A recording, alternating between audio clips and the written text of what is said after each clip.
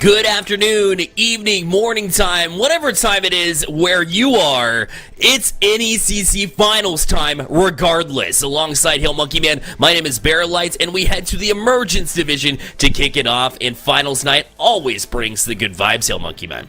It really does. We're emerging on the other side of a regular season and postseason that both will have to come to an end. This one will be the finality of exactly that. Best of sevens the whole way down, and everyone's trying to get a crack at maybe even some big nationals. But this one, we're going into the Emergence Division. If you didn't guess it, well, now you do. Heartland, Southeast, both these, we're going to be able to take a crack at it, and I know these teams are excited. There's been some pretty decent and long bracket runs here. There has been, and ones that kind of shock us. It took us by surprise, because right now we have a number 2 facing off with the number 5, starting with the number 5 team who just beat the number 1 team a second ago, or last week, if you will. Hastings Broncos, right, coming in here, and they just absolutely were just in it to win it that game. I mean, best of sevens, of course, so it's a long series, but you got Zytros, you got Tech Deck Board, and a Chrome Zone Crunch as well.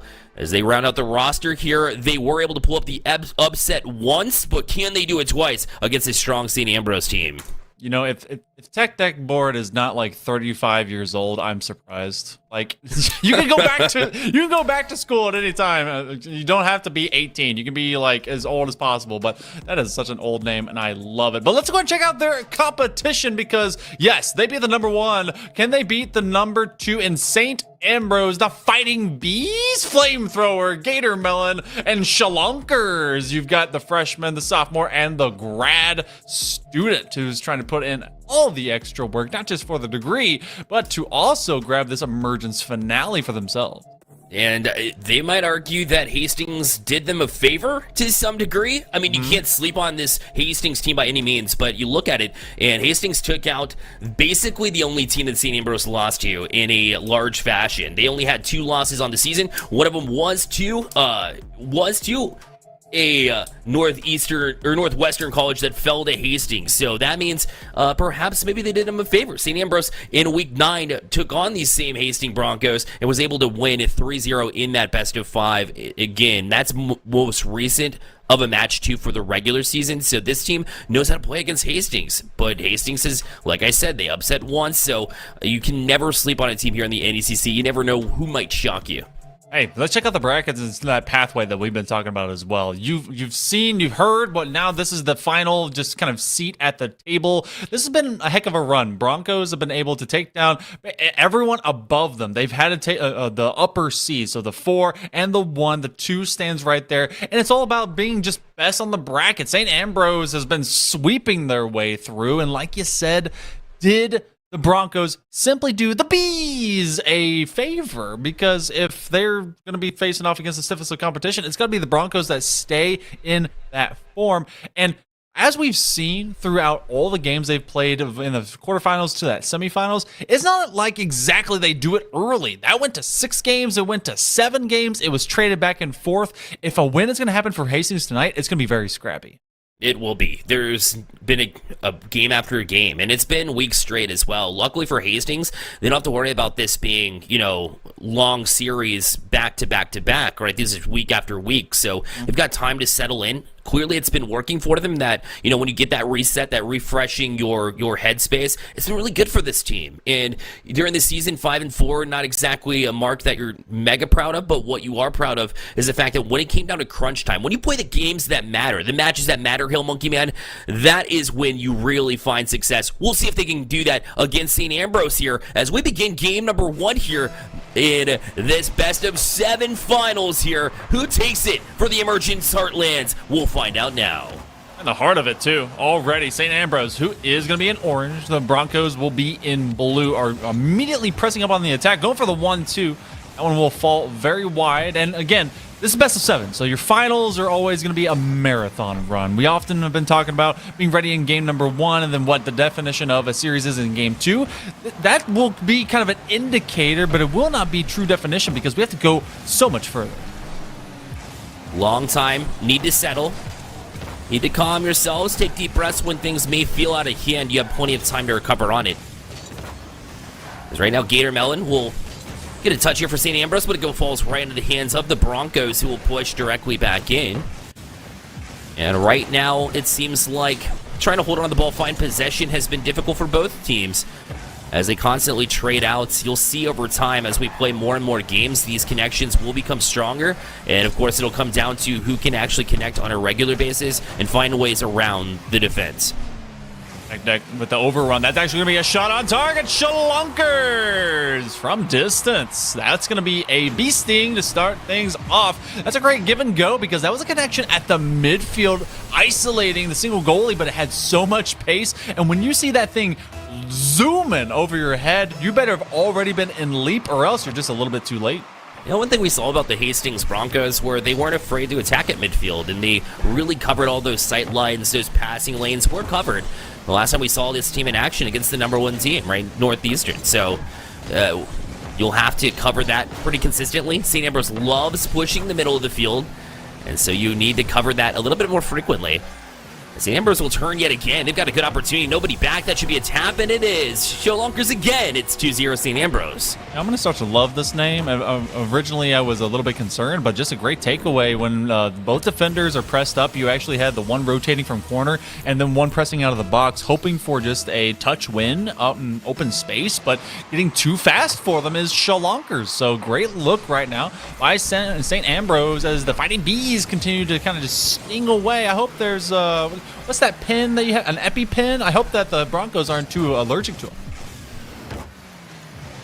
They seem to be doing great against other teams that are up, you know, on the list of teams to beat, and so that's good for them, but could this be their kryptonite? I think you're right. Maybe that's a team that's too hot to handle right now. They've really found their way through the bracket. Here's another opportunity as well, so, although that one's going to be fought off, and Tech right back on it.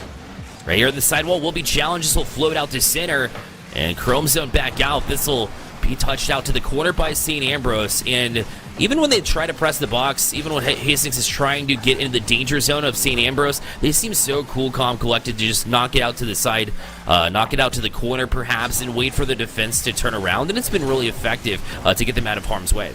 Yeah, really haven't had to suffer too much. I've been very confident about just moving it to kind of your passive corners. And then Shalunkers is looking already upfield to set up into maybe a cherry pick situation. You do send two, and Hastings has had very brief moments on offense. Really hasn't had an elongated press. That's going to be a giveaway. As Shalunkers does get covered down by their second man in the third, and Gator Melon, who we're seeing kind of for the first time. It's been a lot of Shalunkers majority of the time, and Flamethrower as well. But most of these bouncers are just kind of loose ball plays, and we've got this 2-goal lead. It's not been built upon too much. This is a bit awkward. The third man will commit, and now it's going to turn the post. So Tech Board is finally able to get one for the Broncos. That's a good sign. Whenever St. Ambrose is going to break down, which doesn't happen quite frequently, you need to find those shots. And that, I mean, that's as perfectly as you can place that ball. That was bar in, and there was nowhere else you could go with it. Otherwise, you catch a defender, you catch the post and out instead.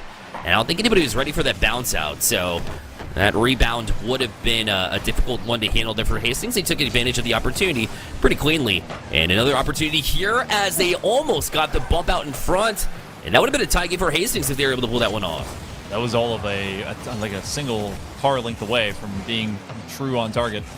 But fortunately for the Broncos, they're still going to be hunting for another one. And St. Ambrose has kind of slowed things down. They've not had that full court press existed at the beginning of this game. They've really been kind of just resting with those 2 goals, but it's also been the Broncos that have been corralling them into the pin. 75 seconds. Deck with a good challenge, looking for the third man, and that one will press up. They get another bait. If they can turn this out, Tech Board is in great position. He's going to leap at it, but it's just a little bit too late to come about. I know this is early, but Hastings looking very good. The tap down, and now we have an equalizer with a minute remaining here in game number 1. And Hastings continues to just stay around. They figured something out about this squad, their midfield presence back in action. I love the fact that Hastings has come to play yet again, 3rd week in a row here in the playoffs. And again, a game that matters very, very much. 5 seconds. Comeback kids in Hastings College right now. St. Ambrose, now they're in control. They wanted to set the tone here in game number 1. Game 1s are always about who's ready first. Seems like they simply needed a moment to warm up.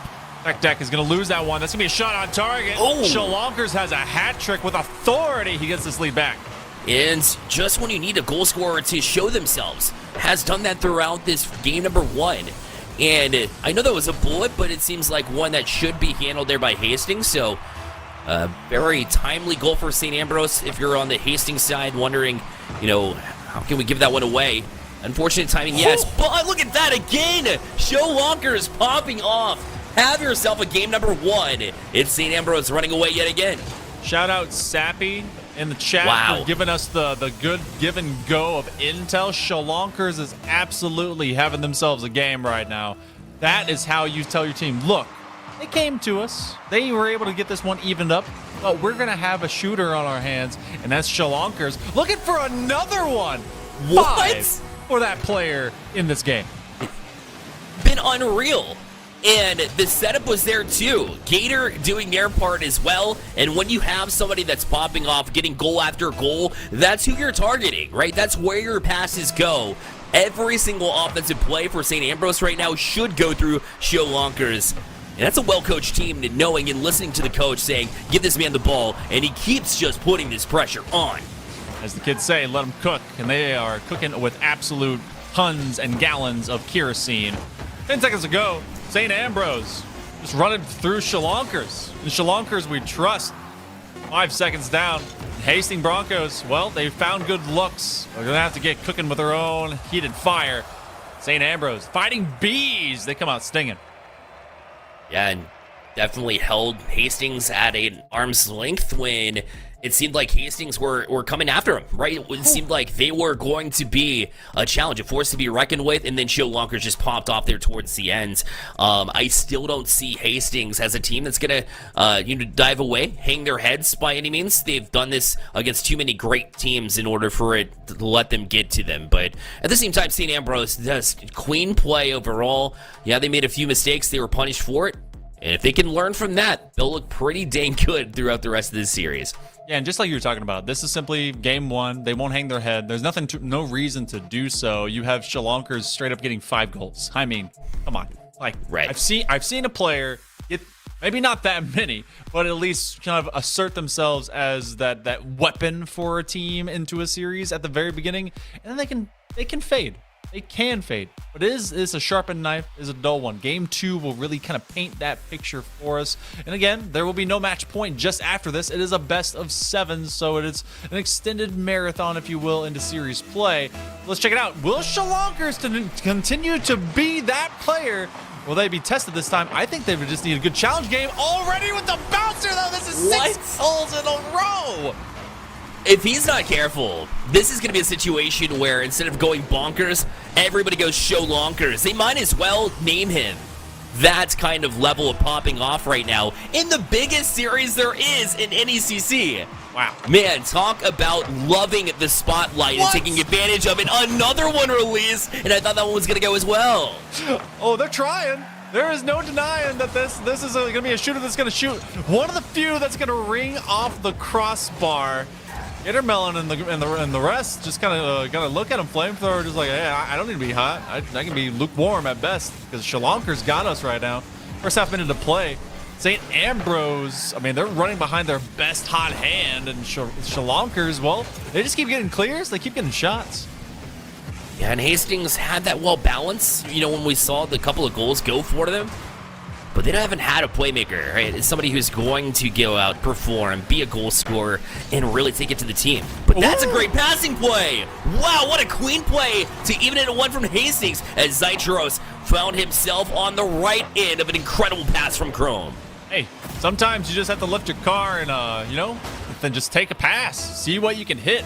Do a little bit of that shalonking that we've seen out there.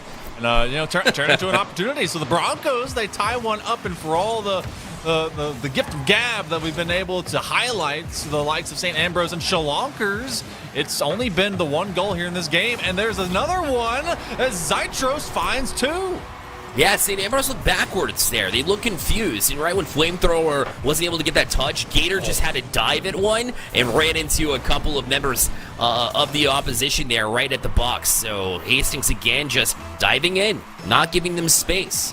You said, a lot about complexity and how they turn and get in the face, and that's effective for them. That's been working for Hastings, as suddenly a blink, it's 3-1. Chromosome Crunch. First off, sounds like a cereal that would give you some kind of like weird tetanus, but also able to just sling one downfield. A minute 5, maybe you wouldn't get tetanus from Chrome. I don't know. Maybe some weird like magnesium poisoning. Either way, St. Ambrose have surrendered 3. What in the world is this just hot streak back and forth, Bear? One after another. It's very streaky in goals, so it's almost a situation and scenario where every single game might come down to the very last goal that's scored. And so you need those people that love the spotlight. It'll favor St. Ambrose, but this game is certainly not, as they find themselves down 2. And this one will work its way out to center. It's Gator. Gonna settle it down. Good speed, though, to beat a couple members of Hastings. Now looking at plenty of room as he'll play it towards the box, but a good touch away. Nonetheless, from Tech Deck board as he got up quickly in order to make that defense happen. And now a long-range shot. They can't get back to it. It eludes the defense. Hastings up 4-1. Sometimes you just got to put it on target. And again, they were trying to feed the hot hand that has gone somewhat cold in Shalonkers, and that was Gatormelon looking to just create something out of a rush. But Rush has gone the complete opposite direction. The Fighting Bees have been pushed back into their hive, hit them with the old smoke before taking away their honey. The Broncos are enjoying the sweet stuff. Been a very good time for them in this first 2 minutes of Game 2. And this is why you can never sleep on a team that's been doing big things against big teams. Yeah. Because that means you've proved it to yourself once before, and it's a strong mentality thing, right? Rocket League is typically a large chunk of it will be mentality, right? How do you bounce back? How do you play? And what have you done before to prove to yourself and give you that confidence rolling up against a strong team like St. Ambrose? And I think Hastings, with that huge win last series, that's been doing them favors for sure to say we can take it to St. Ambrose as hot as Shalonkers is. You gotta be very wary as well, because so far St. Ambrose, they have only won in sweeps. And throughout this playoff, at least, they went 3-0, they went 4-0. So gotta be ready whenever you face against Hastings, who has been able to win by trading games. A bit of win trading, and then they come out the better. Win 6, they win 7. This is going to be a very long series with that in consideration. Or is this simply finding that weakness in that moment? Both teams may flex a little bit of that, as From Zone Crunch is trying to find yet another one. And Zytros have been just so good, and Tech Deck board has been able to kind of feed it between. They haven't let the St. Ambrose team get to them whenever it seems like they might be getting out of hand. So props to them for really relaxing. We said deep rest will be important when you go down against a team.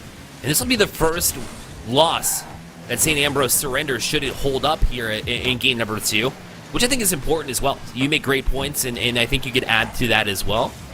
But this one will float out to the box. Shalonkers a chance. What a read. Wow, what a save. As Chrome was able to get across, but they still get it done.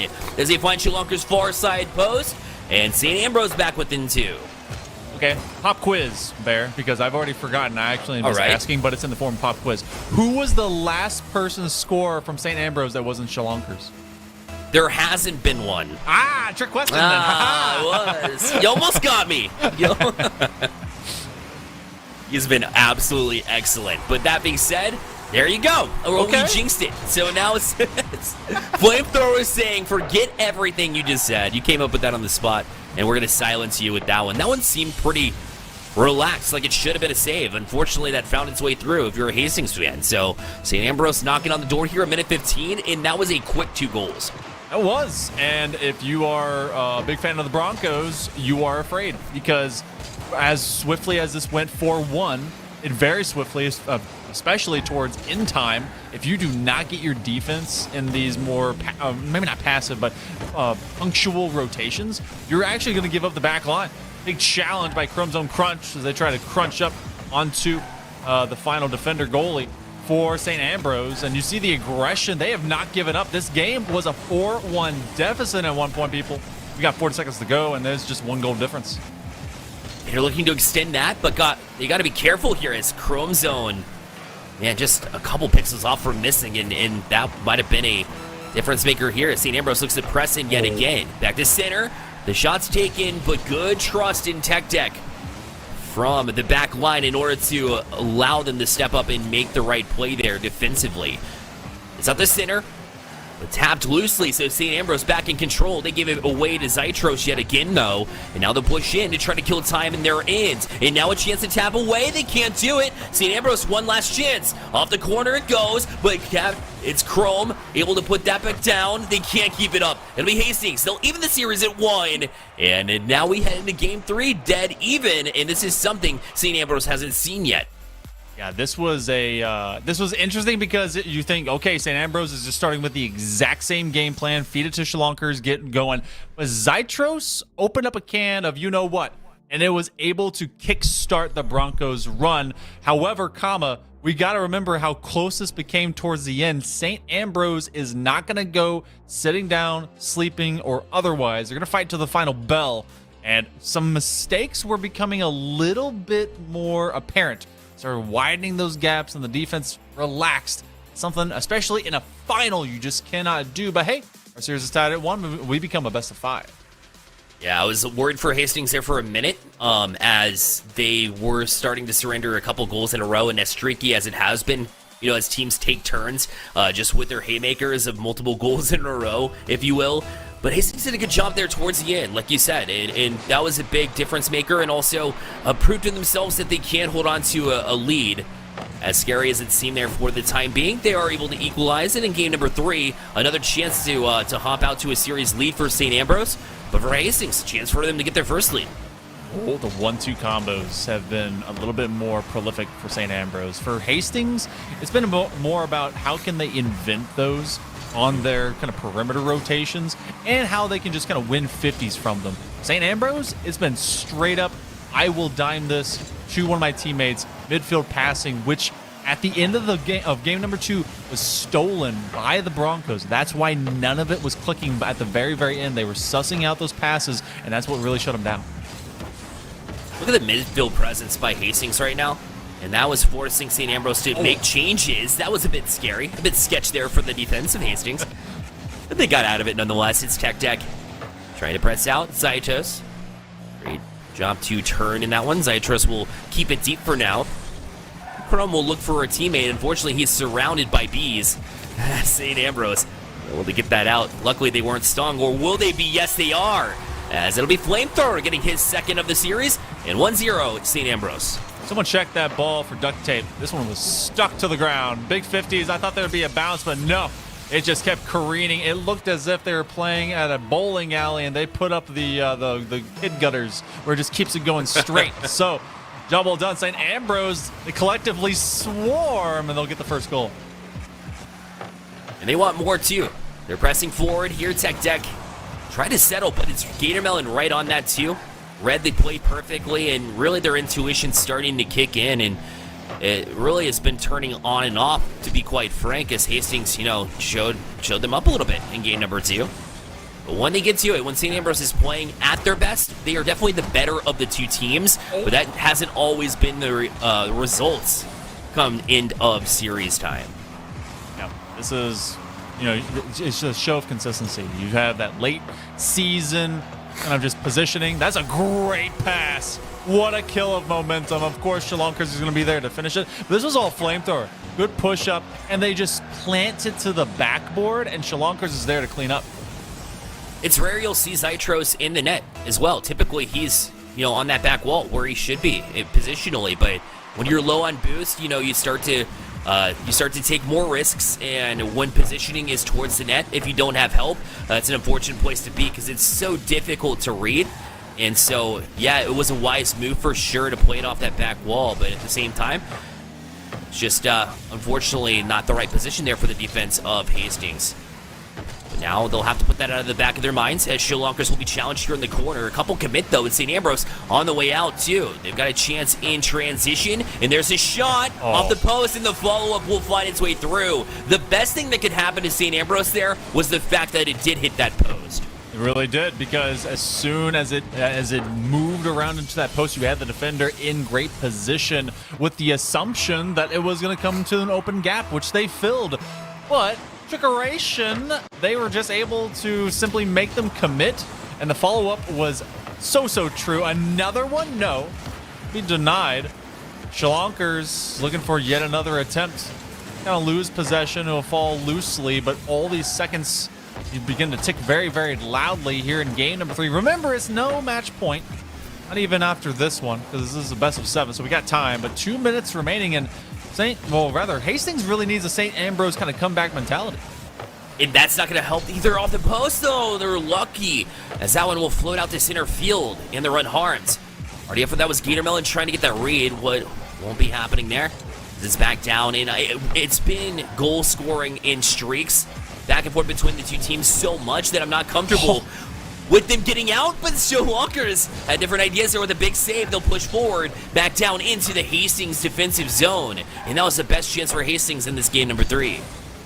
I'm right there in the discomfort zone with you. Oh, bit of a double commit. The only thing that's really starting to paint this as a little bit more comfortable for St. Ambrose to maintain their lead is the fact that we're seeing rotations being cut by the Broncos, and they're winning some challenges, just like we see on this floater. But otherwise, they've been double committing quite often. Deck. Oh, they're going to have a freebie. Great demo. That was a great set play. 75 seconds to go. That's plenty of time. And when you're cutting up a little bit too much, right, and you find yourself out of position down the pitch, why not make use out of it, right? Find the utility in the fact that you're down the field, maybe in an unopportune time for the other side, and get that demo, free up the space, and make it a free goal. Because when goals have been difficult in this game number 3, which they have been for Hastings, you have to find different ways around it. And obviously, physicality can be one of those big ways. And that's the reason why they're back within 2. Hail Monkey Man, we said we're not going to be comfortable with that lead if you're St. Ambrose. And right now, you have the tap down, a good fake. Can Tech Deck get to it and tap in? He sure can. And just like that, it's back within 1. Look at this cut. Look at Chrome. Takeaway. Absolutely rope-a-doped him. And then it rolls through. Tech Deck will get the finisher. But what a heads-up play. All right, less than a minute to go. Oh my gosh, this comfort is going to be name of the game. Both of these teams just decide to score in bunches or in couples. I don't know. Hastings, they have a chance. It's looking deja vu like crazy, but the floor pinch is flamethrower burns them up. Timely goals. We said it in game number 1. St. Ambrose has them, as he missed initially, but it served as a fake and realized that you have just enough boost, and hey, we'll try a ground pinch. And that was the right move there, as there was nobody back in order to dive across and make that save, because it had already penetrated halfway through the box. So once you make contact, that one's in the back of the net. Hastings broke their neck looking back towards it, and unfortunately for them, they're down 2. The Tech Deck will try to lead this one in, but St. Ambrose reads that one as well, and now you'll see Hastings cut rotation even more as they have limited time to score 2, and St. Ambrose so good in the down the field plays that you imagine that they're going to have pretty easy time closing this one out as they pop out to center and kill more time. Yeah, the creativity is great, but it takes a lot of time to manifest. Backflip out in open space. They don't have anyone on the second man level for Hastings, so this one is going to safely take off the clock. Game 3 is going to go the way of the Fighting Bees. St. Ambrose, they respond well to some pressure as Hastings, both these teams turning this final into a fun one. They're getting these scores in streaks. Let's talk about it. There was just good control by St. Ambrose from the word go in this game. There was. It seems like when St. Ambrose is on it, though, because it is streaky to some degree, but it seems like St. Ambrose is a little bit stronger in those opportunities. And those timely goals are just a simple result of when you play 3.5 minutes versus the minute and a half of play from Hastings that looks strong and are those streaky goals. You're going to win 9 times out of 10. I know they weren't able to pull it off in game number 2, but they did have a cleaner game this time around. They were able to catch Hastings whenever they were on those double commits like you had mentioned, and then they just, took it to them on the tail end of that whenever Hastings came calling. So just like I said, it's crazy to me that these two teams that are so far apart in seeding are pretty similar in that way, that they can make comebacks, but they can also hold off that charge if they need to. It's great to know that that's how close this division was, because I think the number 6 beat the number 3. The number 5 beat the number 4 and 1. So this one, top to bottom, has really good competitors of all these schools. We're going to be going to game number 4 in just a moment, and this one has match point potential, at least for the side of St. Ambrose. As for Hastings, I like that they were turning some of their weakness in. You saw the communication. They're trying to act very volatile and reactively. No real set pieces. No real kind of drummed up ideas, except for just those chemical in the moment reactions. Let's see if they can turn that into some consistency, because St. Ambrose seems a little bit more methodical to their approach, and they're just taking advantage of the chaos the Broncos are brewing. And the Broncos play better whenever they're finding their comfort zone, right? They don't necessarily appreciate those uncomfortable situations that St. Ambrose puts them in. If they are allowed the chance to get comfortable, we've seen them perform. And in fact, there's an example of that. Oh, and Zytros had Tech board across. If he could just get it past the last defender, but the third from St. Ambrose so strong as well to kick that one out. Otherwise, Hastings gets an early lead. Early challenges right now are allowing the Broncos to also exist for a much, much longer on the St. Ambrose half. And I mean, some of these are very pre-flight jump. I have to challenge from way further than normal, just to be able to outpace some of the executions that we've seen from the Bees. But 1 minute gone. It's a scoreless venture for both sides, and we've not seen them be able to swarm upfield for St. Ambrose. Hastings, otherwise, is really kind of corralled in that squad, and they've been taking a surplus of shots. The salvo opening up, and that's going to get, again, nicely blended into the corner. They're so calm. Everything goes to the corner for St. Ambrose. So you can tell that they practice this on a regular basis when they're in right? Their communication says out to the corner, right? Because that's where it belongs. Get that away from the box. You have less of a chance of them striking through. That was an opportunity, or one. Will they respect it? Looks like it. We have ourselves a 2v2 here, L Monkey Man. If you've ever seen, okay, this has been streaky goals. 2v2 is the streakiest of goals. So we very quickly could see a bunch of nonsense, but also it's all up to 1 before everything resets. The challenges are coming now downhill for St. Ambrose. I believe it's Chrome that's stuck on the other side of the pitch for Hastings. The Tech board and Zytros, who gets eliminated, are now the only ones left. Tech does make a connection, doesn't have to rely on the respawn position of Zytros. This becomes a little bit awkward. Gator Melon is actually going to get a big clear. That's some space for Ambrose to breathe. Yeah, that's one of the few times I've seen St. Ambrose really struggle in their own corner there. They were really having an issue trying to get a touch to themselves, and it looked like it was open for Hastings to take. But that passing play again get a challenge Hastings, but not break through. Zytros back on it here in the corner. Kind of got a little bit too crazy there, looking around for where Tech was, and it's really hard to tell whenever you have those two in net. You can't tell who's in net or where they are, because those two have locked noses right there in the St. Ambrose goal. If there was anyone you were ever going to lock noses with, Shalonkers isolating him, seeing if he can get a chance. Oh no, that's a freebie! Losing the 2v2. Will they get an open goal? No! Oh man, flamethrower nearly through. But the breakaway, the foot race, and the lack of a touch by Hastings will allow the first goal of Game 4 to go to Ambrose. Man, if he missed that, oh my, he would have been flamed for sure in the chat. Would have been, he would argue not appropriate, but for me, namesake-wise, would have been. It's Ambrose on the right side of that. And when you talk about talent in a 2v2 scenario, I mean, it's all about preference, and rotation changes whenever you're in a 2v2 situation, but also it tends to favor the more talented players. And so St. Ambrose, higher seeds, had better performance throughout the season. Is that going to confirm that they're better players overall? I don't think so, but that's what it hints towards, is that they are more favored, at least in those 2v2 environments, and definitely happy that they're able to walk away with that goal and kill some more time here at the end of Hastings as well. That doesn't hurt. Yeah, I mean, you generally conceptualize that you have a pretty deep roster, pretty talented roster, depending on how your entire season goes, but it really gets highlighted the more and more they get isolated in a kind of a 1v1 or more. Big flick. Ooh.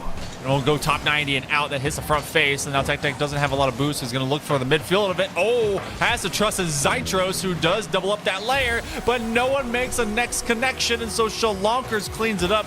Less than a minute. As a second one, Ambrose may be able to break away. Unfortunately, Hastings looking like that team that was down by 3, right? At some point in time last game. Or down by 2, I believe it was, last game. in game number 1 when they were down by 3, which was acting more desperate, right? And you want to see a sense of urgency, but urgency and desperation are two different things. And I think Hastings got a little bit ahead of themselves. It felt like it was unmanageable, but it was just one goal. And we've seen them score multiple goals here. You can't doubt yourself like they did in that situation. And again, Flamethrower will break through in St. Ambrose, now looking to head to match point.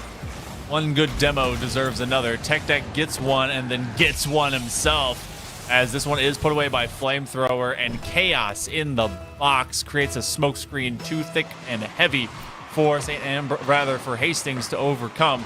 St. Ambrose will take advantage. Now again, we haven't seen exactly these games get secured evenly. But this one, 3-0 at the 30-second mark, should be a little bit more comfortable. I would say it's, yeah, exactly. It's not set in stone until you actually see it happen, but that might help. Yeah, more time off the clock here. Hastings, I mean, their game too, they look sharp. They kept St. Ambrose in a place where they couldn't do much, produce offensively, which would show Lunkers you're like, how is that even possible? But it was in game 2. But ever since then, it's been St. Ambrose, and they will go up 3-1 here in this series, a chance to close out, and chat is loving it right now because St. Ambrose fans have swarmed their way into the chat, and they will be at match point when this ball hits the ground. St. Ambrose, pretty darn good. Was game 2 all of a moment of weakness, of confusion for the Fighting Bees? Well, we're going to get to see going into game number, what is this, 5? Yeah, 5? Oh, yes. Nailed it. All right, there we go. Haha. Math is hard and easy. We got also this late term breakout. Talk about how close this was for so long. It was at 1-0 at the minute mark, and then they stacked it up to 3 in 17 seconds after that. All I'm saying is that it felt like somebody was breaking the rule 1, right? Like they were cursed. They didn't, but it felt that way towards the end. But yeah, St. Ambrose just showing up, and I think that was maybe a momentum shifter because it did give them the 1-0 lead. And like I said, it felt like Hastings started to play a little bit differently and not quite in a positive way, I would argue. So they just have to summon the game 2 team, right? That's it. We've seen them whenever they do find a win in a series that they go to the last game, right? They go to the distance. And for us, do they make it to 7 games? Well, that'll be on the mercy of St. Ambrose's offense, who's been so good. Can they close it out here in this game number 5? We begin now as Hastings looks to stay alive. This is going to be a squeaker if they can do so. Picking any place they want to shoot. Flamethrower had pick of the litter, pick of the net, and all Tech Deck could do was just sit there and wait. Show Lonkers pass the torch, and that's where you got the Flamethrower, right? It definitely helps. When you light the fire under Flamethrower, it's just a whole different monster. And Show Lonkers still involved in some of these plays as well. It's not like he's gone away. He's been on the assist side of a majority of these opportunities, quite frankly. And St. Ambrose has looked good, and now they'll force Hastings to chase the game yet again, which is right where they want him. Look how much they're trying to desperately hard rotate on players instead of having these moments on just shooting from the zone. You saw Chrome sweeping along and immediately aim for a defender, but they haven't been able to really manifest in the offense by getting rid of them. Disruption or these kind of brief stays have really paid them no favors. St. Ambrose, I've seen 2 commit by Hastings. Good takeaway, as Shalonkers isn't going to be given a free look. Challenged again, but who they giving it to? Zytros is left all alone, and this is becoming a whirlpool rotation against the Broncos corner, and that's the first minute coming on. They're doing a good job to get around and get a touch on the ball, but you have to get farther than that, right? Because if you're just dribbling into the hands of St. Ambrose, they're number 1, killing more time. Number 2, just strengthening their rotation because you start to feel it the stronger that rotation gets. And that's a shot in. Oh, bar down. Show Lonkers. Maybe not even catching the bar. It was just perfectly placed nonetheless. They've got a 2-0 lead. We get to see Shalonkers. Yeah, if it hit it, it kissed it. Just a see you later. See you soon. 80 seconds. St. Ambrose, they've got 2. Hastings, been a while since we've seen them manifest some offense. That's gonna be a giveaway. That's a 3rd. Heart hands, heart signs. My goodness, we need to resuscitate the Broncos. Yeah, they have not shown any signs of life. They look like they're just holding on right there on the ropes, quite frankly, and they haven't had issues trying to get out of the zone consistently throughout the past few games. One goal, though, is all it would take for this team to get that confidence back. But St. Ambrose, the way they're playing, I don't even think they'll have an opportunity for it. You get 1 or 2 more grade A chances to get that first goal if you're Hastings, in my opinion. So the next opportunity you get, you have to be able to capitalize on. And so many of these passes have just gone uncontested by the likes of Broncos. You see St. Ambrose just kind of chilling with each other. This one's going to be a nice look. Shalonkers is pulled upfield. That's a big demo. They got to crash to the net on this one. And Tech Ford, who died a long time ago, is the one that gets the credit. There you go. It's not just a fad, Mom. I promise. The collectibles, Mom. Exactly. Watch this kickflip, he said, and he was able to send it, launch into the back of the net. And that's got to feel good. Hastings was held scoreless for a long time there against St. Ambrose. I don't know the exact time, but it was long into that last game as well. So St. Ambrose now will have to look out for a bucking Hastings Broncos here to close out this game. As Zitros looking for the ceiling to try to get a challenge, does get a touch, but not exactly the one he wants. It went more horizontal than it did vertical. And so Chrome Zone is left here in the air and beat by the St. Ambrose team right into the hands of Zitros, and he's got room to work with and challenge from the ceiling as well from St. Ambrose. Now, every challenge has been there, a demo that frees it up. Shalonkers one to beat and couldn't get around them though. In fact, I know exactly how many minutes on that negative streak. It's several.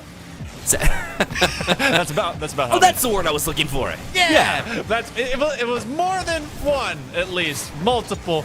At the 2-minute mark though, which is starting to look less and less like there's enough time, Hastings has to get 2 goals. I thought they were down only 1 at this point. Boo-hoo on me, not keeping track of how quickly St. Ambrose has been able to stack this deck. Chrome Zone Crunch is looking for someone with a deck, and Tech Deck has exactly that, cutting off and spinning away. Gator Melon with a drop down. They're trying to get a floor pinch. They grab it. That's just not on target, especially as the squishy save was coming about. 90 seconds. This is going to be rough for the Broncos. They have to get one very soon. And that grade A chance showed itself, and they were able to get one, and they haven't been able to generate one since. Like I said, it's going to be few and far between. So all these goals need to be timely. Back on it, though, Shalonkers. He's beaten to it, though. Zitros back down the field. Oh. Look at this passing as that shot's going to go in towards the box, but Gator shuts it down. Here's a chance at a read, and the touch is going to be shut down as well. As Shalonkers keeps him off of it. Back out to center field, and Zitros just has to pop it so they can try and play it deep, but St. Ambrose with other ideas. 1 minute remaining. You can tell that Hastings College, these guys got the one brain cell being shared between them at times. Oh my goodness, the back pass and the challenge comes through.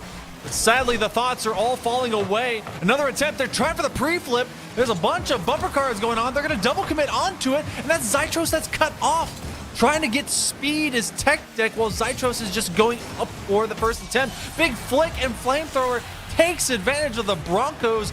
That might be the death knell. Yeah, the open netter. You pull the goaltender, you try to go on multiple chances, you try to play more offensively minded, but the problem is you both went for the same ball in the air, use lots of your boost, and you're out of position to try and get back against the St. Ambrose team who can turn it around and get down the pitch so quickly. And that is not going to work against this squad. Now a shot though, so they will get one back here with 27 seconds left. In how many goals we've seen in a row from both teams, can't count them out quite yet. Not done until that clock is 0 and someone is walking away with 3 cars spinning around in the center of the screen. But Broncos have an uphill fight. You got weights basically attached to their legs. Will they be shackled by gravity, or will they start to make it just all their own? Shalonkers looking for a doink. They get tackled. Now it's Gator Melon. That's a favor. Oh, for the challenge. Gotta score with time. That's all that's up to it. There, Zitros has to be that initiator, and this is going to be the dive for them. One extra approach. Gator Melon gets the kill, and they can just let it sit on the ground. That'll be your emergence champions here for the Heartland, as it will be St. Ambrose, Fighting Bees. They swarm, they win. The Emergence Heartlands, and it was all about hearts after all, as St. Ambrose showed up from the get-go here against the Hastings team, and although they did surrender their first game of the playoffs, I mean, still, you talk about, 11 games won and 1 loss throughout the playoffs here in the Emergence Division. This team is unreal. They are so talented and well-deserving of this championship. Congratulations, St. Ambrose. Wild team. I mean, you could just see it, like the heart, the fight, Tech Deck and the gang. They were making a comeback if they could, but It was that put away. Flamethrower lit the place up when Shalonkers could not. And Gatormelon did a great job just being able to kind of feed it between both of them, securing that back line and the midfield often and always. But man, the beginning of this series started off streaky and crazy.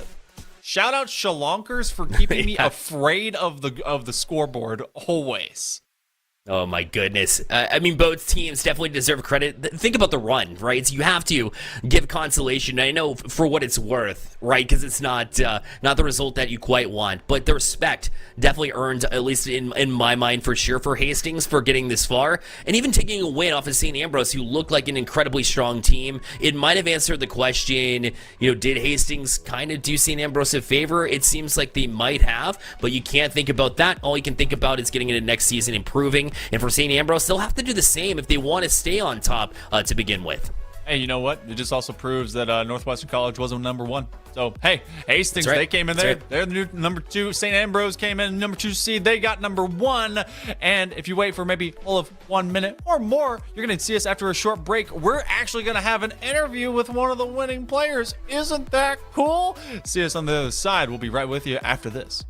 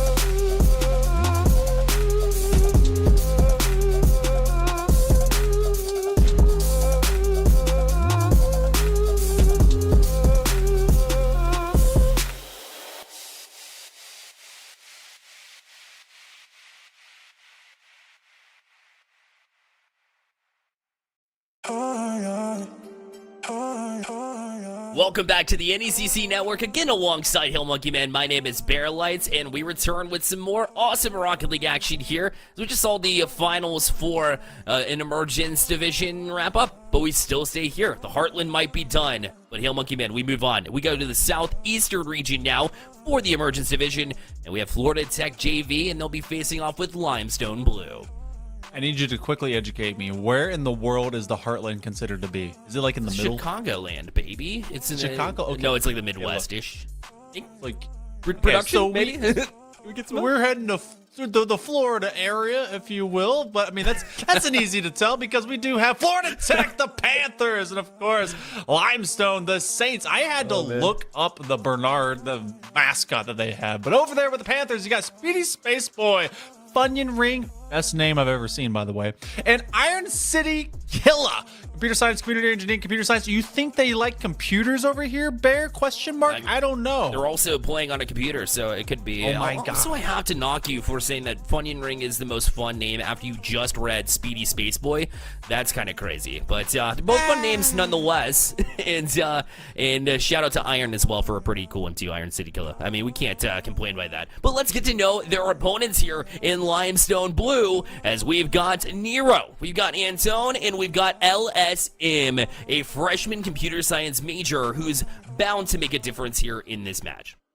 I'm sure they are friends with OSM. Obviously, that's what they got to be. But this is a fairly kind of stretch out group. You have the psychology major for the senior of Nero, so one of their last looks, unless they come back as a grad student. And considering psychology, that may very well be the case. But we're gonna be seeing this one as well as we go into the bracket. Let's check out the pathway that we've taken to get to this moment. This is your true number one versus number two. It wasn't true the entire way because FIU did get beat by UA Black, but Limestone was able to simply overcome. That did go the distance, and except for a forfeiture and a couple sweeps in the beginning, this semifinals onward, this was a very tight-knit group. Seven for Florida Tech to go past Southern Miss, but they did make it here. Yeah, and this is completely different to some degree, as we saw in the Heartland, right? Because there was a lot of upsets there, number one. Number two, this time around it's 1 versus 2, but yeah, every match has been close, whereas we had, St. Ambrose just sweeping all the way through. So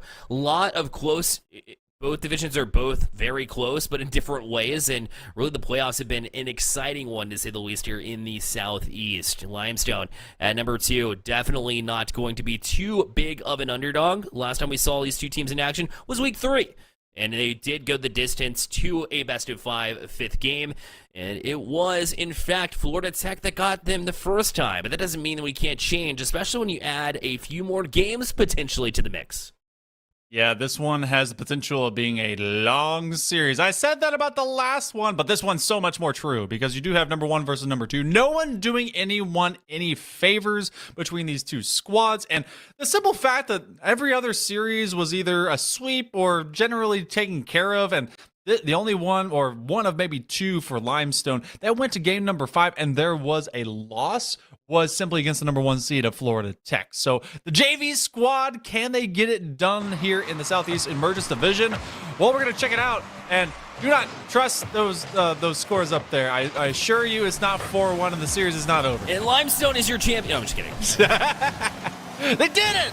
Woo! Well, we also got the Heartland description as well, which is in fact in that Midwest area. The Heartlands, including where I was born and raised in Kansas.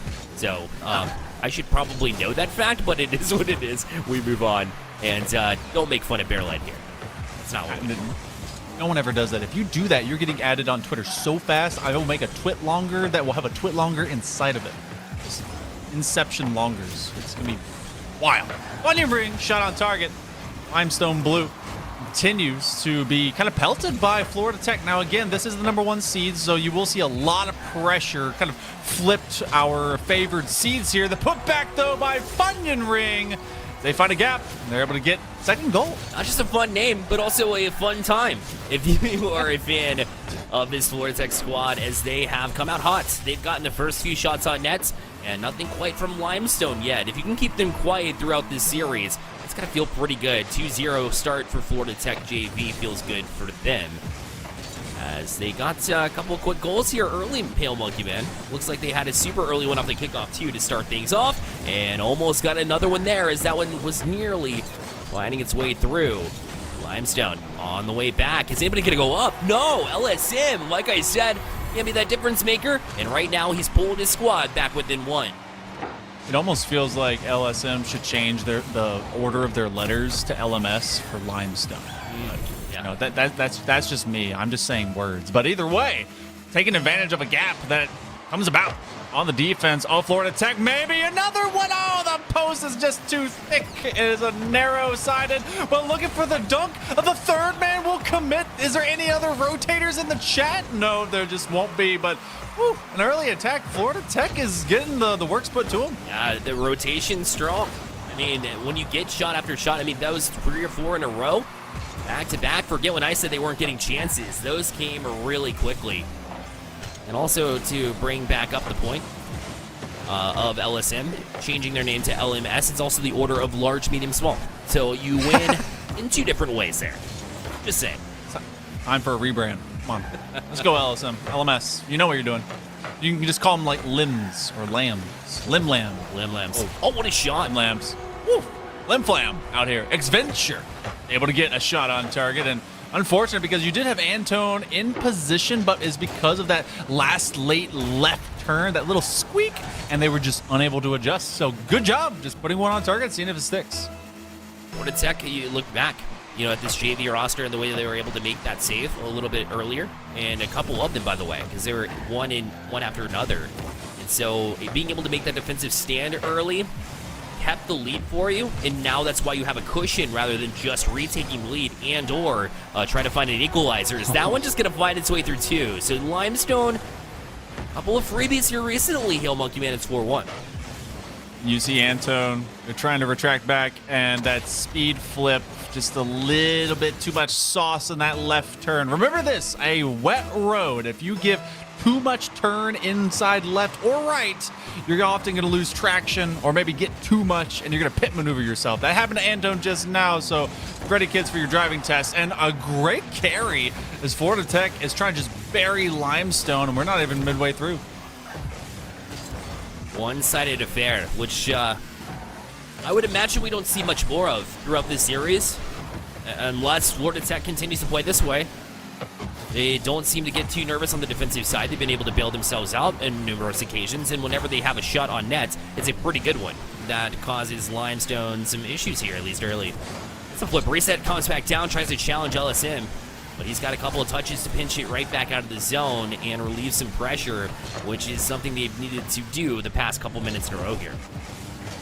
I feel like LSM, I nearly just called LSM Limestone just because. But I do like some of those challenges. When you know you're down to this margin, they've already seen some big comebacks from a 4-1 deficit by squads. Not completed, but with less than 100 seconds to go. If this is your opening game, you got to get up to game speed, pace, execution. This will be a 5th. And Fighting Ring just simply takes it into the gap where the defense did not exist, and they choose to refuse. I mean, just look at this.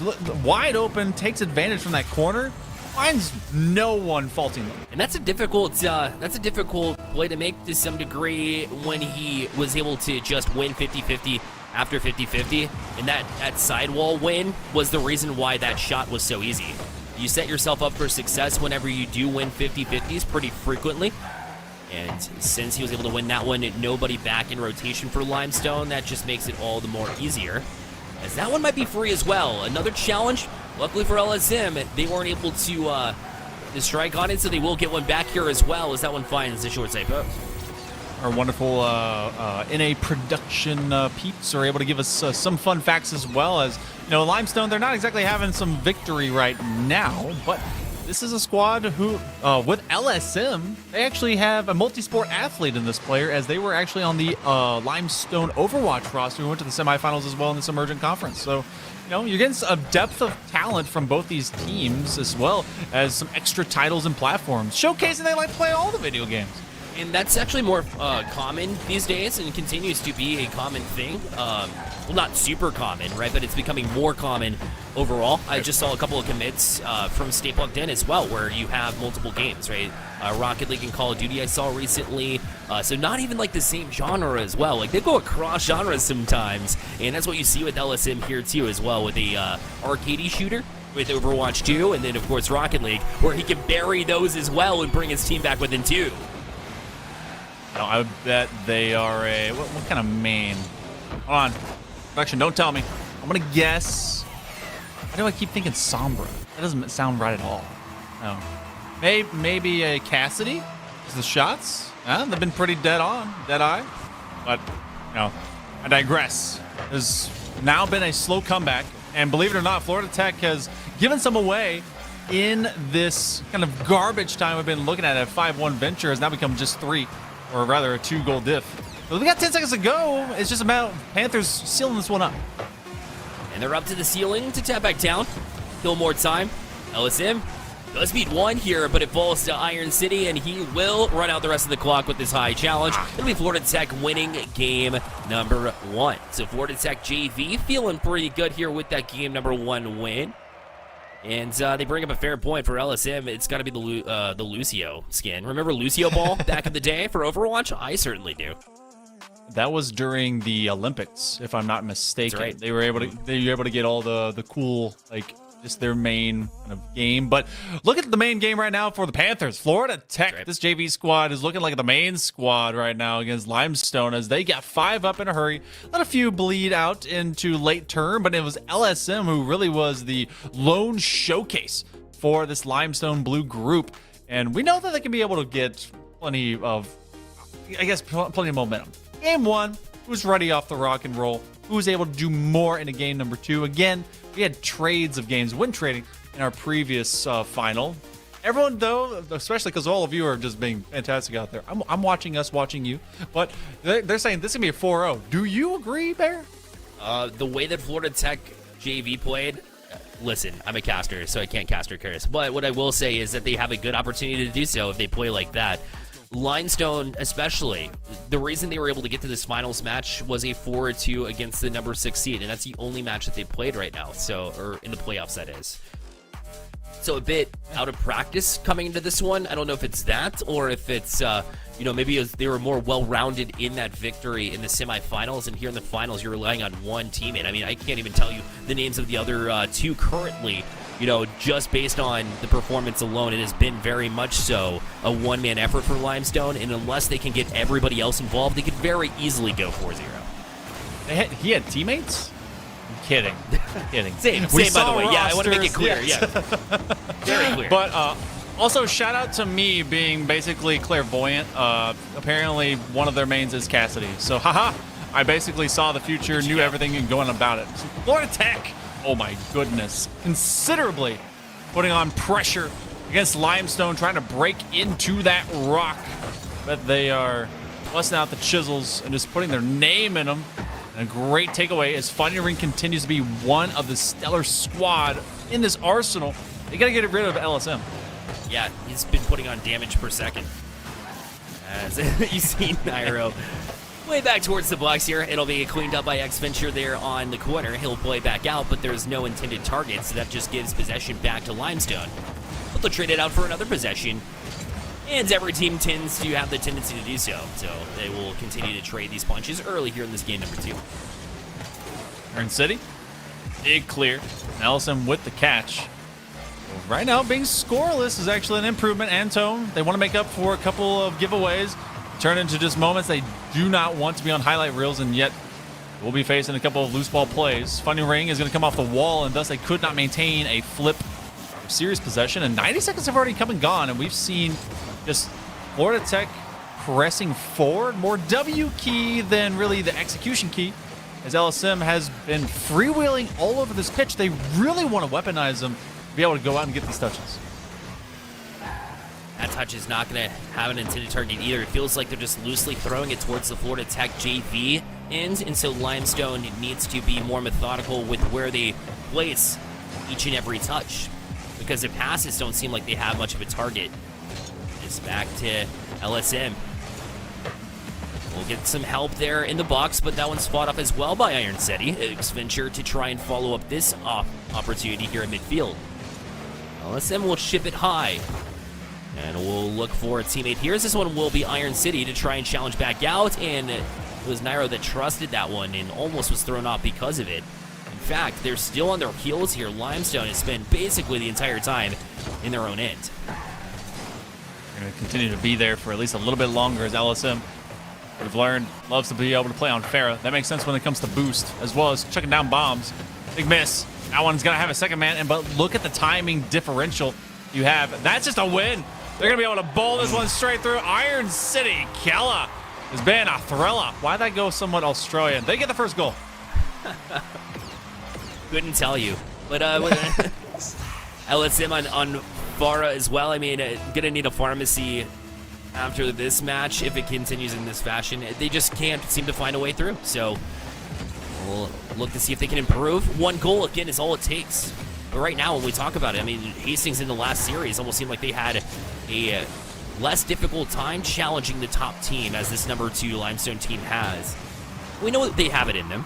They had quite the performance throughout the entirety of the season. They were 8-1. Their only loss came to Florida Tech. And again, like we mentioned, it was a 3-2 match.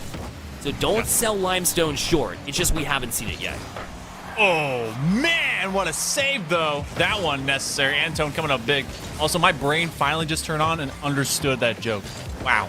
That was several meta levels deep of that far mercy. Talk about needing some mercy, though. Florida Tech is able to get that in the way of a clear. And how many times have we seen Iron City kill him? Being that player that's making that space right now. 80 seconds approaching. And I'm always seeing them or Funyun Ring, like blue cars for Florida Tech, getting just massive air. And whoa, on the 1-2, Iron City kills him again. That was such a good setup as well, just down the pitch. As you see the find, right? That was an intentional passing play, right? We haven't seen that from Limestone. We're looking for that from Limestone. Florida Tech JV has just been methodical in their escape out of the zone. If you're Limestone, you got plenty of time in the series, so just calm down. You know, write that in your notepad. Say we need to give Florida Tech JV what they've been serving up to us, and then that'll give us a decent opportunity. As Nairo sets up a teammate right there. That was a good opportunity, probably their best one yet, but unfortunately now it's the other way, and they can't get the touch there either. Man, oh man, when it rains it pours. Limestone now down 3-0. Definitely not suffering from an iron deficiency. Oh no. All this has been super strong as Splash will add some insult to injury. The Panthers absolutely tearing up, clawing up Limestone. And if there was a big chunk of it on their kitchen counter, it's now got claw marks in it. Less than a minute remaining. Florida Tech looks absolutely authoritative on this pitch, and they just run them through. Goodness, this team will not quit. And this is a great thing. This is what you want to see if you're Florida Tech JV. You don't want to let off the gas pedal. Continuously just take it to this squad and say, we got the better of you in last time we matched up, and sure, it was a close one, but this time around, right, we're still going to come out with a passion, right? And when it matters most, Florida Tech JV in this championship game have looked unstoppable. Where's the turning point? What do you need here for Limestone? A goal would be a good help, but how do you get there? It's very tough to define. It seems like they get that singular extension upfield, and then Iron City or Funyun Ring is just able to get it clear off of a single touch. It's almost as if that last collection of possession is just kind of always in open air. They're leaving it up to chance on that back third. That's something that they have to secure. Easier said than done because it's been very swiftly done by the Panthers. Luckily for likes of the Saints of Limestone, they're at least in a position where best of 7 means that they get one extra game, but it was a lot of Iron City in this game. I cannot lie. That's right. In Iron City coming in, I know Speedy Spaceboy listed on the roster and, you know, was apparently, you know, here to play tonight as well. They went with Iron City Killa, and now the crowd loves it as well. You can see in chat they've been shouting out his name too. So, I mean, he's really stepped it up, right? He's been a difference maker here. Not listed originally, but listen, he's been great. He's been outstanding. He's had a lot of help, more importantly, as every single member of this team continues to contribute. It just shows that down the field downfield passing like we saw in that instance. That was just one of many situations where they've been able to handle things with authority. Like you said, that was well put earlier in this broadcast.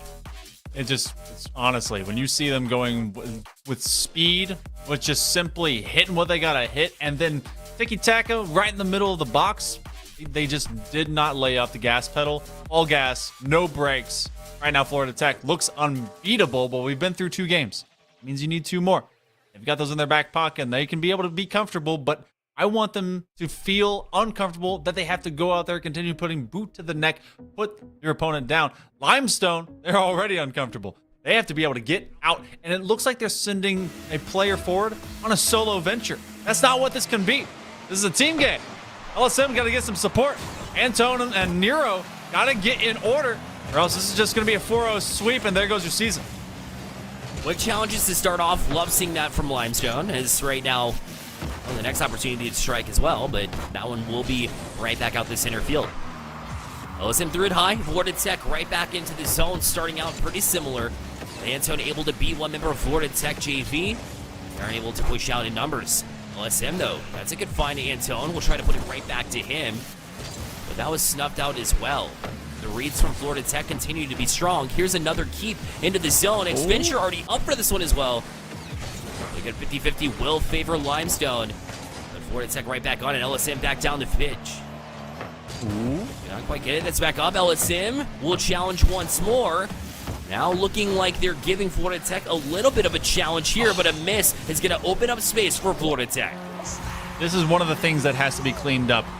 Regardless of the pressure, regardless of the 1-2 good passing, there's been too many free, loose, just giveaways over to Florida Tech. Now, I get that that comes with pressure and rotation, and that ultimately is with your opponent in mind. Limestone have absolutely been suffering under their own woes, and that has something that must be erased. Xventure, good aerial control on his nose, trying for a double with the layback. That's going to be a setup, but that's going to be a massive clear. Can Antone make that quick read? They get it over the third man. Just can't diamond up LSM, even though he's able to go claw back and grab it. Shot on target, but the defense is there. Xventure challenged here. Limestone continues to keep it in. Nairo with a good bump there, too. The tap down and in. LSM again on the board. This time he found some help. And with 3:33 left on the clock here in Game 2, well, they've got an equalizer here to keep this game here pretty close at 1. Okay, Nero got both a bump with his nose on a player, and the ball slowed down off of his outside fender of his car. What a play. That's something that, you know, you can't replicate all the time, but you gotta have that kind of chemical reaction in those moments, and that is the difference. That is the variable that has been allowing this team to find success over the course of the season. And replicate that as best as you can. Heroes gonna be looking for this possession, but again, they found 1 goal before against Florida Tech, and then Florida Tech ran up the numbers. Xventure opens up space as well with a bump. LSM able to do just enough to kick this out to the corner. He's beat to the boost, though. He'll be low on boost defensively for Limestone. You can see them scrambling as well, but Antone does a great job to beat the front line of Florida Tech that's held them in their zone for so long, and Limestone will have a chance to breathe and keep it in this offensive side of the pitch. Midway mark. This has been very scrappy. The fist fight, you know how much this means, and they're just going to be able to secure it. Oh, when they out-rotate Limestone, this is where everything gets crazy. Funny Ring with an absolute win from his back corner. That back third touch. And we've been seeing this for the past 3 games, Bear. I am tapping boxes because it's true. A back third touch shouldn't defeat the defensive rotation so easily, and it does it straight off the kickoff. Xventure basically playing a solo game. Finding ways through. Nairo again, and it was a drawn up play to Antone. And if you draw it up, you have to stick with it. I know it's seemed out of reach, but you have to look for a bump as well, and maybe he did, but either way, he wasn't able to actually find it. That's how you left yourself wide open there on the back end, just when Limestone had something to build off of, and Florida Tech just broke it down. And there was no more structure standing. Florida Tech continues to impress, but Limestone back, no crossbar. Follow up there, shot. Oh, it's broken down. What a save from Xventure. That's when the defense stands strong. Florida Tech really just kind of able to live on both sides of the pitch for free. LSM is actually given a chance, and now they call up Anto. Just can't get it through. Nero, who did set up the only goal Limestone has had in this third game, this iteration that could have match point for the Panthers. Less than 2 minutes remaining. The turnaround by Iron City Killa, who's been absolutely murdering them out here. Finding Ring will get the takeaway, and LSM, one of those few shining stars and moments for Limestone, is shut out and away. 100 seconds to go. Nero does set it up. Waterfall crashing the gate, but they shut it down immediately. This one float out to center. Good challenge here. As now back over to the sidewall, it's LSM. He's looking for a teammate. Crossy had one at one moment, but again, it's Nairo to put it back into the zone. It's Iron City. Into it, the 50-50 will hold strong. To the box it goes, but again, shut down by Florida Tech. As this one will find its way back to Nairo. Down to a minute, 9 seconds left. Florida Tech again with his 2-0 advantage in the series and looking to break through with another one. And with Limestones and their lack of scoring, we have not seen very many goals out of this team, and they need 2 here in the last minute. It's wild when you consider, I mean, they were able to just absolutely run the numbers going throughout this bracket. It's not as if they've been worse for wear for it. They've been averaging at least 4 per game, but number 2 seed is looking like they're going to stay number 2 if they cannot get it together. Oh, the opportunity of Bound. That was one of their best looks to at least get within 1. Nero has to run away on the defensive rotation. That's going to be a shot on target. Big save by LSM. Well, they cannot be living on their goal line. They got to be living upfield. With clears like this is why it's been so tough to even get the offense started. In an accidental touch backwards as well. Luckily, they had a member spawning back on the other end. Otherwise, that would have been issues. It still is. With 10 seconds left, Nairo needs this opportunity, and instead it'll fall into the hands of Funyun Ring. He'll 50-50 it low, and time runs thin. Off the side wall, that'll secure it. Florida Tech already at match point here after 3 games played. Oh my goodness. We were looking for a long run. It's turning into a speed run. Florida Tech JV are 1 away from taking this Emergence Division Championship. Let's see the domination. Why not? Open field play. This is Limestone turning themselves into their own worst enemy. It might as well have been 6 versus none. And you can't have that. They are absolutely obliterating their own regular season record. Just the effort seems to be kind of just stymied. They had one awesome look. Nero was able to absolutely chump from that crossbar on the backboard. Otherwise, that was it. Yeah, and Funyun Ring was able to kick off it for Florida Tech, JV. And I think that he, has gotten lots of help. Iron City Killa in X Venture. I think this speaks more towards what they're doing right, more so than it is what Limestone's doing wrong, because they're a constant pressure, right, in their zone, in their faces, and whenever you try to get a chance to breathe, there's another shot on net, which uses how much boost, right? 20 to 30 boost in order to get across, and that's like on the wide end. And then when they're constantly rotating in, you continuously drain the boost, you get those boost steals on top of it, and then suddenly it's nearly impossible for just about anybody to get it. They got to start winning. You guys got to have to win those races to the boost and work from there, right? Those little wins will eventually snowball effect into maybe a play style that they prefer to play. That's going to take 4 games in a row. They need the reverse sweep in order to get it done. Limestone got to score first. They cannot play from a position of deficit and defeat. They got to have their mentals up. Coach better be having them do jumping jacks, something to get all the energy flowing. Treat every single game as an isolated adventure, because they got to get beyond this squad. But Iron City has looked like Iron Curtain of defense with those clears. And Funyun Ring has just been having absolute fun taking them on as if it's 1v3 All-Star games. So we go to game number 4. Is it going to be a ruthless sweep? Can a reverse sweep be had? Can the Panthers be that absolute apex predator? I mean, this is going to be it. This is do or die time, and Florida Tech is just ready to put them 6 feet under. And, everybody in chat that was saying, Whoa, Bearlight. Let's calm down. They're not going to win it in 4. I'm just saying we're one game away from that happening. So I might have taken a bold step by saying it, and I know this series isn't done, but Florida Tech has proven to be one of those teams that can be a division leader, right? A team that can make it to the higher levels, right? I think this team might actually earn themselves a move into the upper division when it comes to next semester. I know that this team is also looking for new talent all the time, upcoming freshmen and talents. They've got plenty of it at Florida Tech JV, and it's definitely playing in their favor in this series.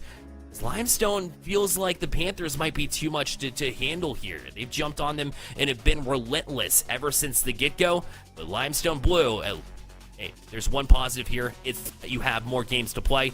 And this is do or die time, so maybe with their backs against the wall is how they prefer to play. We'll have to see. It's got to be the way they have to play. At this point, they got to just kind of receive it, take control. And this is actually one of those few moments, people, because obviously this has been 3-0. The fourth one is on the way, depending on what happens. But it's a timeout. This is well within the rule book as well. We've seen timeouts be that pivot point for success, Bear, at the pro level, at the collegiate level. This is exactly what Limestone needs to slow things down. The coaches get to be in their ear, talk to him at least a little bit. Nero straight from the rip, and he's gonna go. No, he will not.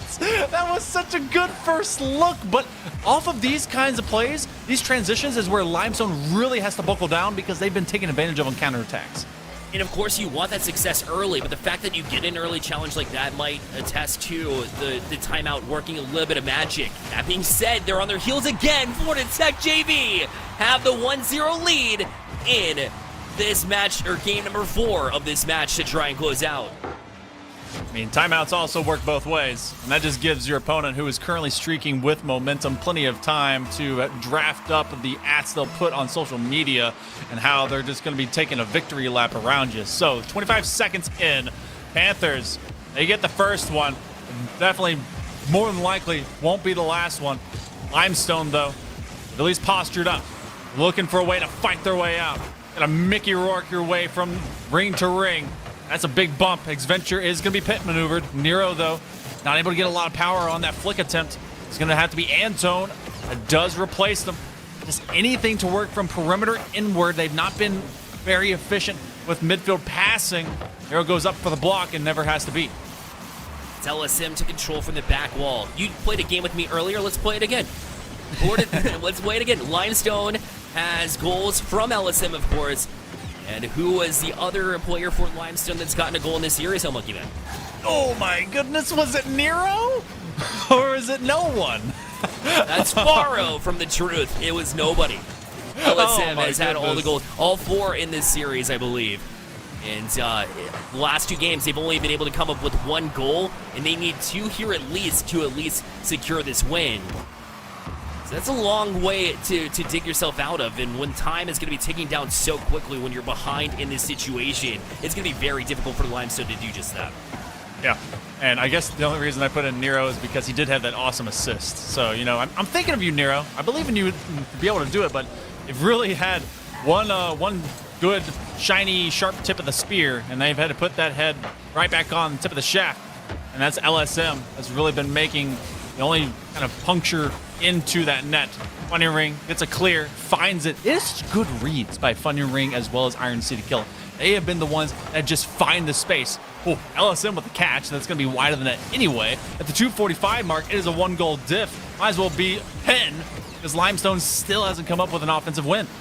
Iron City right back at it, collects it, calm, cool, collected on the sidewall. We'll run into Nairo as well, as this one will play back out of the zone. LSM will rotate around, had plenty of boost in the tank, but when you don't collect it, you're just giving that up to your opponents, which means Florida Tech JV with more boost in the tank, and a little bit more after they got demoed as well.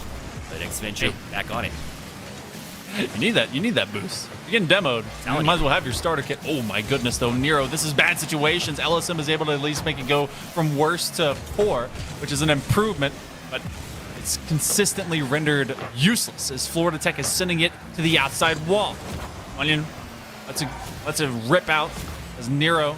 All that space gained by Limestone is being absolutely deleted and just made this absolutely out by Florida Tech. Panthers send them packing again. Another big demo is a 2-on-1. LSM trying to get in position. They do make the goalie jump, and LSM will get the clear. They've got to build off of this. There's less than 100 seconds to go. They've got numbers, LSM there, but Xventure already back in position. He's going to go to the back wall as well. Good job to transfer from lower to upper in order to get the best position possible in order to play this back out. Limestone now to turn here to center field and play back in by Nero. LSM, what a shot, what a play! And we haven't seen this much, but it's so refreshing for Limestone as they've equalized at 1. Again, the 1-2, Nero with the feed, but what a read! Wow. And that one's gonna go top shelf and through. LSM, they know how to play the FPS, and they know how to be a DPS. That's exactly the damage you gotta cause if you are Limestone. We got a ball game here, folks, in game 4. There it is. They needed something like that. The last thing you can do, though, is surrender a quick one right back. That answer could be deadly for Limestone. They need the next goal for sure. And Nero was trying to line it up, maybe a little bit too hard, as he had not connected on that last attempt.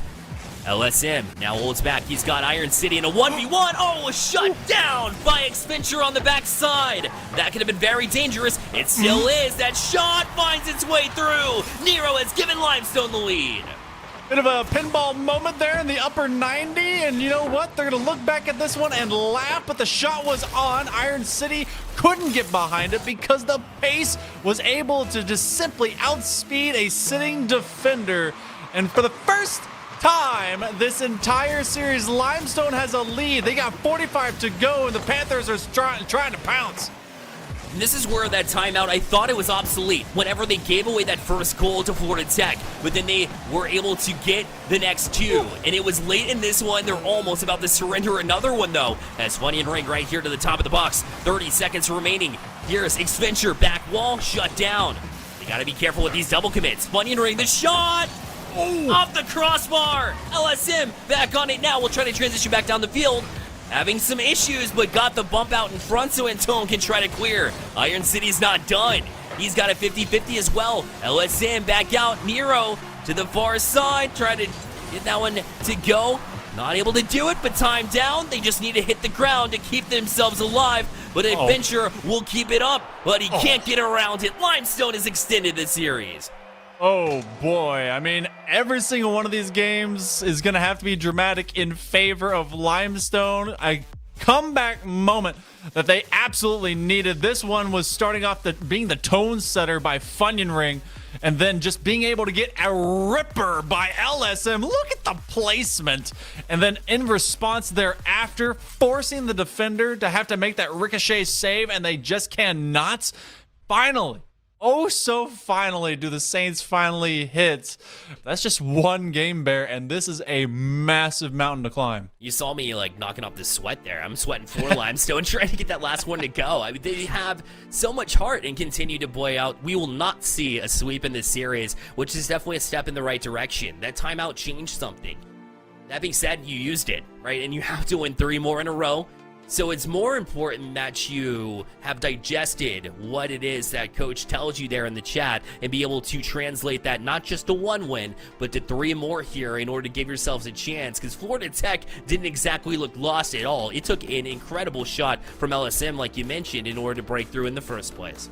Yeah, so the next one was just the goalie. I think it was either Funny Ring or Iron City just kind of sitting on that furthest back post, and the shot went to the nearest 90, and then they just kind of leaped late. So, Florida Tech, all right, put the series away. They're trying to do it early, and they can't get one off the rip. So, Limestone, they're going to be sweating their brows bare, as that's at least a good first look. They're going to try and press this one back out to a midfield contention. That's a good flick as well, but back line is there. Limestone's rotations have been stronger. Uncharacteristic goal miss. That's not a word. By LSM. We move forward. That's a great pass, though. Nero all the way back down. This one will bounce just off the mark. They want to see that one go, of course. But they're still getting those opportunities, like I mentioned. They went out the gate in game number 4, and we're showing those. In game number 5, they've got the first couple of shots as well. And they've been just pushing Iron City into situations they are not very comfortable in, but as soon as Iron City can't make those steps forward, Funny Ring does. And then look at this boost stealing. They are just working steps ahead. of Limestone, who is simply having to react. And again, look at the wide open gaps. Won't be challenged and won't be punished. But first minute of play will come and go with Florida Tech now in an offensive posture. Awkward bounce. Gotta wait. But if you wait too long. X-Venture is going to find our first goal. Man, you have to have somebody back in support because, I mean, you can't discredit LSM there. You can't fault him for that opportunity. It was just an awkward touch that went around him.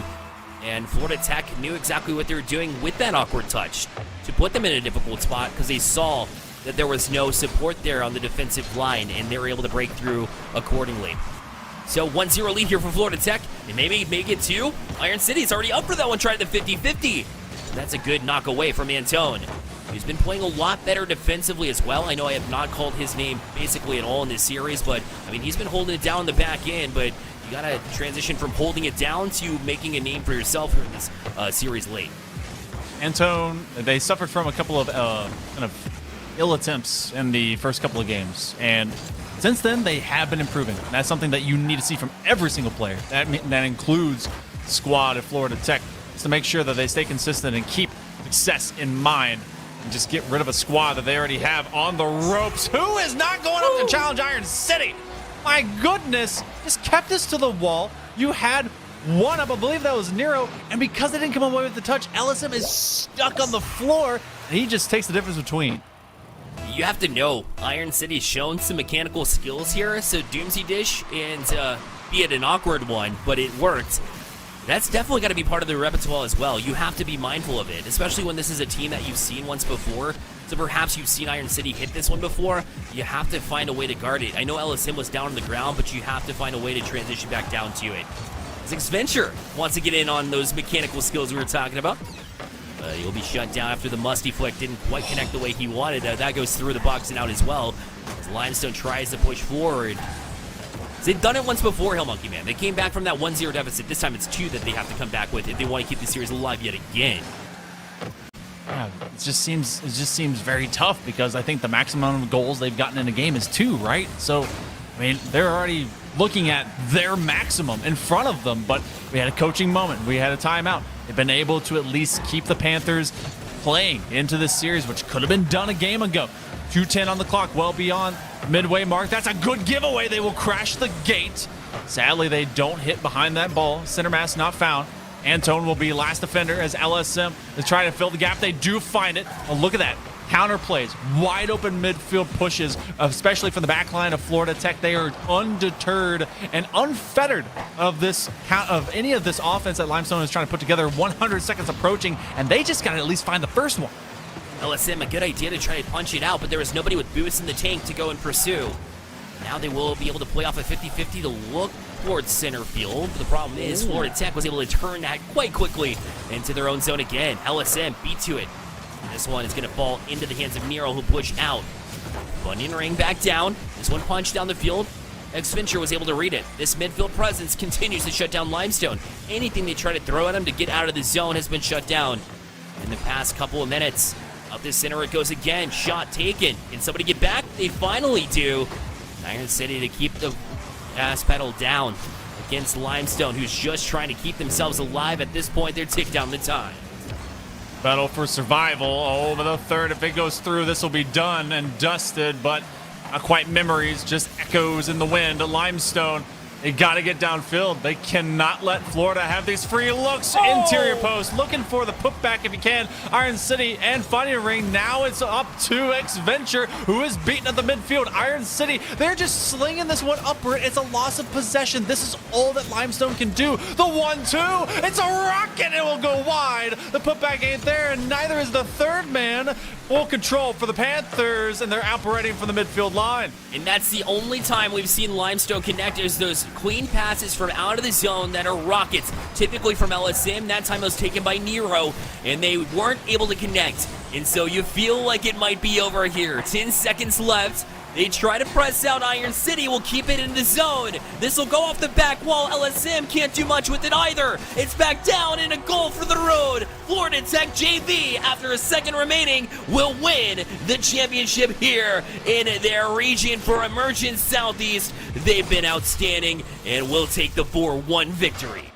You trip once, you dust your knees off, and then you just go get that dub. Florida Tech JV. Panthers, congratulations. You're going to be NECC champions. How many can say that? Iron City Killer, by the way, an absolute iron wall. Outstanding. I mean, there was nothing this man couldn't do. We saw mechanics. We saw smart plays, more importantly. And down the stretch, that was important when Limestone takes one after you thought it was going to be an easy 4-0 to some degree, right? And so you have to stay strong, make smart plays, kill time, keep the center zone, and that continuous pressure there at the midfield just shut down anything Limestone was trying to do from outside of the zone. Good to see Limestone get on the board there, because it feels like they're too strong of a team throughout the entirety of the season to be let down in that fashion, to be swept. But it still doesn't feel good. Building blocks, yes.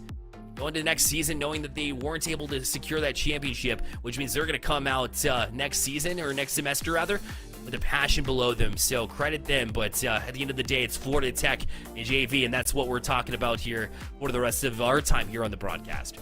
Oh, yeah. Panthers, job well done. You got a huge crowd of fans behind you, which is always fantastic to see for a program, for the students and all. But may be able to see at least one more thing, as I may lie to you again, but we're going to go to a break. And after that break, you may very well be either seeing, hearing, or a combination of both one of your Florida Tech Panthers in an interview. Stick with us. It's a mystery, but we'll see you on the other side.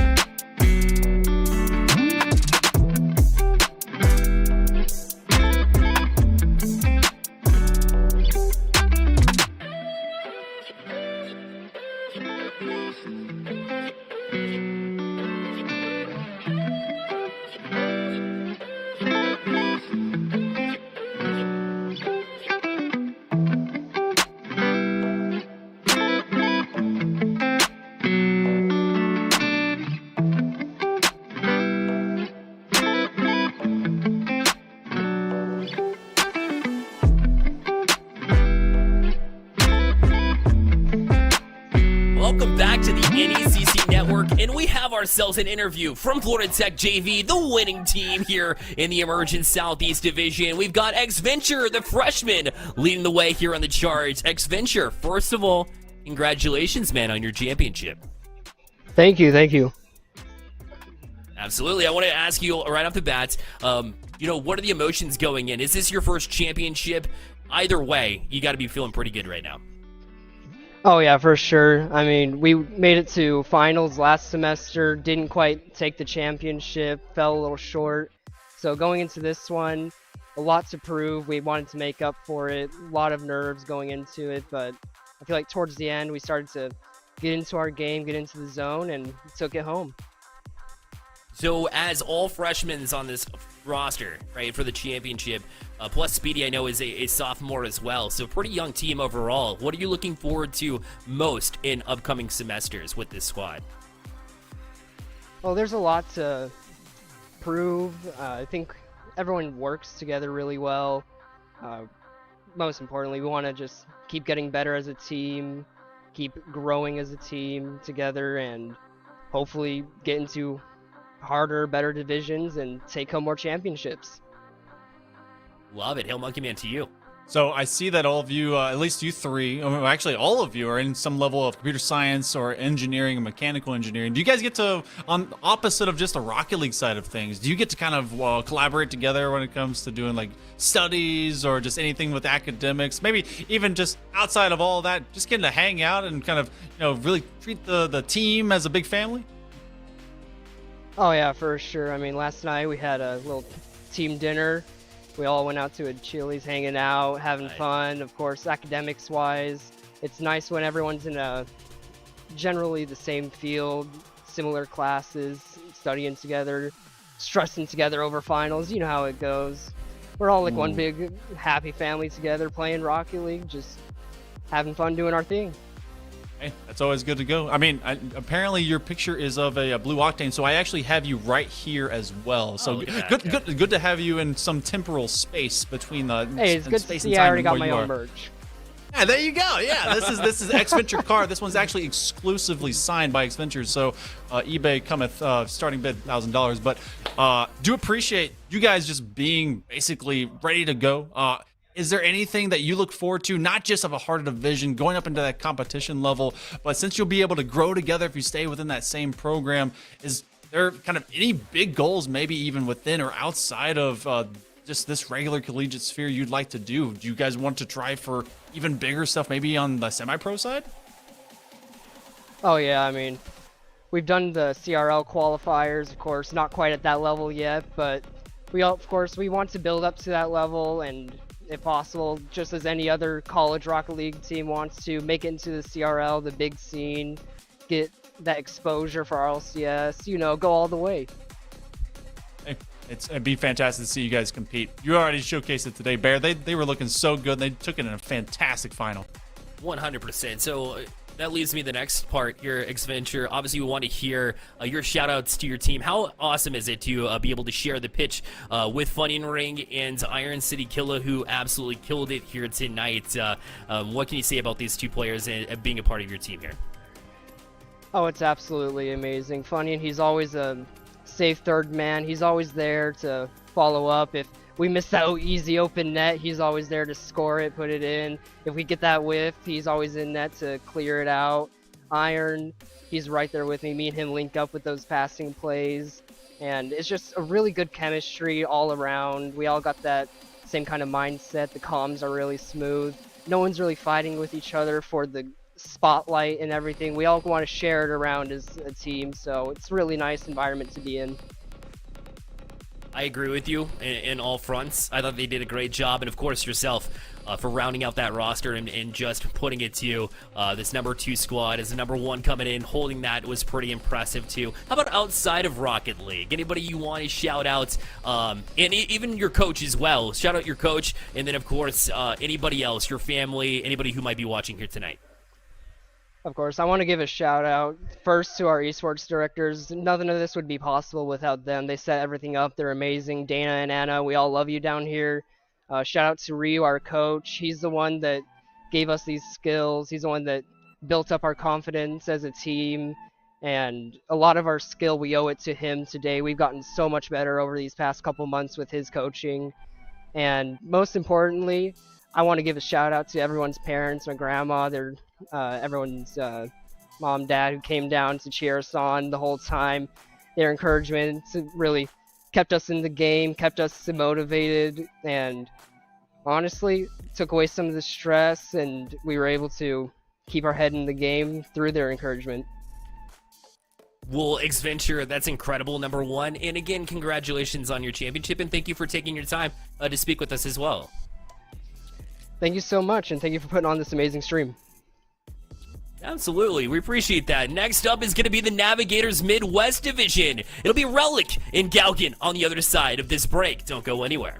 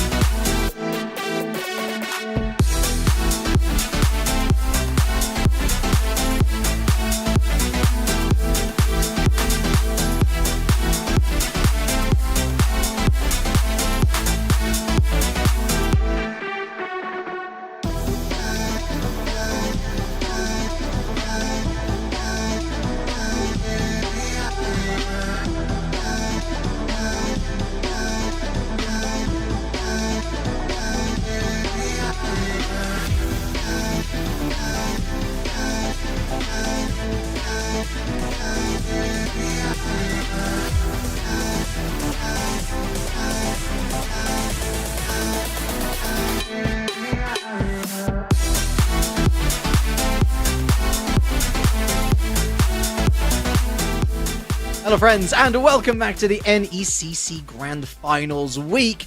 We had some lovely Bear Light, we had some lovely Hell Monkey Moon. Now it is time for some Relic, now it is time for some Gaugan. And Gaugan, we've got ourselves, I would argue, the two best matches of the day. No flexing.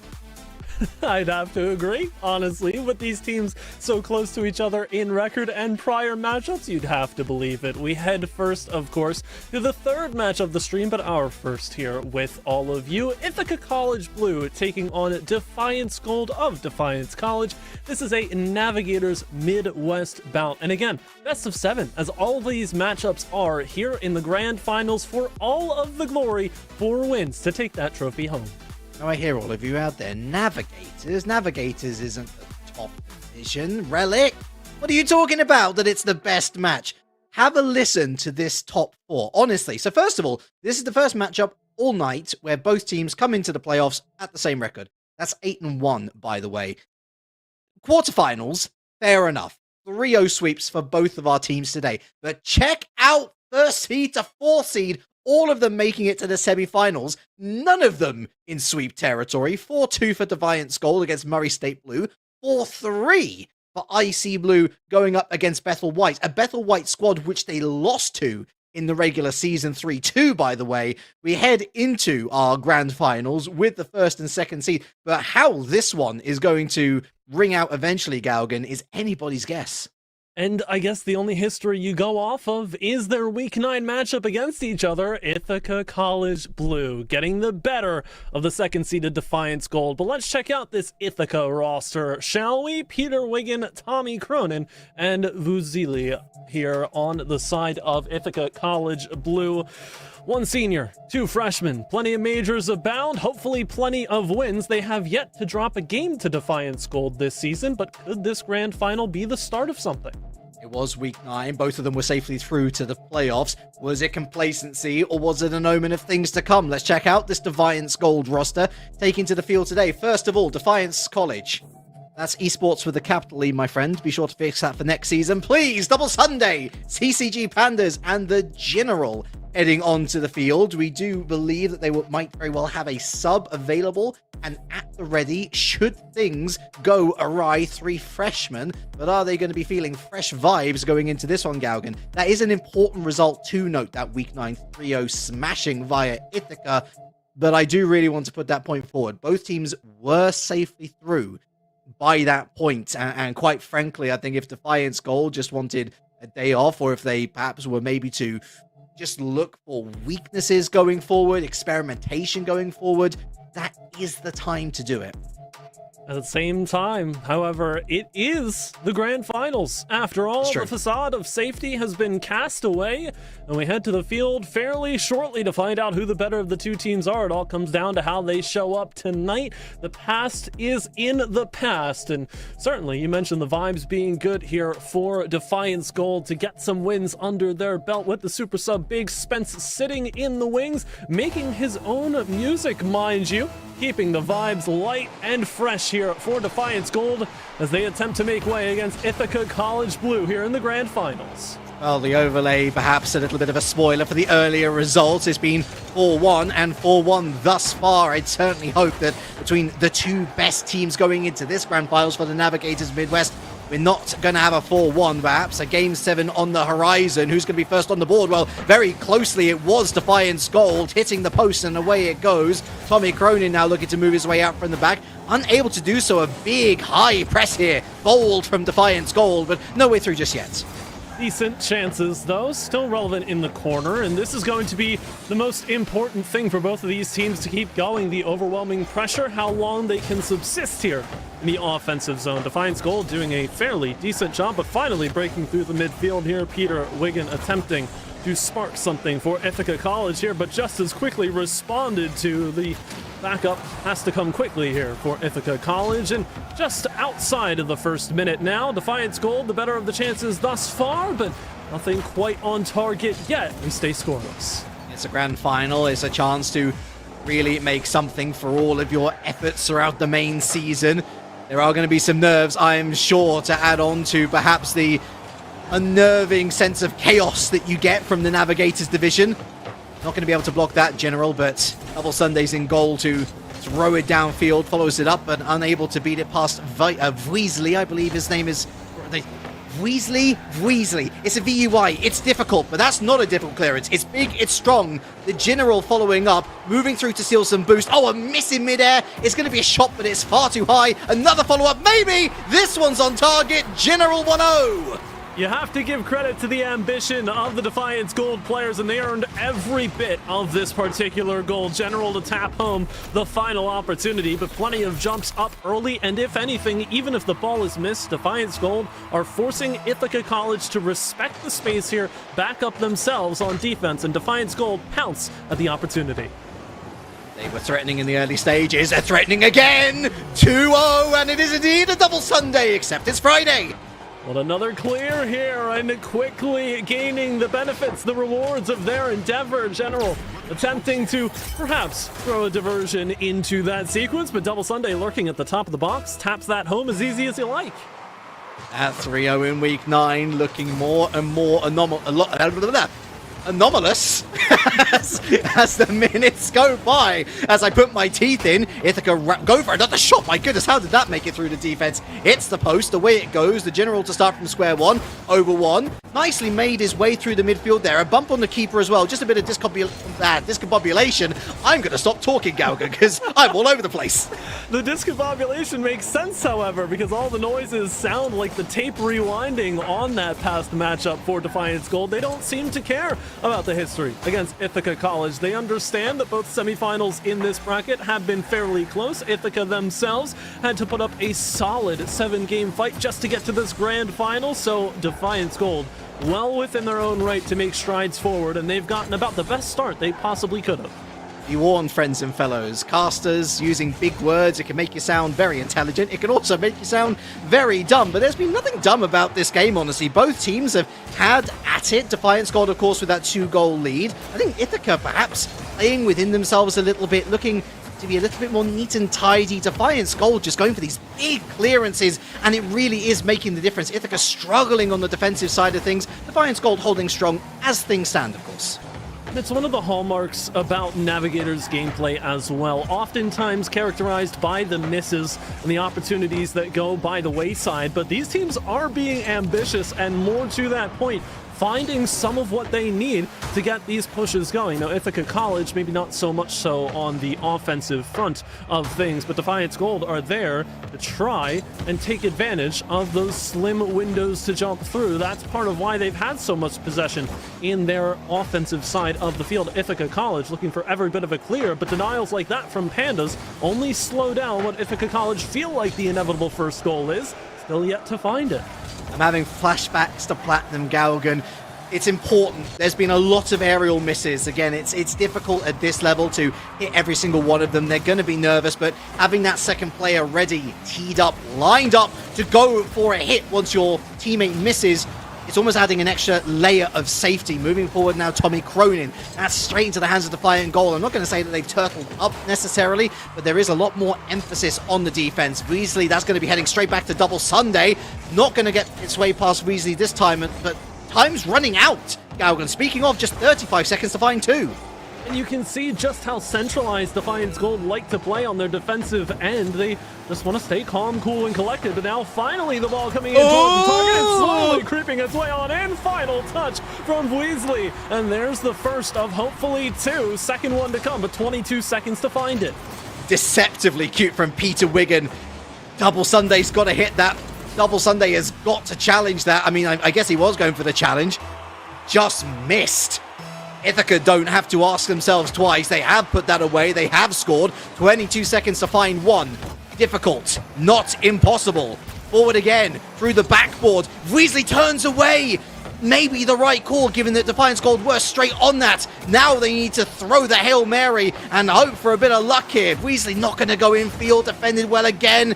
Recycler to play, Peter Wigan, backboard, Peter Wigan. Oh, can you believe it? 2-2 buzzer beater.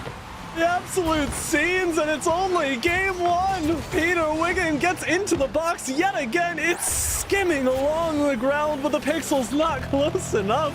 and we thought we were done in regulation. No, overtime for the first game of the series. You can be comfortable for 4.5 minutes in Rocket League, Galgan. You gotta be comfortable for 5 in order to win it. Defiance goal, 2 goals up, 2 goals pulled back. Trying to find one in OT here. A couple of shots batted away by Ithaca College. Oh, a bit of miscommunication here as well. The general shadow play. Moving all the way back, setting it up. Nice, really great communication, great teamwork. A miss from Peter Wiggin here. On the backboard, turns around, confusing, of course. Red car, blue team. Weasley towards the net. Oh, and it's saved by the general. Right place, right time. Oh, but you mentioned the comfort levels here for Defiance Gold. They may have felt it early on in the game, but it's been dwindling ever since. And Ithaca College understand that this overtime is one they want to be grabbing. Peter doing an excellent job here to dispossess. That shot's at the far post, and the angle is not locked in, but Weasley certainly had the target in their sights. The goalkeeper was rooted to the spot. Could have been a tree for all we knew. Demo on the backboard. It goes round the world. Back into Defiance Gold hands. Up it goes. Double Sunday misses. Peter Wiggin doesn't. The clearance successful. CCG Pandas to Peter Wiggin. Crossfield. Tommy Cronin. Got lots of boost. That goes up, not forward. Weasley goes forward, still not towards the net. Bump on the keeper. No one willing to commit themselves. Finally, Defiance Gold get in, but it's another challenge from Peter Wiggin towards the sidewall. Demo, Ithaca College getting more brazen, more bully-like. Can Weasley find a shot? Oh, it's off the post again. And finally, Ithaca College are finding their way into the central shooting lane with little resistance. Defiance Gold were doing such a solid job of keeping it out of that danger zone. But Ithaca College seemed to find nothing but, and they've gotten some deep pushes down towards the corner, down towards the post as well. That's helped them, sure. But now General attempting to set something up, almost 1v3ing for a nice ball right at the top of the box. Sent over to the side here. Double Sunday looking for an assist. Nobody to really pass this out to, however, as the rest of Defiance have backed up, respecting this space. 2 minutes and change into this extra time. No closer to finding the winner. Both teams with decent chances. Peter Wiggin slaloming his way through the defense again, looking for a bump, none to find. Breaking out, Defiance Gold. Weasley matches up in the midfield. Tommy Cronin goes up, gets a hit, goes to the far corner, where Defiance are in numbers and in strength. Forward again, look over one. Peter Wiggin with the bat away. Through the corner again, picks up the 100. En route, Peter Wiggin. Round 1. Not going to get past 2. 2.5 minutes of overtime, Galgan. Still no closer to finding our Game 1 winner. Start to feel like this could go on for eternity, but all it takes is one through pass. All it takes is that one errant miss. It feels like that we saw early on in the game, but both teams have clammed up just a little bit. We saw it earlier from Defiance Gold, playing that very stark defense, not moving too much from the central lane. Ithaca College have found an accuracy about themselves that they didn't quite have in the opening 90 seconds, but that is a better sign for everything in this series. Plenty of players jumping. Peter the one to find it with relative strength, and a large clear buys Ithaca a bit more time and a bit more space. Oh, that's a shot. And again, Weasley turns in. I really agree with you. We were mentioning the not so much turtling up earlier. Now they are. There is a goalkeeper in net at all times. And the team with the most confidence will have the most aggressive plays, but will also leave themselves wide open at the back. There are no clear-cut passes at this moment in time. It is all the solo efforts. It's all about a bit of chaos. Well, we do love a bit of chaos here on the NECC. Another ball hits the backboard, and Ithaca College have to work out from the back again. Big moment! Oh, no! Oh, my goodness, no way! I'm sorry I got caught up in your reaction, but I feel the exact same way. Plenty of misses, plenty of saves. That should have been it for Defiance Gold. They send it right on back, but Ithaca College continue fighting on. There is no physical means, chat. There is no physical means. How is that not Defiance Gold winning the game? Oh my goodness, is that towards? No way! Oh, there's a coronation over here in the UK tomorrow. But we found our clutch king, and it's Peter Wiggin, 3-2. To send us to overtime and to end us out of said overtime. Peter putting Ithaca College on the back of that octane here. A performance well deserving of a crown, but at the end of the day, Relic, that is one game out of a best of 7 for all of the hard work put in. And Defiance Gold certainly have to feel hard done by the fast start they had to this game, letting it slip inside the 30-second mark. Heartbreaking that first goal gets scored with 22 to play, and the rest is Peter Wiggins' history to write. Galgan, I promise the people an excellent match upcoming between Ithaca College and Defiance Gold. That was just game 1, folks.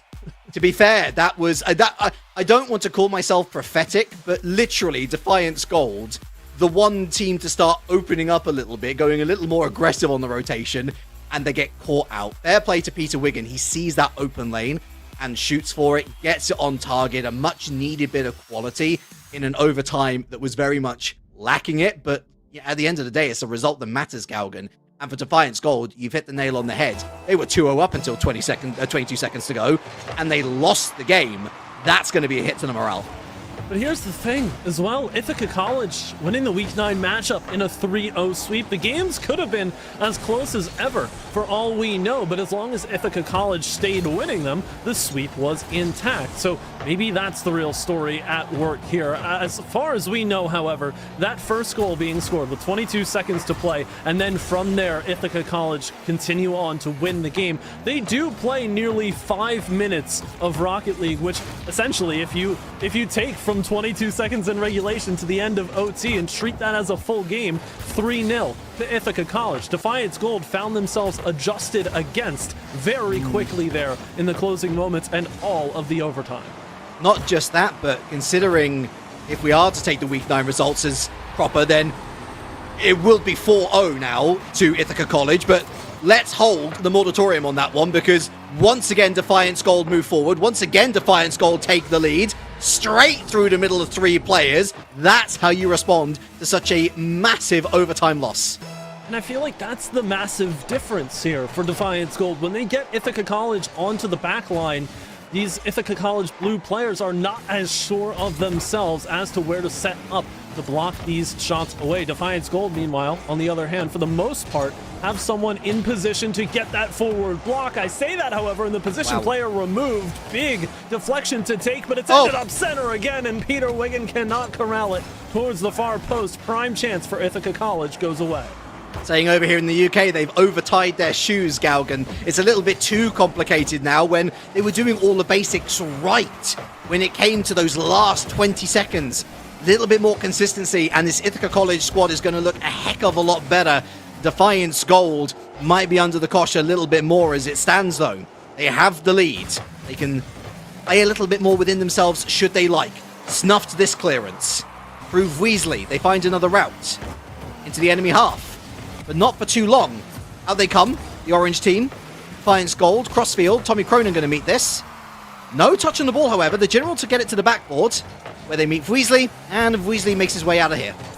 The ambition continues. However, for Ithaca College, you can see this fast pace towards the ball. They want to get in the way of Defiance Gold's setup here. Not allow the passing lanes to open up through the corners, because that's what Defiance are searching for. This one's sent far side, but that's the opposite end of the spectrum there for Ithaca College and what they have to watch out for. Sure, they want to delay what feels like the inevitable here, but they have to be careful not to send the ball into an irretrievable position. Defiance Gold are ducking and diving to every recess of the offensive zone to get this ball, get this shot off, but the bar denies. Pandas cannot get around to it, and Weasley thanking his lucky stars that the save was possible.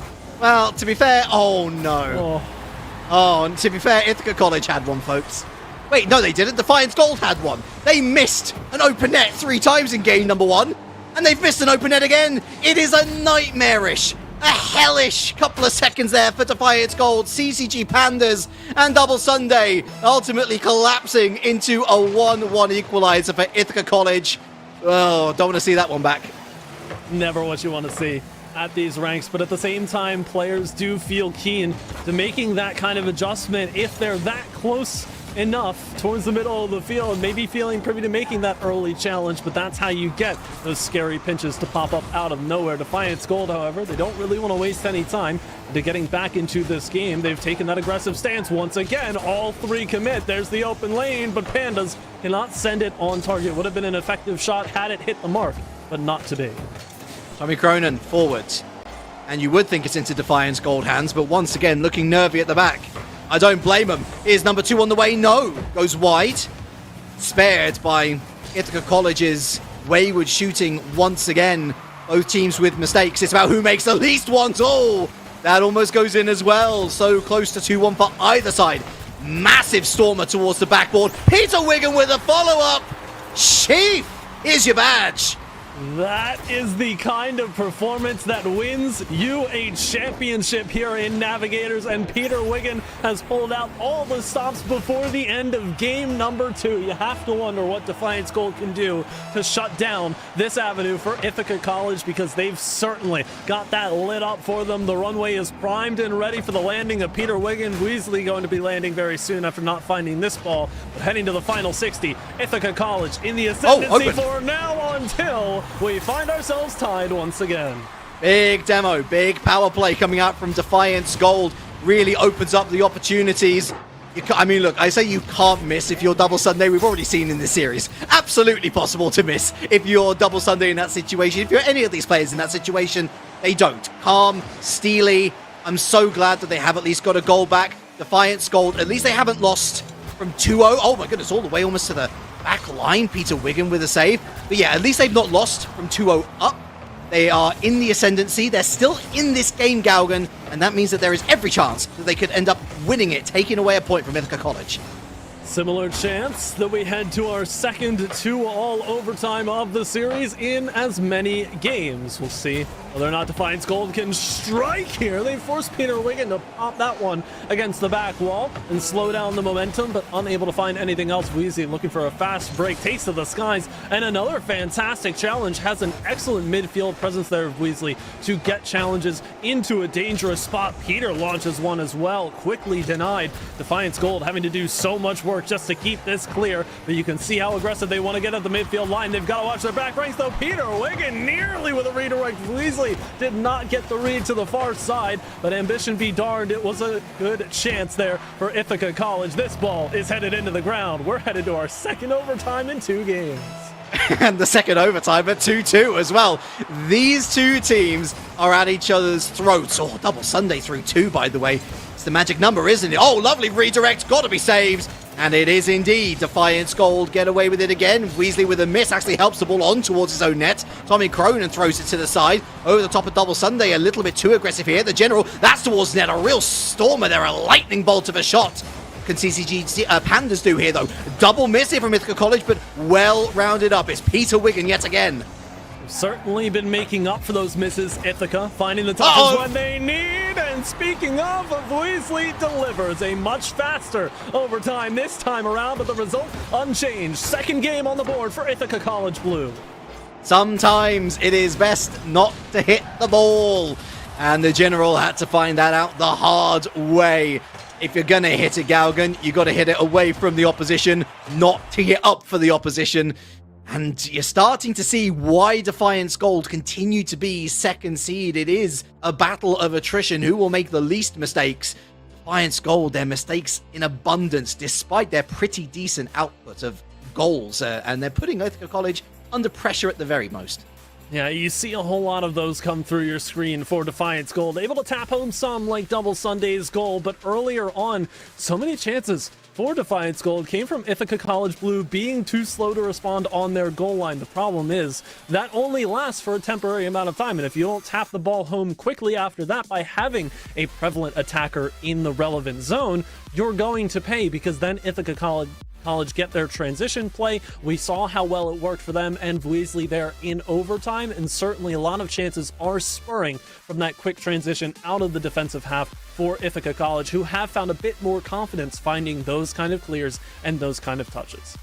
I don't mind if you're a team that has a terrible defense, as long as you can outscore your opponents. We've now sat at 2 games with 2 goals that should have been scored for Defiance Gold, and those 2 goals would have made the difference. They would have won both games without overtime, without that unnecessary stress. They are so close, Galgan. They are so close to picking up a point. Will they be able to do it here in game number 3? The score's reset. 5 minutes up on the clock once again. And Ithaca College, quite frankly, are going to be sniffing blood in the water. They can see match point just minutes away. Defiance Gold, on the other hand, close, unfortunately, only counts in horseshoes and, well, not Rocket League. Still finding themselves down at 2 in the series. Could slip away very quickly. Quadruple match point is a hill that not many players want to stand at the base of. Defiance Gold could find their way there if Peter Wiggins stays for this. It is perhaps the slowest double we've seen, but the control maintained all the way through. First touch staying ever so level with the crossbar. Peter Wiggins puts on a show. All 911, he has cracked the code and on his way with sirens ablazing. I love that he's figured out that both defenses kind of aren't it at the moment. So just by virtue of staying calm and hitting that second touch, it's a free shot at net. Very smart, very classy. Number 2 almost there, but for Weasley millimeters away. Very close. Tough angle to pull off for any player, but Defiance Gold, speaking of tough angles, this ball bouncing about everywhere here for them to find the clear. Nice challenge from Double Sunday, however, to try and change the fate of this side, and that's exactly what they'll do. Tying goal off of a beautiful midfield play. The rest comes naturally. Well, if you can't trust the force, you gotta call in the army, I guess. The general catching everyone off guard in that defense. Nice, hard-struck shot, and I think Ithaca are honestly just a little bit complacent in that moment in time. They're like, we know Defiance Gold, we got them in our back pocket, 2 overtimes, no issue. They are still a decent threat in front of net, and speaking of, those wild inches away are still going to be the bane of the existence of both of these teams as they look to scramble back. Nice clearance, lovely route on Rocket League. Oh my goodness, was that on target perhaps? Peter Wiggin on hand to throw it away. It just feels as if both of these teams are taking a leisurely stroll alongside each other down the beach, but every now and then Defiance Gold stops for a second at a particularly pretty seashell, and Ithaca College just full sprint ahead every single time to get that one step further. Anders could not have been more unlucky if he tried. It was difficult to rotate to get that save off in the first place. You're hoping for it to go off to the side and into the corner. Instead, it hits post, and if it hits post, it's coming right back into the center. Very unfortunate, but again, it's the pressure from Ithaca undoing this Defiance Gold defense. They're scrambling, Galgan. There's panic. And in a grand final, can't afford to have panic. Absolutely not. And those sort of plays will always, in the Navigators division, favor the attackers if they can just send it as quickly as possible. Obviously, the intention is on target, but getting it off the back wall, forcing the defenders who are likely hugging the goal line a little too close to come off their mark and do so accurately with pace. It is a difficult task to do if your wheels are still for too long, and Ithaca College want to take advantage of every single chance they can get like that, as now they force Defiance Gold just to get these long clears. A little bit of reprieve. Demolitions, however, open up the middle lane, and Ithaca come right on back. That was a really smart demo from Tommy Cronin, otherwise that's a free shot for Defiance Gold. They've been pretty good with them thus far in the grand finals. Half the game left to run. 1 goal game. Tommy Cronin now going for a soft and sweet shot. Weasley not able to beat out Double Sunday. Can he get the second touch? No. Peter Wiggin right on hand there. He's nuts, but is he going to be able to bake up another goal? That would really put some daylight in between the two teams. Nice shot. Great save. Rotating round again. Here's Double Sunday infield, and guess who?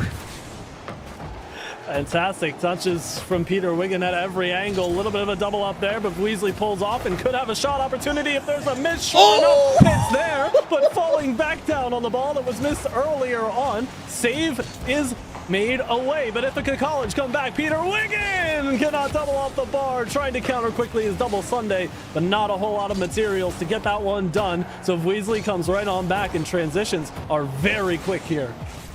I appreciate that Defiance are going for something different. They've got a demo on the key man, and they got a... Oh, yes! Oh, you love to see plays like this. The initial demo on the key player. Bang! Follow-up of Weasley. Double bang! Oh, the general no mercy. Double Sunday with the goal at his mercy.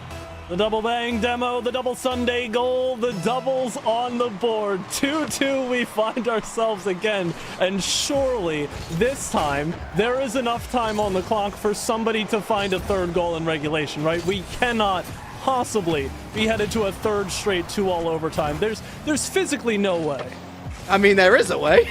We are 1 minute from that exact scenario happening, but I don't know, there's something different about this series, there's something different about this particular game. With pinches like this, it could all be for naught, but that's a massive clearance, and I'm loving Defiance going back to their roots here. It's that big, long clears that caught out Ithaca at first.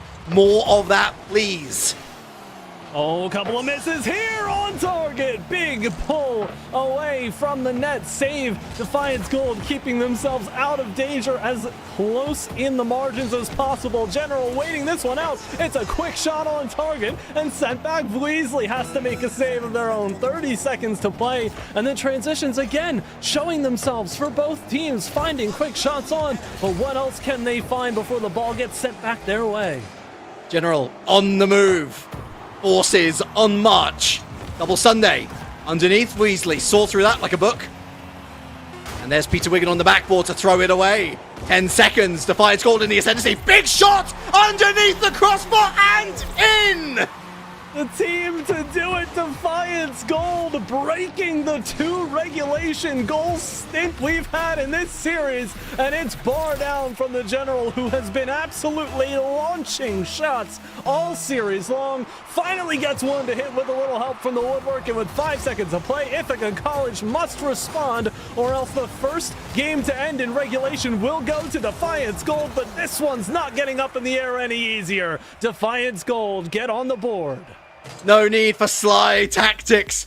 Just shell the place, and eventually you will find a goal. Oh, Defiance, what did I say? They were so close to 2 3-2 victories already in this particular series. They finally got a 3-2 victory, and that is in spite of the mistakes that still arrived, but it's in the offensive, in the final third, that Defiance came to life and threw the General. I mean, that power play, the double demo, fantastic. And how about that for some accuracy as well? The guy popped off, and at a time when they desperately needed it.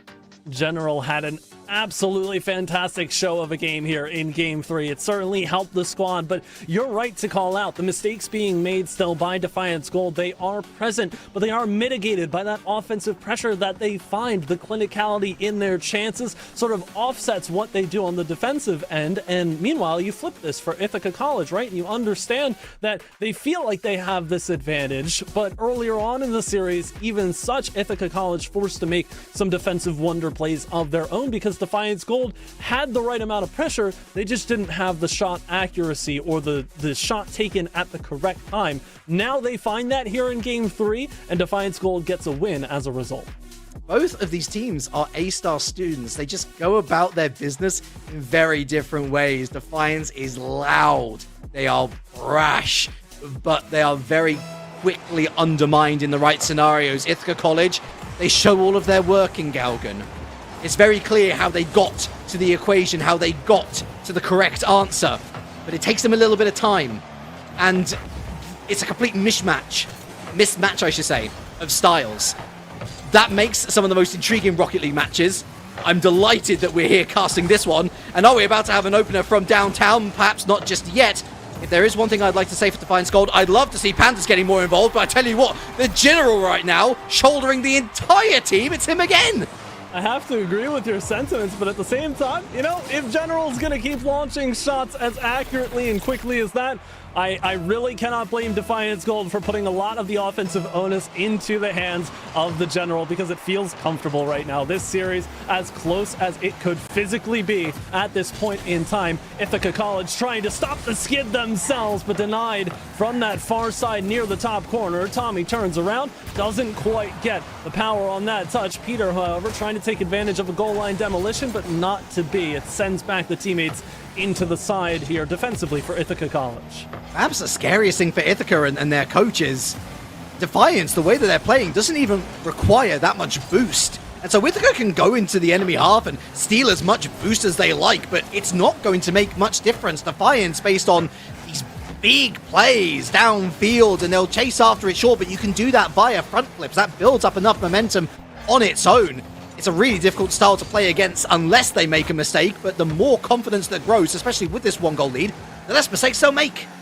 Ithaca certainly trying to undo some of that and find a new spark of their own. This series has somewhat flipped on its head, maybe not fully just yet, but Certainly starting to feel that way. 90 seconds into game number 4. No closer are Ithaca College, it seems, to their first, having to play plenty of defense here as Peter Wiggins saves away another laser beam from the general. Double commit of sorts in the middle of the field, or close to it, as Peter takes advantage and sends that one to the back wall. This could be the chance here. They've gotten plenty of commits out of Defiance Gold, but Tommy finds the top corner, and all woodwork, no net. The problem with having a star player is... Oh, how about that? Hold on a second. Hold on a second. Wait a second and watch and admire and adore, folks. Weasley pulls the trousers down, heads onto his way, commits one player. Peter Wiggin with a gorgeous chip over the general. That's how you equalize a game. Now, back to my point. When you have a star player, you have a target painted on your back. You got to think of ways on how to avoid it. You got to bring your teammates into the game.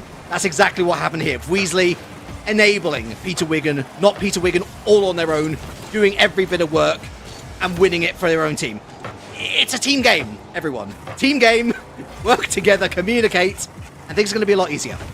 It is truly beautiful that you've got teammates here on this field to play with, and you are right to call that out. Earlier on in the series, the importance of the challenge game has been so evident towards the middle of the field. Goals being decided just simply because somebody is ambitious enough to go for that block. Weasley finding one earlier on in the series, just purely sending it careening off of a defender who was a bit too close for comfort. It's going to be important. It's going to remain relevant in this series. Weasley trying to set this one up from the midfield line instead, and Ithaca College turning around, looking a bit more confident, but how much can that really purchase them if Defiance Gold continue to find little avenues to jump through? This is going to be Tommy Cronin's. Straight into orange hands, straight to the backboard, Demo in the midfield, and Tommy Cronin sees a way out. No 100 boost on the way. Oh, and gets his way past the third defender, although the full rotations come through. And Defiance Gold deal with it. That is a ripper towards net. Peter Wiggin up with the save. Backboard. What can Pandas do? Hits the post. They keep on going near, but not close enough. Quick switch around. The general fires off another shot. 2-1. Let's go back to my previous point here about shots that carry off of the back wall. Peter tried to get the read, jumped too far ahead, tapped the ball back behind Tommy, and the rest is as good as scored for Defiance Gold. It's a tough read to make, but these players are going to have to learn very quickly how to adapt to that sort of situation. It's another Defiance win overall off the kickoff. Anders with an assist to his name now. Weasley, that's decent. Anders, I love it. I love it. There's no need to go up in the air. If you're more comfortable on the ground, then read it that way. So many times we see players panicking and going up for an aerial which they're just not capable of at this moment in time. Better to be safe than to be sorry. Tommy trying to usher us in to the final 60 seconds with a tied game at 2-2. All too familiar. As Weasley waiting at the middle of the field to pick this one clean. Double commit to get the clear for Defiance Gold. Double commit, double the power potentially, but not really having the intended effect. High up in the sky, Pandas trying to delay. Weasley comes in once again, confident enough to take that touch, but all it is a challenge, and these players are meeting each other high flying above the midfield line, but how confidently can they stride forward? Ithaca College have had plenty of looks to get a shot through, but not too keen to get an attacker in a relevant position. And Defiance Gold could very well strike to give themselves some distance here late in the game.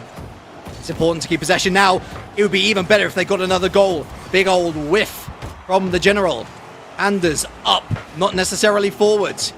Important challenge there. And here's the general again. Sideways, not forward. They're nice guys. They're giving Ithaca all of the hope in the world that they can find a second. But it all comes to a standstill. Unless it's up. It's Peter Wiggin. Massive defensive play away by the general. Hits the backboard again. Still not hit the green stuff. Finally. How about this, folks? From 2-0 down to 2-2. It's kind of been the story, but this time it's Defiance Gold who come out with that scoreline. And for the first time in the series, either one of the teams fails to score at least 2 goals in a game. It's Ithaca College first to meet that mark, which perhaps somewhat unexpected given the history of this particular series. But Defiance Gold have carved out a beautiful niche for themselves, blocking away plenty of the chances and creating some very creative ones of their own. It's fantastic to see. For Ithaca College, on the other hand, though, you do start to get concerned at this point in time, not finding the same level of confidence that they had earlier on. I alluded as well to, as we started off the series, Defiance Gold having a bit more of the offensive pressure, just lacking that clinicality in shot creation. That has all but flipped at this point in time. Ithaca College needing to find their offensive identity all over again. Ironically enough, Ithaca got it right in games 1 and 2, and to a certain extent game number 3 as well. They mirrored what their opponents were doing, and that sowed more chaos amongst their opponent's defense than it did their own. I don't know why they've gone back to the simple short passing style. Very pretty goal, by the way, for Ithaca College in that game, but it was only the one goal, Gaugan. They needed to find a second. See if they can find even more here in game number 5, all level. De facto best of 3 here for the championship. You wouldn't want it any other way against teams that on paper, yes, it was a sweep for Ithaca College before, but you knew it was going to be close. And my word has it been Weasley up in the air trying to do something magnificent, but Panda stays patient. Here's Peter for the tap home. Peter hand delivers Ithaca a game 5 lead. Now here is a very interesting choice. Double Sunday out. Big Spence in, and it is Big Spence who misses that interception for Pete Wigan. I don't know about you, Gaugan. I understand and I respect if the school want to bring in a player to play. In a grand finals, when your team is 2 wins on the bounce, that feels like a misplay to me. I have to agree. I echo your sentiment about it not necessarily being the player's decision guaranteed as such. It may be about playtime, but there we go. Perhaps some of those doubts quelled for the time being. Big Spence responds in a big way, forcing that one to Peter off the back wall, and we're level again. It has become a bit of a discussion in Rocket League most recently, the idea of 4-man rosters, team vitality, very high profile, deciding not to go with it. In the MENA region, we see Rule 1 deciding to go with it. And once again, it's not about the individual brilliance of Big Spence. He has scored a goal, yes, but just look how disjointed this team looks all of a sudden. If you're in a losing position, to have that substitute is key. To be able to switch things up a little bit, give your opponent something new to think about. But from a winning position, 2 wins off the bounce, there's a lot of convincing for me to... There's a lot of convincing, Gaugan, to be done for me personally anyway. I have to agree. I think there's plenty more to be seen, both in a literal sense with just under 4 minutes to play and in the metaphorical sense with Defiance Gold finding their identity, because earlier on in this series, I was praising Defiance Gold so highly about their shooting lane presence defensively. They were able to take the ball out of that central lane very quickly, away from danger. Now, Big Spence doesn't necessarily feel like that's where he wants to be sitting in the play. That's given a bit of a weak spot to Defiance Gold, and Ithaca College have put up the most goals they've scored in regulation just in 90 seconds alone. We can certainly discuss as much as we want to. It is what it is. Could be enforced, could be tactical. I'm sure we'll come back to that point later in the series if it's worth talking about. What's happening right now on the field is Ithaca College with a 2-goal advantage. The most goals that they have scored in regulation time, and here's number 4. It keeps on coming. It cannot be stopped at this point in time. Tricky bouncer, General, rocked up against the near post. And too little, too late, stretching for that jump with every pixel of the Dominus' hitbox, but it's not good enough. We are still well ways away from the conclusion of Game 5, but Ithaca College playing with a chip on their shoulder, understanding they possibly didn't want this to go 6 or 7. They don't really have a choice at this point in time. The least they can do is take Game 5 into their own hands. Weasley, confidence flowing for Ithaca College. This is an opening. It's an opening that they are working with mightily well. Not even half time. Perhaps that in of itself a silver lining for Defiance Gold, that they do have plenty of minutes and seconds left to find 3 to somehow miraculously equalize, to take it to 4-4. But it's got to be no more goals conceded. It's got to be 3 goals found. Will 1 come here? The answer's no. I admire the pace to try and pick that one clean. the control from Ithaca College defensively is showing itself, and in a sense, they're almost playing as if the best defense is a strong offense, not necessarily wanting to spend too much time in their back half, but not really needing to. The necessity not too much to bear for Ithaca College at this point in time. Closing in on that 2-minute mark, and the jumps here from Defiance Gold have lost a little bit of their prowess. Pandas with a nice block here. General's trying to stay relevant, gets up top, but still all it is a 50. It lends out to Pandas, but the shot doesn't have the power, and Big Spence has to pick up an irreplaceable picture there, unable to get that one going back in their favor. Here's Peter Wigan, over 1, pass 2. Big Spence loses out, heavy touch. Sideways by Pandas. And here's Tommy Cronin, bump on the keeper. The General recomposes themselves, that's straight back into the center, almost on target as well. Threatening a 5th. And all of this huffing and puffing from Defiance Gold. Well, a minute's been burned off the clock last we found out, and a 5th has gone in. Say what you will about this lead already being monumental in the scope of this series for Ithaca College, but Peter Wigan looks very comfortable. It's not even a crazy thing to see a goal like that go in because we know what Peter is capable of. But at a 4-1 lead, to jump for that and find little resistance from Defiance Gold, this game all but conceded. Match point in this grand final, all but conceded. And you really have to start asking several questions here if you're Defiance Gold heading into Game 6. And we will be asking those questions and discussing in the post-game analysis. For now, 1 minute left. And it's a shell shock if you're a Defiance fan. It's a stunner if you are an Ithaca College fan. 2 up. Equalized in the series. And we're back to a winning way. A winning way which does not look like it's going to stop for any man, woman, or non-binary fellow. It's all in their hands. 5-1. It's as comprehensive as you like, and with 30 seconds left, Defiance Gold, they're not going to be getting back into this one.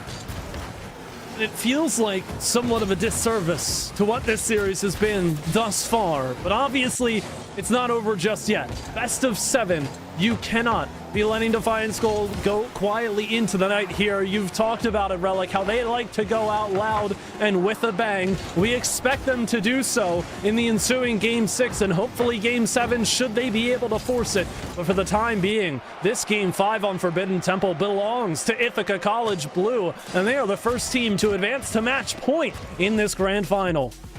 Okay, let's ask those questions. First and foremost, if this was an enforced change for Defiance Gold, if Double Sunday could no longer compete for one reason or another, I feel for them. That is tough. That's a difficult situation to have to deal with. I am sympathetic. If this is a choice by the coach or the players to play Big Spence, again, I understand, I respect that, but if you are going to switch out one player, I don't know why it was Double Sunday. Double Sunday was working really well with General. We talked about Pandas. He got an assist in game number 4. He was looking okay, but he was very obviously and evidently the weak link on this day. Little bit out of sorts, but I'd also go back to my original point. Why break up the trio that has just come from 2-0 down in the series to tie things up? It baffles the mind. Again, it's a total write-off. If Double Sunday couldn't compete any further, I guess we'll see in this final game if Big Spence steps onto the field, or indeed if Double Sunday steps onto the field. In any case, the General simply has to be there. He was shackled in that last game. Those are absolutely all very valid questions, and I think for the side here of Defiance Gold, it's worth thinking about. I mean, you and I are around for the entire season here, the entire regular season. We understand that in the early goings, in the early weeks, we expect to see these substitutions mid-series, despite the circumstances of the game that precedes them and follows after. But at this point in time, you're right on it. That biggest thing that I'm fixated on, Defiance Gold go down by 2 in the series, level things, and then make the substitution call. At any level, it's a confusing decision to make, but we have to just bear with it here and understand that now we're back in to game number 6. We'll see if this change really sticks for Defiance Gold because their backs are now against the wall. another thought has crossed my mind. If this was the trio that faced Ithaca College in Week 9, I totally understand why they lost 3-0. It is the same trio on the field again that lost in the last game. And they're down 1-0. It's a complete miss from Pandas. Had the read, didn't know the language. 1-0 Ithaca College. I don't see Defiance digging in. Well, they're digging a deeper hole. I don't see how they're going to climb out of it.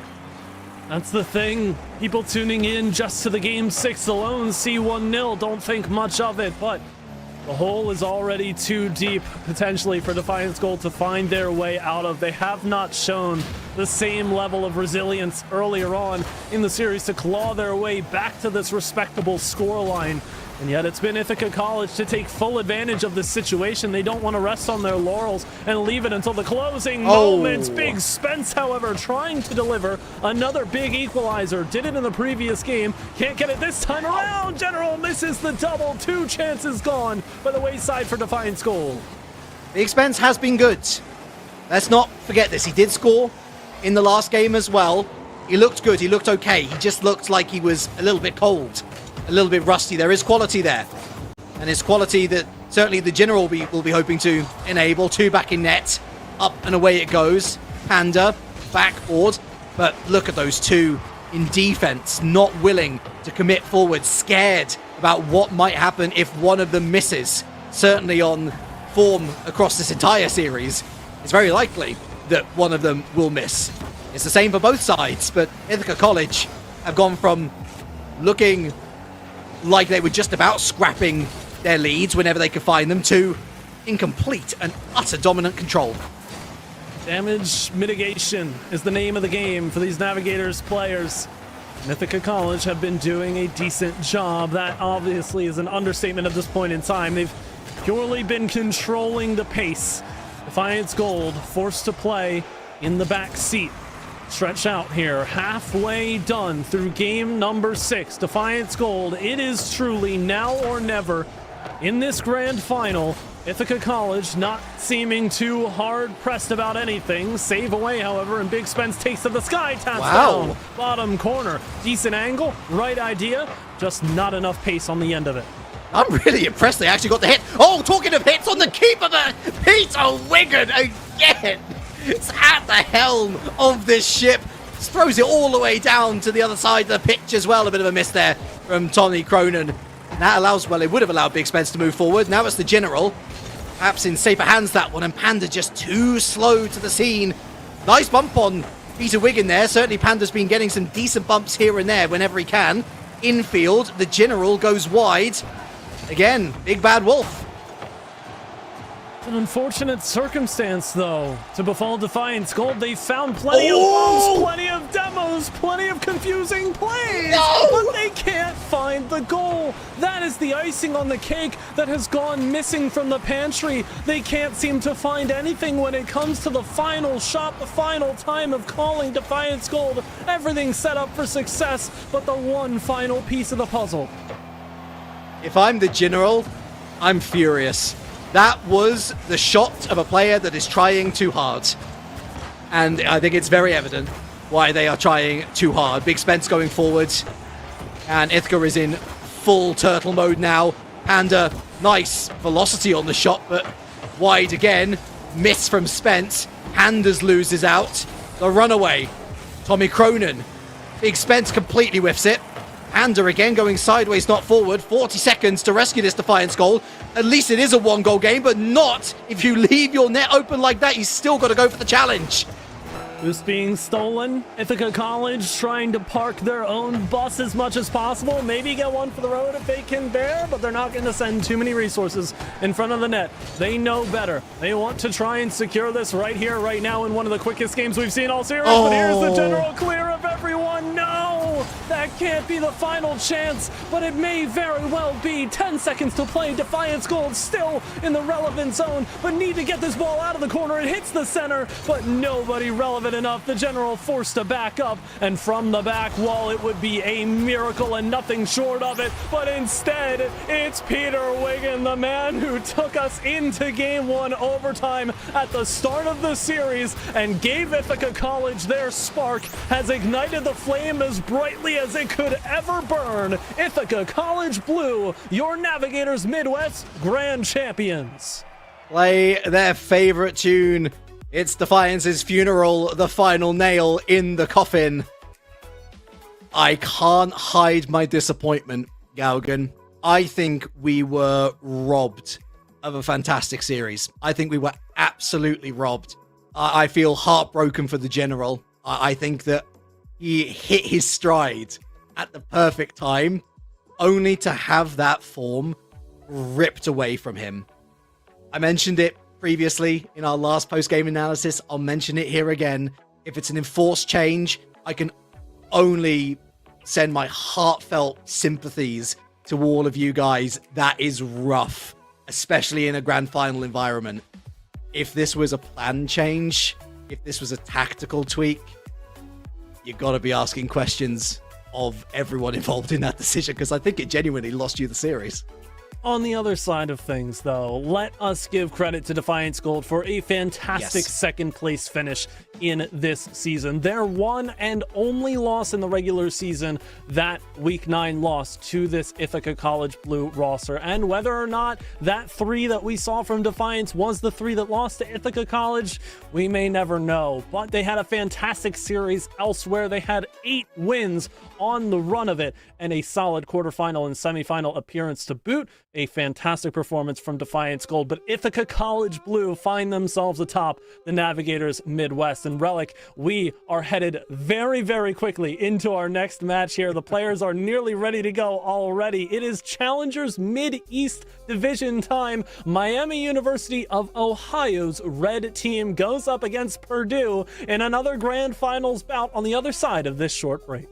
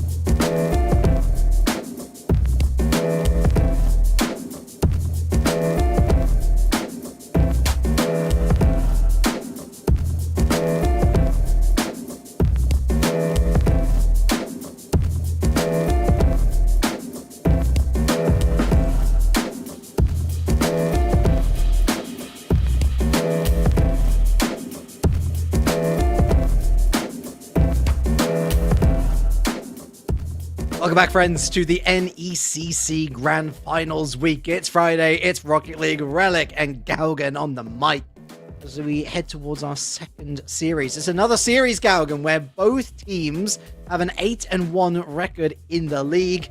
It's another two teams where they did not escape the semifinals unscathed. It's Purdue University and Miami University Red. No, not that one. Exactly. We head to the sunny coast here of we head to Ohio to see the Miami University of Ohio. As you alluded to, made it through the semifinals, a 4-1. I mean, that's a pretty decent result against Northwood Black that notably is not near their prime roster of white or blue coloration, if you'll accept that word. But still, 4-1 result is pretty impressive. Purdue themselves, quick sweep in the quarters, and then a full 7-game stint against Mount Union Purple. But yes, as you alluded to, both teams 8-1 on the regular season. These teams met back in week 8, and it was a 5-game series, full-length distance. The win going to Purdue in 5 games, so a bit of seeding shakeup potentially inbound for this grand final.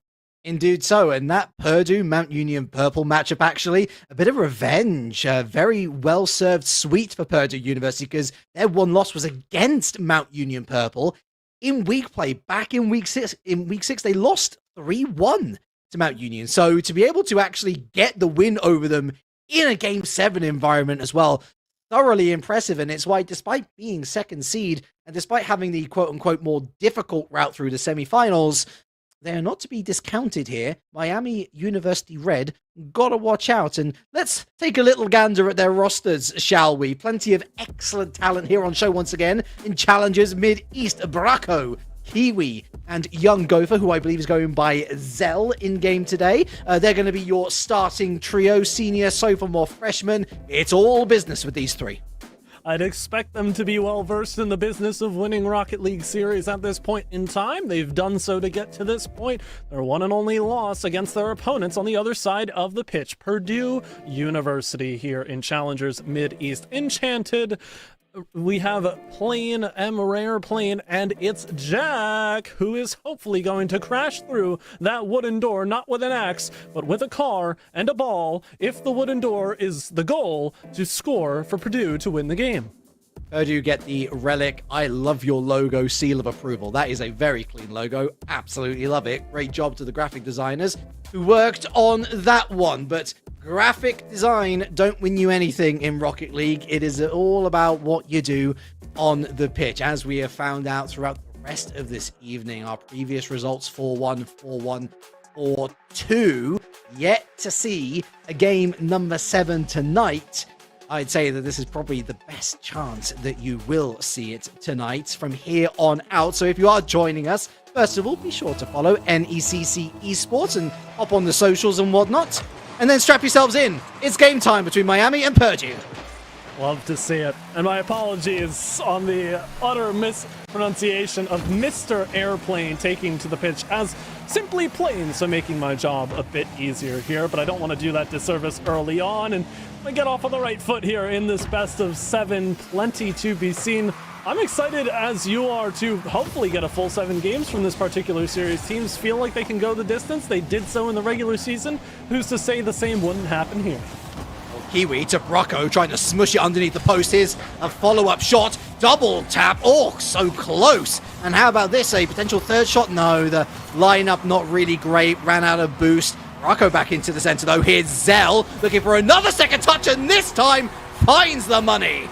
This is going to be a really good show here from Miami University of Ohio. I mentioned it in the green room before this series kicked off, taking down the Northwood Black roster and talked about it a little bit in 5 games. No easy feat. Northwood is a school that heavily invests into their players at every level of competition, every esport that they enter. So it's a solid result for them to find. And certainly if Miami had that form in the previous week, you'd back them to continue at the same here. So an early lead then for the blue. Almost a second goal, but for Enchanted, a magical save off to the side. It's Jack central. Lovely attempted pass in field, but for Zell, who cuts it out before it was a real threat. Enchanted on the rotation back. Kiwi looking to get fruity and, well, knocked out of play. Backboard. Rocco closes this one down. And Miami, slowly but surely, forming a bit of a vice grip around Purdue. Certainly looking very difficult for Purdue to break themselves out of the defensive half, finding themselves strapped for resources. This boost spawning in the corner, but nobody primed to pick it up just yet. Jack does grab it, but bumped out of position, and that further reinstates this pressure that Miami have exerted so often in the opening 2 minutes. It continues with Brocco sending a shot on, having to save a teammate away and fend them off just to get the ball clear here for Purdue. Plenty of bumps inbound. Miami staying relevant. How much longer can they subsist on this pressure? It feels like forever since they've gotten so many people to commit. Now to the crossbar. Big save to make, but Brocco's still relevant and gets a demo to slow down Purdue even more. One of them's got to learn to swim at some point, Galligan, because they're drowning right now. Finally, a bit of a reprieve, a chance to grab some air as they find a little bit of time in the blue side of the field, but not for that long. That's a pinch away, and so the timer will go up once again. This is a really cute lift from Zell, taken out of the play for his troubles. Allow Plane to throw it forward, but I think they need to be a little bit smarter with their possession, Purdue. They're going for the tried and tested methods that we saw from Defiance Esports last series. This isn't Navigators. This is Challengers. The quality of these individuals are higher than what we saw previously. Absolutely, but at the same token, Purdue cannot throw everything against Miami here from an individual sense. They've got to find each other quickly and as far forward as the midfield line here. Miami, on the other hand, they've got 2 minutes to play with this 1-0 lead. They certainly look comfortable, that's for sure, and trying to get more of these chances going. The ball has creeped slowly but surely back towards that back line of the Miami University zone. Purdue, though, still needing to do a large portion of the work to break through. Miami rotation relentless, and Zell ain't taking no for an answer. He, out of anybody on this roster, has looked sharper, he's looked quicker, and he's looked way more proactive.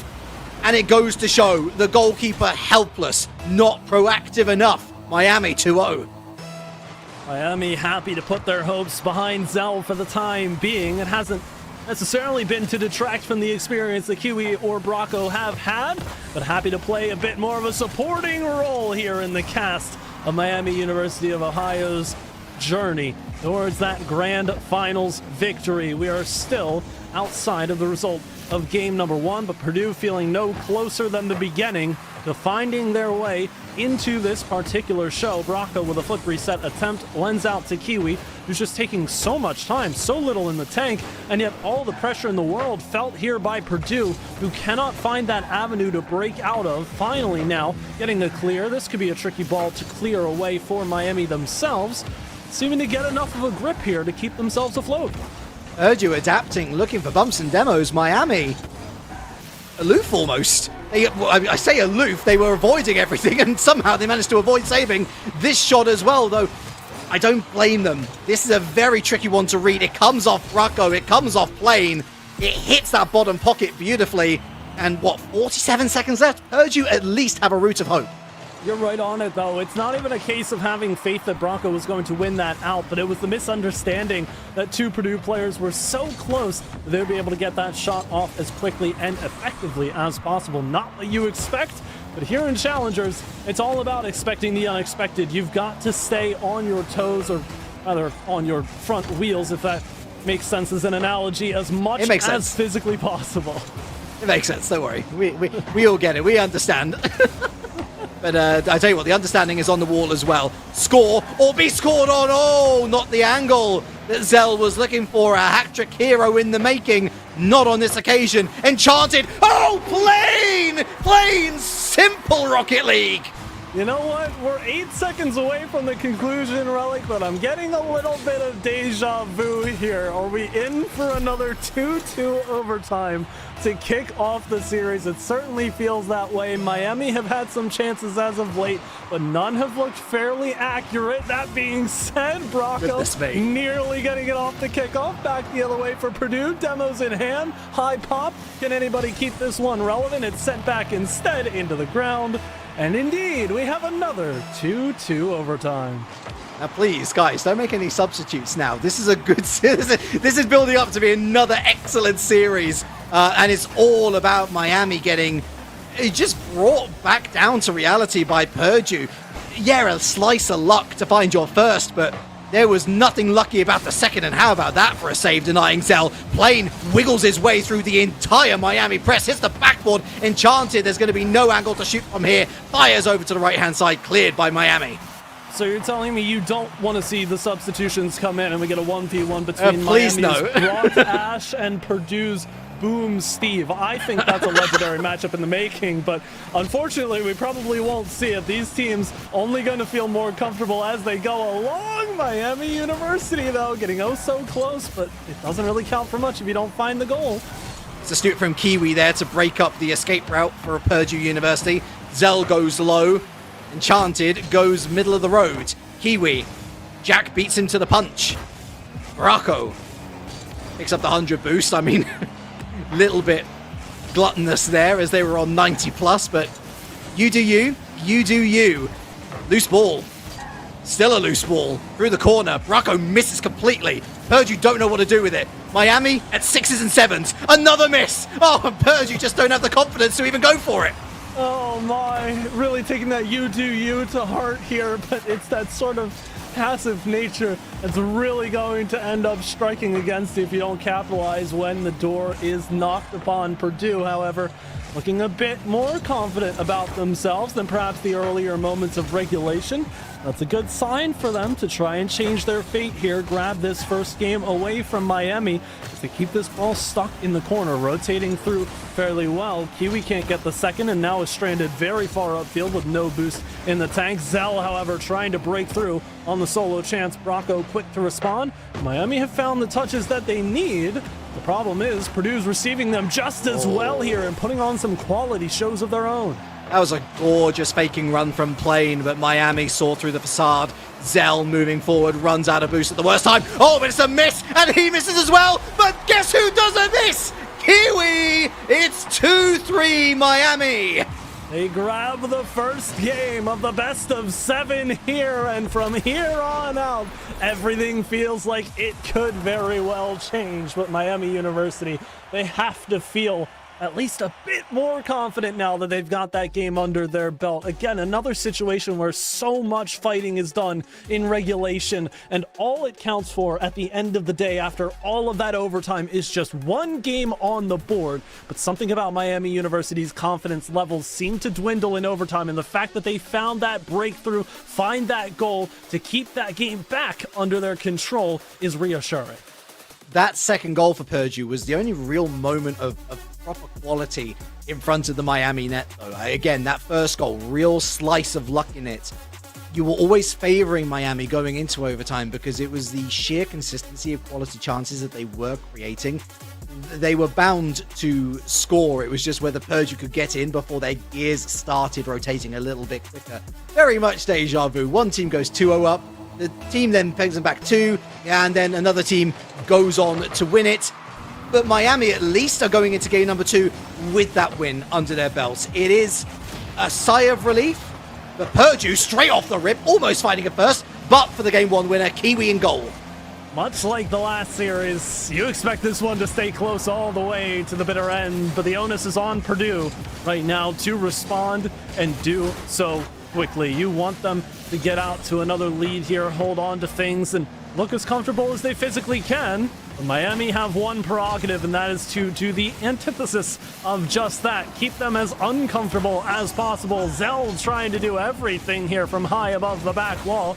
You'd back a player like Zell to be able to do that with the performance they put on in game number 1, but it is a full team effort here, and Kiwi is relevant off of Braco's pass. First goal for Miami. Let me break down the analysis in 2 words. Double commit. Plane was lucky. That was a flick up. It could have forced Kiwi to... it could have forced Kiwi to slightly adjust their run into the box there, but they held it up well enough. They had the boost in reserve. 1-0 Miami. And talking of deja vu, how about game number 1 to game number 2? Absolutely. Purdue, though, however, trying to knock on the door. Oh, we got it! Equalizer. And Enchanted has that one fall right from the bar into his lap and grabs that tying goal. Away with the one. Sparkle, sparkle. Bet you Enchanted knew absolutely nothing about that. That was a very fortuitous hit from the crossbar down into the front bumper of his Fennec. But you know what? You take those. It's a quick response, Galgan. It settles Purdue down just a little. Absolutely. 4 minutes to play. Anything can theoretically happen here in game number 2. We're still so far away, it feels, from crowning a champion. But as long as these games stay close and Miami don't seem too shaken about their play style, they could stay in the ascendancy here. But Purdue are putting on tests unlike the ones we've seen in the previous game, and doing so early on in their endeavors. It's a great sign for this side on the golden side of the pitch in this matchup. I do like Purdue's willingness to go wide, as Plane's going to put down a save here. I like that they're willing to try and crack open the defense rather than just hitting the ball, although when they do hit the ball at the net, they do so with conviction. It's what you'd hope for in the final third. Miami's still the most dangerous, though. They have that aerial presence, which you hate to see in solo queue, and which you love to see as a commentator. How about this? Almost wiggles their way through once again. Kiwi to Bracco this time. A bit of a reversal from the opening goal. Here's Zell on the scene, shoots and scores.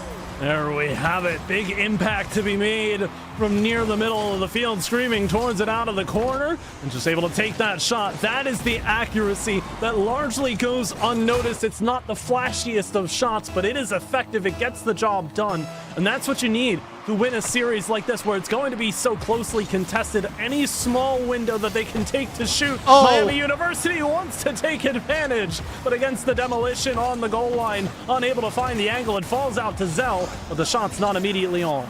Absolute hero moment for Jack there, but I think it's going to be all for naught. Zell, near post for Kiwi. Miami knocking, looking for a third, looking for that daylight to put Purdue into the ground. They are very defiant. Again, reference.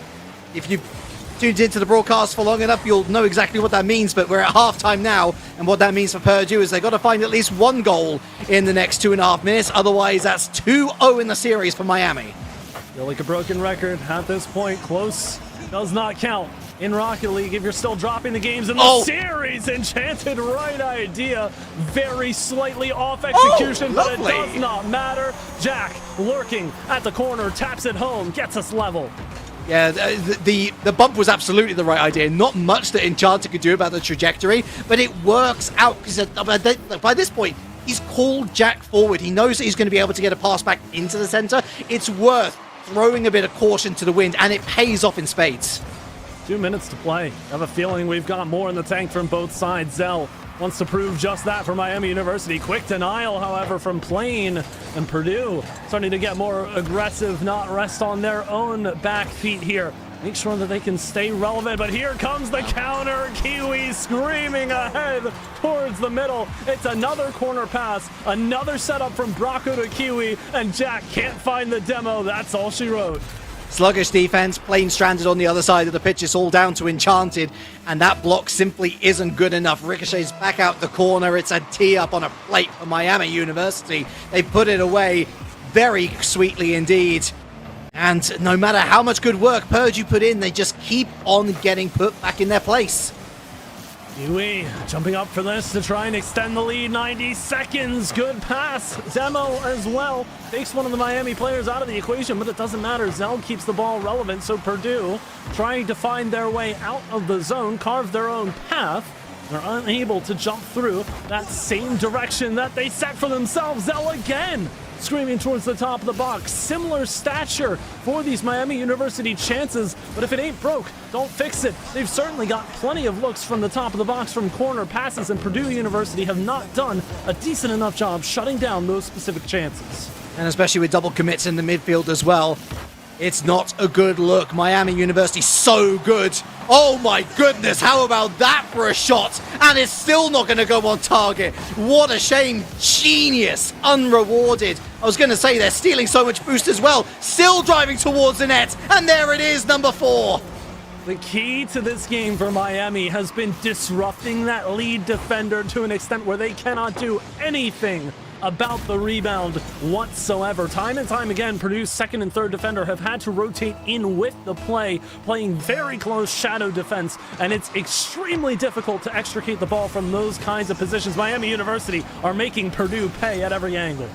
It's not a masterclass performance. They have conceded too, but certainly in the final third, you just got to applaud what Miami University are putting on the plate at the moment. Infield pass. Purdue University struggling at every which way. They've been told to navigate a maze. They've not been given the map. And Miami University from 1-0 up in the series. They're going to double their money. Is there a fifth on the horizon? Zell tries to make it so. Rocco is just about keeping it in their corner for now. Purdue with no hope going into game number 3. Something does feel different. You're right on it here for Miami University. Something about these challengers teams, you learn very quickly what their system is moving forward. And for Miami University of Ohio, it is very clear that Bracco and Kiwi have a level of synergy, finding each other like no other duo in the scene. And Zell, well, Zell can do just about anything he sets his mind to in this particular matchup. So Purdue looking for a same level of clinicality here. Enchanted setting up a majority of the chances for Purdue, and Jack there to finish some of them, but for the most part forced to play way too much defense and lend too much pressure to that opening defender to save away plenty of rebounds that came their way. Miami were poised and ready to take the shot as soon as it came right back to them. Once again, I think if we had XG in Rocket League, the difference between the two sides would be very apparent. Whenever Miami score, it's through absolute quality or because their opponent's defense has been completely sundered. If Purdue score, we saw one quality bit of Route 1 Rocket League, pass, shoot, score. Aside from that, it's either been lucky or kind of scuffed. And that's got to change, because Purdue can't rely on good fortune to win a Rocket League game. Maybe every once in a while, but on a grand final stage against a team in such fine form, that's going to be a tall task. This is a Miami University of Ohio that has that chip on their shoulder. They know the one and only loss in the regular season was at the hands of their current opponents, and they don't want to rewrite history in the same fashion here. Jack, however, is going to attempt to do just that. It's an early start for Purdue. Progress, working the keeper, backflip from Zell, and Jack is immediately on it, going for that shot. Jack has seemed very proficient in heeding the call of the teammates and moving into a shooting position at the right time. Scored a goal last game, scored a goal to open us up here in game number 3, and it is a crucial lead for Purdue. Let us not forget this, the first time that they have led all series. Absolutely massive for them, but still early goings in game number 3. So much work left to be done, and you know Miami are not going to go quietly into the night here on Utopia Coliseum. Ascend towards the crossbar. Bracco, you cannot teach that accuracy to any given player. They've just got to make it happen. As wizened memes on the internet will say, and it's gone. Bracco, the shot too strong. The defender gets up, but not quick enough within the first minute. It's an eye for an eye, a punch for a counter-punch. Plain season open shooting lane. The Kiwis up quick enough to save. Well, the challenge here, Kiwi attempting to extend this play out as far as possible. It's towards the midfield line. Purdue not really finding their wits about them, and here comes Kiwi to break up just that. Plenty of bumps falling down with surely limited boost, but now Zell has work cut out for himself as well, as now this boost gets stolen in the corner. Purdue trying to set up shop out of that near side, trying to extricate this ball, get it up for a center pass. It's up in the air, surely. Quick shot here, even quicker save, lane denied, and the game still tied until Kiwi comes back. Quick removal as well from that chance. Purdue are notably playing a lot quicker than what we saw in especially game number 1, where Miami were just 2 steps ahead of them at every single turn, and that is by proxy giving them more opportunities in the midfield to make their way through into a shooting opportunity. That said, Miami still looks like the better team quality-wise, all-round-wise. They've been at this pace all series long. They're more comfortable, but maybe Purdue, they could have found some comfort there, but for a miss of what was a beautiful tee-up from Jack. Have to look for another chance at another time. Speaking of, still half and change. The game remaining here in the third of this series. Bracco, follow this one through towards the midfield line, looking for an exit here for Miami. They've been under a bit of pressure here, but none too overwhelming it would seem. However, Plain taking this ball away, trying to be Calm, cool, collected, stay grounded. Now goes up to the ceiling, has that corner boost in the tank. So Miami are going to be strapped, and they know they have to send themselves early. They do just that, but all three are gone. The tap into the center. Does somebody have it? Plane looking for the shot through, but finds a wall stood right in front. Yeah, really smart play from Purdue. The rotation's really on song. And Zell, well, he already got one double tap earlier on in the series. I'm surprised he didn't sink that one, actually. Jack, that goes straight up, leaves it, and Plane's going to get the clearance out and away. Miami University, is that defense starting to buckle? Well, they can't decide who's going to throw the ball out, so Enchanted steps in instead. Zell now on the scene. Forward, Plane intercepts. And there first, Brocco bumped out the way. Kiwi beaten to the punch by his own teammate. Kiwi round the corner, but look at Zell, he's on his way out of here. True rarity there of the Challengers circuit. Multiple players parked alongside the ball, but the indecision doesn't seem to have affected Miami too much. They've moved back into the offensive zone with relative high pace. Kiwi tried to fake out as much as possible. Quick challenge, however, will deny that opportunity. Brocco sends back. Kiwi looking for that disrupting line. Doesn't quite find it, and that'll give Purdue at least some hope that they can keep this opportunity at bay. But now 2 go, 2 miss. One delaying touch at the back wall, and Kiwi cannot get up to that challenge quick enough. But here's Brocco for another shot. You're starting to see it peek through here for Miami. No way! Into an open net the other way. Purdue could very well steal it away. Is it a bird? Is it Superman? No! It's a plane! He throws on the cape. He doesn't just clean up his teammates' mess, but he throws that ball on target downfield with pace. Miami caught out big time. Purdue lead again. Throwing on the cape. Meanwhile, Miami getting caught behind the draft of the plane soaring through the sky for Purdue, but still 50 seconds to play. And if anybody's gonna soar through the sky, it's gonna be Zell. As waiting back here, Kiwi and Brocco attempting to set each other up. There's Zell for the final punch. Brocco comes through. Could be a double, high up enough, but it's only a challenge off to the side. 30 seconds now to play. Another big clear for Purdue. A bit more space and time off the clock. Oh, this would be a timely series point for Purdue University.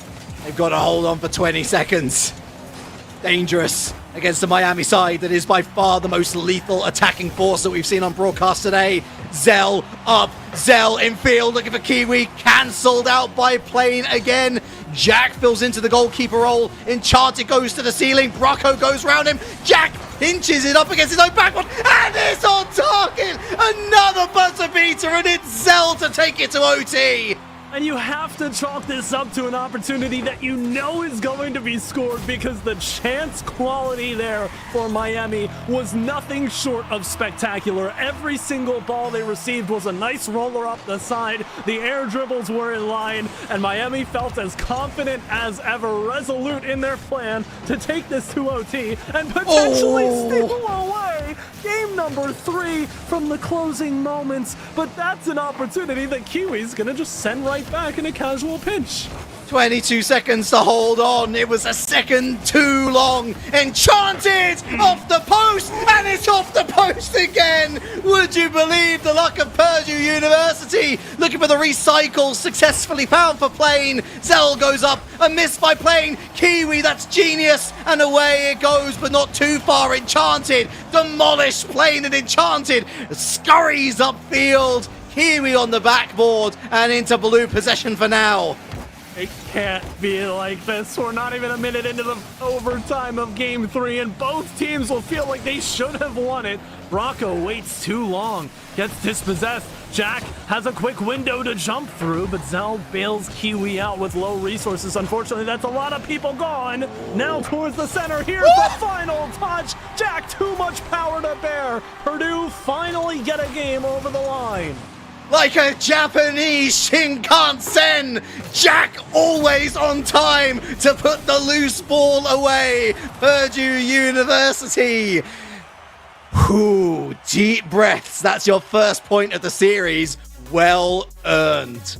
I feel like we have to check ourselves as well. So much action there, and it's only game 3. We've got at least 2 more in the series, but so much transpiring here. Teams mere seconds apart from finding their comfort zone and at the same time having everything unravel in their face. Miami University looked as calm as ever at 0 seconds, finding every single quality chance they could, but when both teams had an opportunity to close things out, it was Purdue who stunned all 3 Miami players on the back line to get it over the line. If that's what it takes in this series, which it very well looks like it does, we could be in for a much longer series than just the 5-game minimum now. I think it just really played out how we both expected. That was a grind for Purdue University. They had to work so hard to find every individual goal. But the go-ahead goal made a world of difference for me. Yes, of course, they lost it in the end to go to OT, but they were able to find that goal again. It is a real confidence builder to know that you can go ahead first in the series, that you're not always going to be fighting from behind. It was their first lead in the series, leading to their first win in the series. Now can they convert a second and tie the series itself up? So many close games here thus far, and still we are just now getting to what feels like the halfway point. But Kiwi, an absolute laser early jump, all the confidence in the world from the corner read, and that is sent with passion into the near post. Just a cacophony of errors there, sadly. Loose touch from Plane. Enchanted flies in, takes himself out to play after losing the challenge. Jack too slow on the uptake, but what can you say? Plane's on hand to throw this one into the back of the net, straight off the kickoff. Well won by Jack, snuffed out the clearance by Brocco. This communication from Purdue, it continues to improve game upon game. Honestly, why not? Give it to me. We haven't seen too many battles on the ground around the midfield for these challenges, but it's always a crucial facet of every single series, and if Purdue are going to find the advantage there, try and get in the headspace of Miami and how much control they truly have over the grounded sections of the midfield, that could be Purdue's ticket in to a more confident approach to the rest of the series as a whole, getting themselves level in the first place and then moving from there. Kiwi. Oh, that's a real barn burner of a lawn scorcher of a... That's a goal. Zell 2-1. That is indeed a goal. I can confirm to you. It's true. The goal has been scored. Back to you. Oh, Purdue. Again, it just feels like an uphill struggle for them every single time they head onto the ball. They go 1-0 up, and now 2-1 down. That's a complete whiff from Jack. Good recovery, though. Throws it to Enchanted, but a missed touch. That's heading towards net. A complete miss again. A Kumba Stomp. Jack with the lift. So cute over the onrushing Zell, I think it was. Now it's Zell once again, rotated round. Brocco. A bump on Plane. Through the corner. Up it goes. Set up beautifully for Brocco. But not much forward momentum on this one. Enchanted intercepts. And I think in the grand scope of what you can expect from a series like this, and any series at this particular level, sometimes teams will start to clam up a little bit, have these low-scoring affairs where they're just playing too safe for their own measure. But right now, it feels like both teams in lockstep with each other in the sense of missing a couple of the chances that we known them to pull off in the earlier moments of the series. Oh my These goodness. jumps, I mean, they are absolutely fantastic jumps, right? But if only they found the ball a bit more confidently, and hopefully they shake off these nerves in game 4 and 5 rather than 6 and 7. Legitimately, if Enchanted had found that goal, that's RLCS caliber, if not a world caliber play. That's rather unfortunate that it didn't ultimately end up in a goal, but for Miami, that's all fair and well. They've got the lead heading towards half-time. Kiwi looking for a wave dash. My goodness me, Zell completely whiffs this one. Back into the safe hands of his teammate Brocco. Plane midfield. Kiwi beaten to the punch by Enchanted, taken out by his troubles. Zell loose. Well recovered. Completely driven off the road. I'm so utterly confused about some of these midfield and shooting lane progressions that we've seen, especially from Miami. I mean, they certainly want to instill that confidence in and of themselves. Big force onto the 2 defenders that get the save away. As we near that 2-minute mark, we do have to be careful here. The trickery that arises from Miami's unorthodox pushes into the offensive zone only gives way to their chances. All 3 miss, and Zell recovers before the counter comes into effect. Yeah, still in the blue half, though. Heard you encroaching. Kiwi loses it.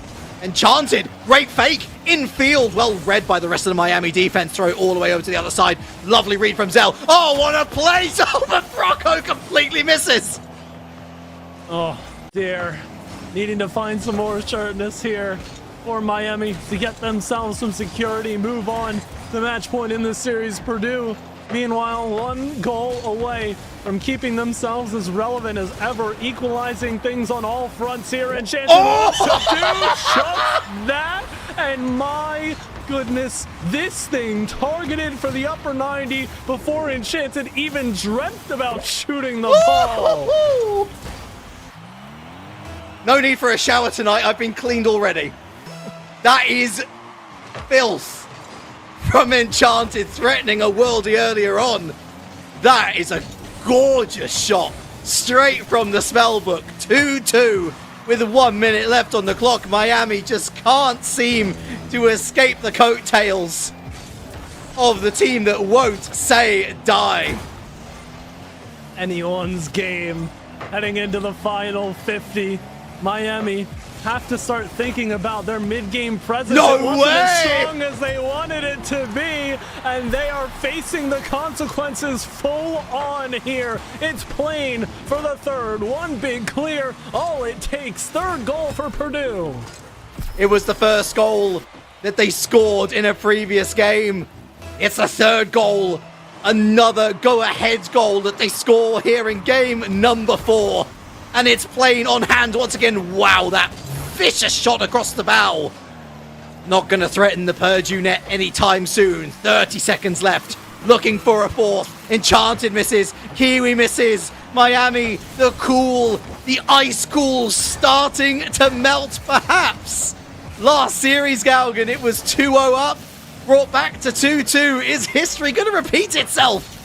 Well, if it does, in the short form, Miami University find themselves a 0-second goal. But with less than 10 to play, it's got to come from the back wall here. Quick jump, second touch. Here's Brocco to the back wall. Kiwi keeping it alive. Come on, Zell, do it to him. That doesn't have the power. Purdue get the save. 2-2 in the series headed to game 5.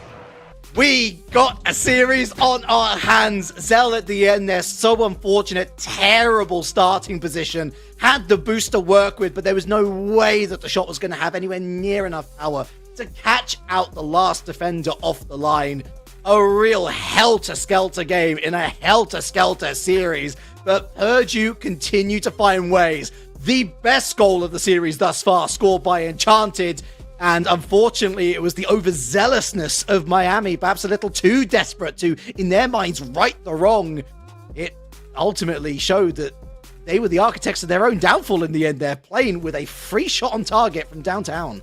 That is the duality of Miami's performance here in game number 4, conceding that absolutely class shot into the upper 90 by Enchanted, only to follow that up by throwing too far forward into the offensive front and being scored on in the most open net we have seen all series long. It is all level at 2 games apiece. Purdue trying to thrive in the chaos that was erupted there in game number 4, but can Miami respond back quickly? You bet they can. 19 seconds is all it takes.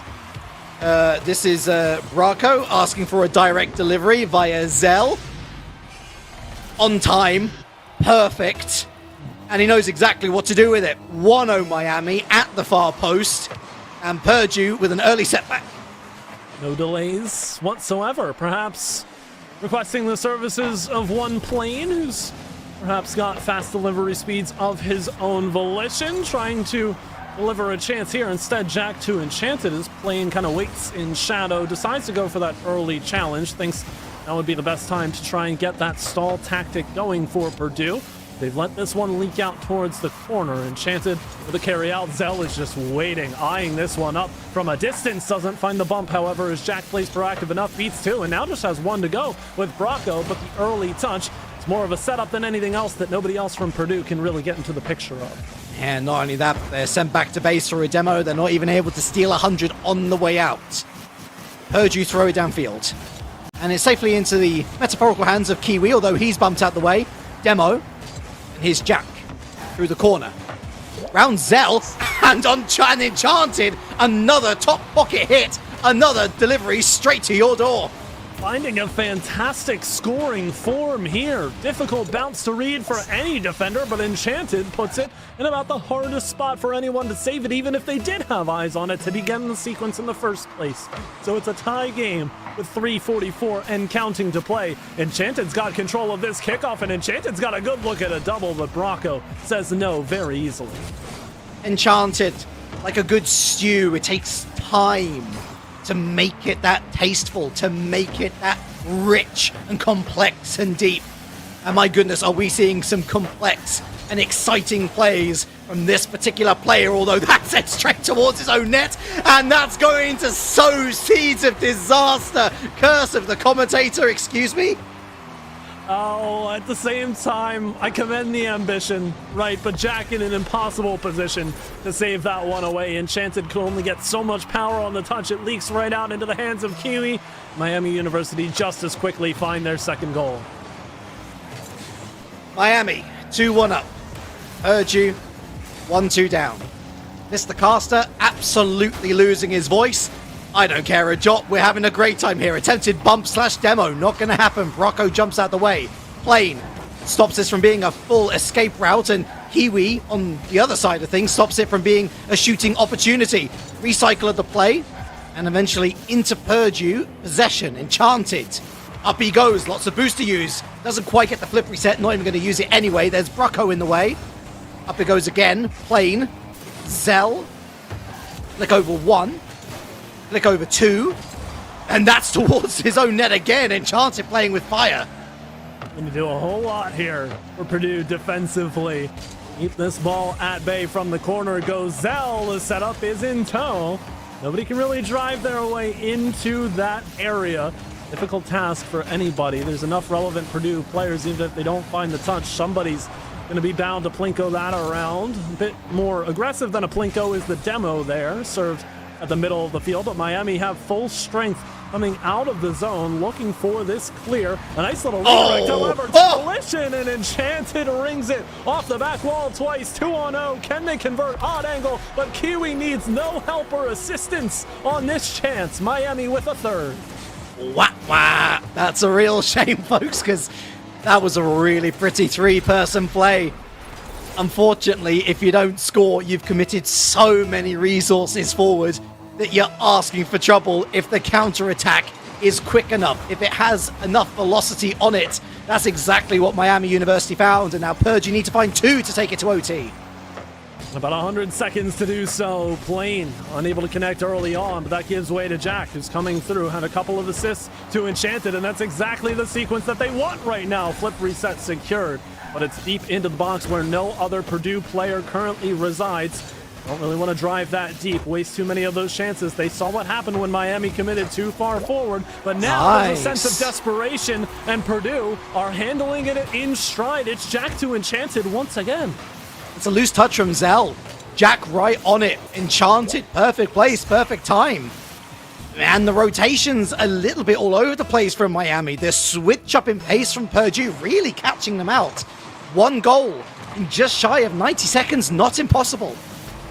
Well, like, I'm a bit afraid that if they keep this up and we get to Game 7, it'll be just a plethora of very raspy celebrations played as these teams continue to impress us with the ingenuity that they're able to pull off both offensively and defensively. But still, as you mentioned earlier, the onus is on Purdue. 1 goal to find to bring themselves closer. Somebody's got to grab a match point at the end of this game, and Miami's still poised to be that team. If every goal scored in this series, Relic ages about 5 years, it seems. We are in uncharted territory here, but there's nothing uncharted about that. Perfectly charted by Kiwi. Great pace, a great awareness to know that once again the defense way too far up the field. That it's not even a defense at that point. It's just the midfield. No one at home. Kiwi scores, and Purdue just can't hold on to this 1 goal deficit. You said it, Relic. There's already plenty of that on your charts. Kiwi with 3 of Miami's 4 goals in this game, and it sets them forward for success here. 30 seconds and a big stretch. Kiwi tried to get on the bookend of that. It's not going to make much of a difference at all. 2 goals to find and very limited space to find themselves a level of comfort here for Purdue as another clear comes through to the back line. Demos be darned. Miami will still stay relevant here with Zell getting a block. Bracco sending this down to the ground, taking as much time off the clock as needed. A 5th goal nearly rung in at the top corner, but it won't mean much to change the result of this game. No matter how many goals are scored at the end of the day, the 3rd game of the series goes in favor of the Miami University of Ohio, who now have 2 chances to win this grand final. 4-2 the game result. Will it be 4-2 the series result as well? There was another switch up in both teams' play, but Purdue just that one step behind. I think really just encapsulated completely by the 3-person play that ultimately came to nothing. Miami going right down the other side this very moment and scoring at a canter. Beautiful lift from Kiwi, has enough angle and time to put it on target, and Purdue was never going to look back from that. They only scored the 2 goals. Advantage Miami going into game number 6, but the way that this series has been going, I'm not sure my voice is going to last, because game 7 seems like an inevitability. It does at a certain point, but what I'm hung up on here for Purdue is oftentimes in these high-level circuits, challengers and beyond, you need to be creative on the offensive front and have more than one line of attack. In that game, the reason Purdue don't make much headway is because Enchanted is taking the lead score role and Jack is being the one to pass it right into Enchanted's hands. That's not necessarily a bad thing. They have a great connection and it's effective at scoring goals. But if that's the only way you're going to set yourself forward as Purdue, Miami are going to have a relatively easier time reading that one. And then you've got to step up as Purdue as a response and find a new way into the offensive zone with a bit more assuredness rather than Jack to Enchanted every single time. My entire water bottle has been drained. Strap in, folks. We're in for the long haul. Gotta say, the go-ahead goal in this game going to be so important. Is it going to go to Purdue? That was a very tight angle, a cute shot. Probably would have hit the defense anyway. Zell going for a bump on Jack. Unfazed. Very smart play. And it just kind of comes to an end, this attack from Purdue, though they lose 1. Possibly going to lose 2. They do lose 2. That's on target, plain like a keeper wrapping his glove around it. Throws it off the line and into the midfield. Once again, it goes. And a difficult touch to judge there for Purdue, but still making it anyway. Hard to call whether that ball would end up on target or careening off of that far post, but you don't want to chance it. You have to think that the next attacker in line for Miami is going to know exactly where the ball hits if it's not interrupted by a Purdue player. That's exactly what happens. They see themselves out of that sticky situation, but for how much longer? How is this fallen right into the hands of Jack? Plenty of misses up high in the ceiling, confusion abound, and Purdue do in fact grab the first goal. Hey, apparently you've heard of them. Well, now it's time for It's Jack. Once again, perfect placement. There's almost like a sixth sense for being in the right place at the right time. What an important goal this could be for Purdue University. The one time that they did score the first goal, Gauguin, they went on to win it. Maybe the real Game 7. The friends that Purdue have made along the way, they're certainly starting to make those friends a reality. If anything, 3 minutes to play, and now it could be a second. Here's Jack to strike once more. Beautiful pass from the side, plain to set it up this time. The nice jump, the even better shot. Jack finds the center, and Purdue find the second. To ring off one of my favorite quotes from a sci-fi classic, Contact. Why buy 1 when you can buy 2 for twice the price? It seems pretty simple. Purdue double their lead, but it's another demo from Miami. Kiwi, tries for the fake. Jack's having none of it. What a time to pop off. Blocks through the corner abound. Miami University trying to get anything going. One of their own rank demoed out of the picture, and Zell forced to back up. Brocco trying to set up a pass here down to Kiwi. That connection has been here all series long, but connecting with nothing but the crossbar is Kiwi on the finish as Miami University crossed the halfway line without a goal in their pocket. Miami Rattle, they are throwing the entire toolbox at Purdue University. Will they get a goal? It's playing up and away. And Jack gets as far as the midfield line, but that's as far as they are going to get. Kiwi rotates around. Plane gets there first. Brocco throws it to the backboard, but no Miami player in place to get a good shooting opportunity. Zell now got boost to utilize. Enchanted, great work to snuff this out. Takes the 100 boost, but allows Kiwi a chance to stride forward. Misses the double tap, and look at that, the follow-up shot denied by Plane. Now it's 2v1. Enchanted, oh, great defense from Zell. As difficult as an angle as that looked like on the double for Kiwi, again, chances that need to be scored. Miami cannot run out of them too quickly here, lest we do head to that decisive Game 7. Another one run off the post, and Zell makes no mistake about it this time around. Right under 90 seconds to go, back within one. It's a little bit loosey-goosey from Enchanted, and you gotta feel for both defenders in this scenario. Enchanted feels like it's covered at the back post, the back post player coming in. They don't know whether they're going to go for a fake or not. Plane's been so good, imperious in defense a lot of times. Not on this occasion. Once again, Purdue being asked to survive, but it's longer than 20 seconds this time, Galgan. Clear into the zone. Demolition from Brocco to try and cement this broken rotation from Purdue, not give them the better chance of day here to get their offense cooking. Redirect touch. Miami, again, the onus is on them. They've got to force the issue, get as aggressive as we know that they can be. Brocco with the jump and the read. It's an unfortunate miss, but Brocco may have known it all along. Clairvoyant here to Purdue's fault, and we're all square. That's a tough one to read if you're Plane, but there was an overcommitment in the midfield, and there was a double commit beforehand, and they're using more boost.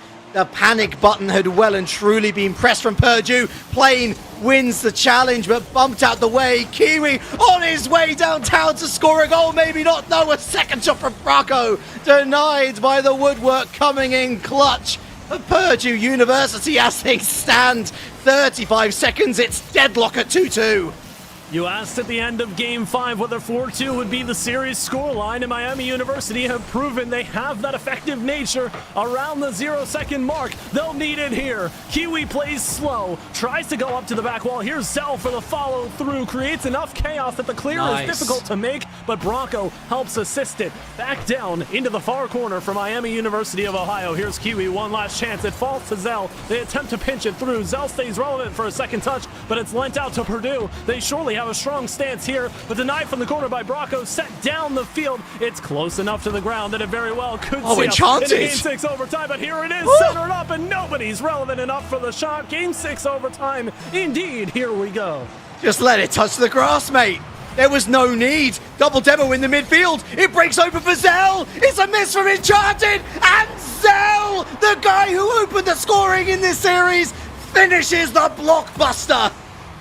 Miami University of Ohio Red, the one loss they have this entire season in Week 8 of the regular season play. A 2-3 loss to Purdue, but not this time around. 2 is all that Purdue get. 4 games to the better for Miami University of Ohio. They are your challengers, Mid-East champions here in the NECC. Such a different vibe. Yes, we had a 4-2 in our previous series, but this felt worth every single penny. You didn't know which way it was going to go next. Purdue could very easily have taken it to game number 7. Miraculously, my voice has somehow recovered in the last 30 seconds or so. This series had it all, and both teams could be so proud of their efforts. We saw some incredible goals. Plane Enchanted with goal of the season, 100%. But the difference maker for me was Miami's synergy. There were very few moments where they looked like they didn't know where each other were.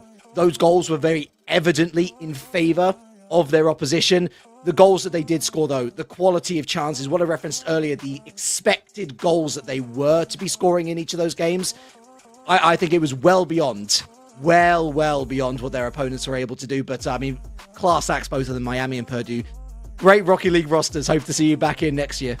I have to agree with you there. Miami University of Ohio, a very well-deserved victory here in the grand finals. But much like the previous match, Relic, we have the next one nearly ready to go as well. That is unfortunately the end of the evening for us as a duo here. So Relic, thank you so much for joining me for these two matches. But coming up after this short break, we have FBI, Tugboat, and Foof to take you through the final two grand finals of the night. You do not want to miss these matchups. The next place we are headed is the Navigators Pacific Frontier Division for the UHD Gators JV roster going up against Grays Harbor Chokers Blue. It should be a fantastic grand final with one more to follow after. But for Storm and Polaroid behind the scenes, Relic as well in the booth with me, I've been Galgan, you've been wonderful, and we'll see you after the break for our 5th grand final of the night.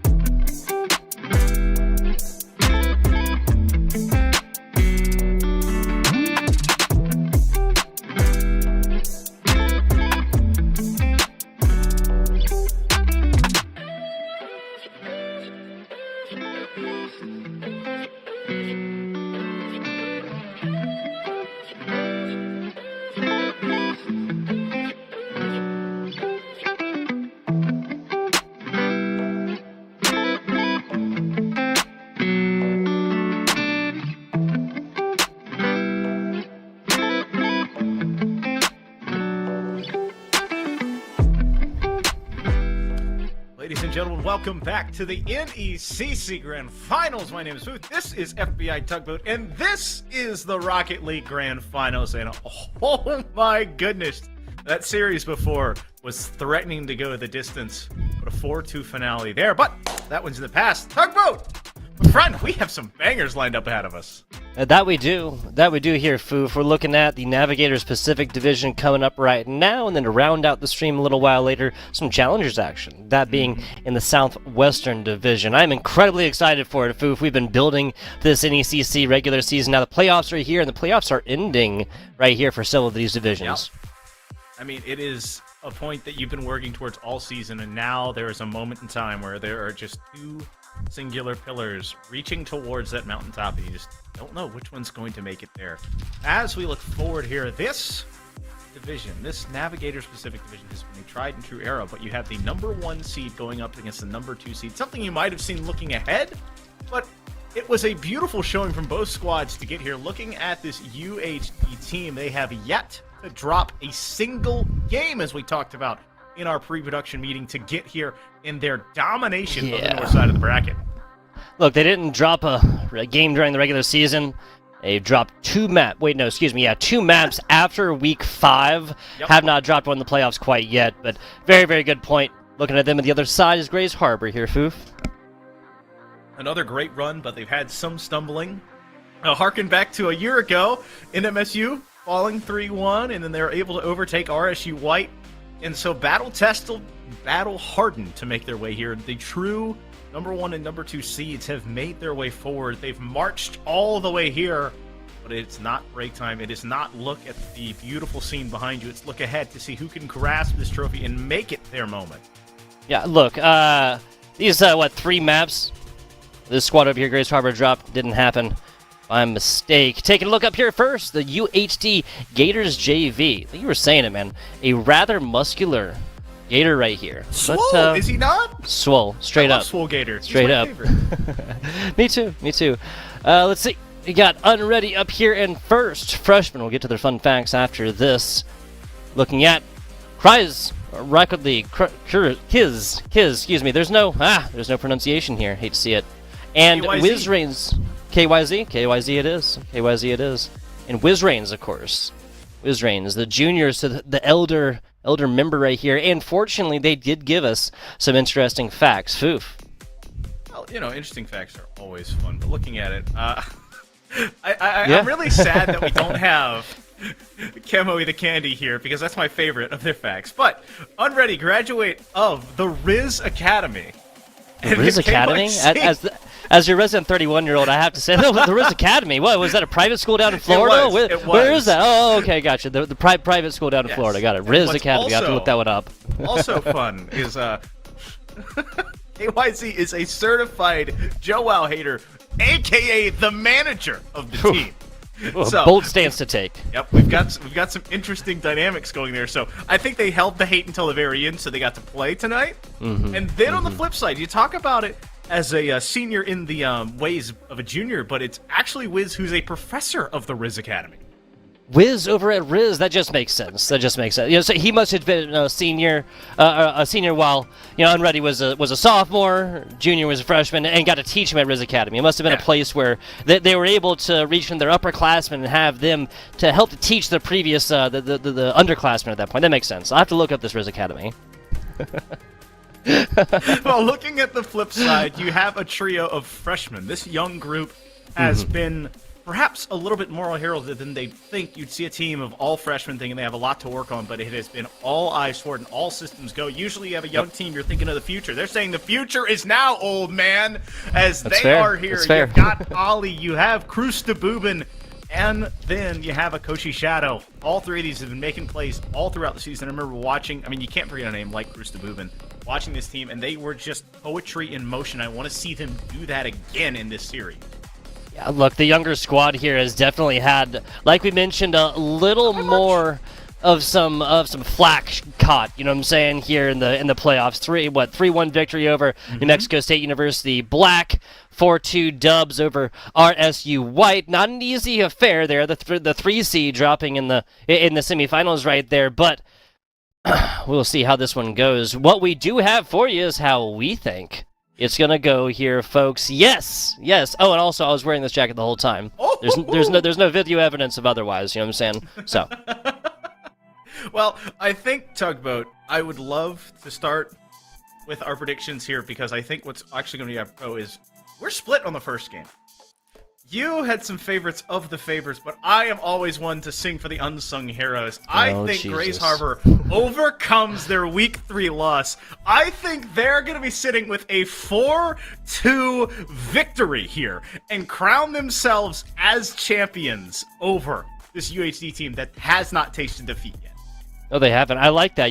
I gotta say, you put a lot into that. The Grays Harbor right there, 4-2, love it, absolutely love it. Now, let me kind of like speak a little while as far as why I think that. Yes, I did take favorites. We'll get to that one in just a second. Look, Week 3 might have been about 2 months ago or so. This is the core of both of these teams right now. They have already played. That was a 3-1 right there, and a pretty handed 3-1 as well. Let's get my predictions up. Bam!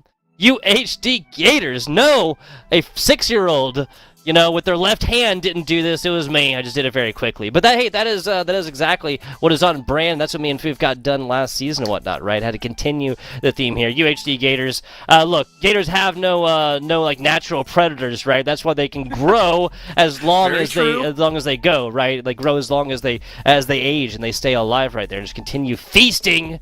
It's not going to stop here, excuse me, against the Gray Harbor. They have here the Gray Harbor Chokers. That's what's on the page. That's what I'm going to say. So yes, they are the Chokers. That is actually there. So as I push up my sleeves to get ready for this one, the players metaphorically roll their sleeves up as they have short sleeves on. Hopefully, hopefully they're comfortable to set in, and they're going to start locking into this first game because. Yes, it is a best of 7, and yes, this game holds a lot of weight in starting the tone of the series, but it is only a singular game for Rocket. No matter what, you've got 2 more coming up. We've got 5 minutes on the clock. We have a best of 7 to go underway. Grays Harbor in the yellow, UHD in the blue. Absolutely. It is very, very difficult to beat a team 4 times in a row. That's why my prediction was no 4-1. Even getting it 3 times in a row, taking the first game and dropping the second, then taking 3 in a row is just simply difficult. This is a full squad, both sides, and make this a little bit more of a series. A Kosi Shadow right there. It's a little light shown on them. Can't quite get that one done. Right here on Manfield. Now, Kosi going forward, taking the demo as they retreat back into the corner. Slowing it all down, getting a clear, but not past that pushing offensive player. Sidewall play, trying to find a back pass. Big 50 here from Spartan, slows it down. 1050 beautifully, so it's flipped back by Cruz to Boobin. Nicely done. Now left corner we go, just trying to get this up and over is Riz, the professor, trying to start class and just easily gets this one taken away, Foof. Left corner we go. Other side, though. One. Wow, a huge takeaway right there. Yeah, this is beautiful. That is almost open net status. And then another nose up to put this ball back to center, and then possession's given up. Free Costco at Sam.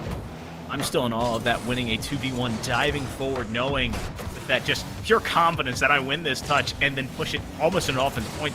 This guy can't get it to fall. It's a dangerous spot to be in, but another big 50 Wiz standing on top. This is confident defensive play here coming out from the Gators. Yes, it is the Spartan now right here. Up and over. It's going to beat its Wiz right there. Troob.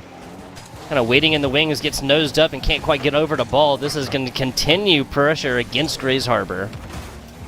Wiz, corner play. Popping it up high, trying to find a teammate in the mix. Line up his dives, but he can't do it. Now push back the other way. Right now, both offenses looking a bit disjointed once they get past the midfield. Akoshi wants to find a second touch, but it's stuffed out. Can't find the touch there at midfield again, so Grays Harbor in an offensive position, but they're a bit awkward. Groups the movement, waiting for it to fall, but that is not allowed to do so. Trustabubin. They gave us pronunciations, we're going to use them. Trustabubin. I might be using true here in the future, but full name Trustabubin. AYZ right here. Out the outside. It's going to be a little bit... Oh, that's a very weak first flip hit. And just like that, Grays Harbor has possession yet again. Halftime, no scores on boards. No score. Oshi Company pushing forward here. Going forward, tries to find a bump, but ends up being in front of that ball. Just down. corner touch here, bouncing off the backboard, trying to find the stuff, but cannot get it to go through. Field is slowing it down again, a bump opening the door for him into the corner, but it's not much if there's no real second touch, and so Akoshi able to get just to midfield until it's a slowdown as both these teams trading touches, but not really trading shots. Yeah, not really. I mean, there's been attempts both ways. That's a solid little attempt as well, but again, Grays Harbor, the defense just kind of crowds the box, and everybody is going to get a solid whiff on that one, like they are trying to get candy out of a pinata. Those are always fun situations just to watch, as all of the toddlers converge on the candy. You know, it's just a lawless Well, they all know what's going on, right? Yeah. You put candy on the other side. Yeah, nicely done. But again, I mean, both teams playing pretty solid defense. That is a different story, though. Grays Harbor kind of comes out a little while earlier, and KYZ gonna sink the ball. KYZ has been almost silent up until that touch, and then finds the perfect moment to just step out onto the scene and make it a 1-0 game. Nicely done. Something tells me game 1 of a 7-game series is going to be a lower scoring total goals type series here, Foof. Especially given that we just ate through 3.5 minutes like it was nothing, and with only a single score, finding it all the way on the other side. Gators up, though. Just barely. Gators up. You just have to be careful, because as soon as that first goal is scored, the dam falls open. And so Cruz and company are trying to find their first in this series, a pass midfield, but there's no real follow-up, but it doesn't matter as the save isn't there. Akoshi, no boost, but perhaps enough to go through. Wow. Stole the 12 and had the touch to tie it up. Wow, like you said, no boost, just jumping up there like a gold, like somebody in my ranked games, right? No boost, but still going to be enough because they had the timing. That is perfect, and it can't knock it if it works right here. 64 seconds left, and Grays Harbor continues to fight a tied game.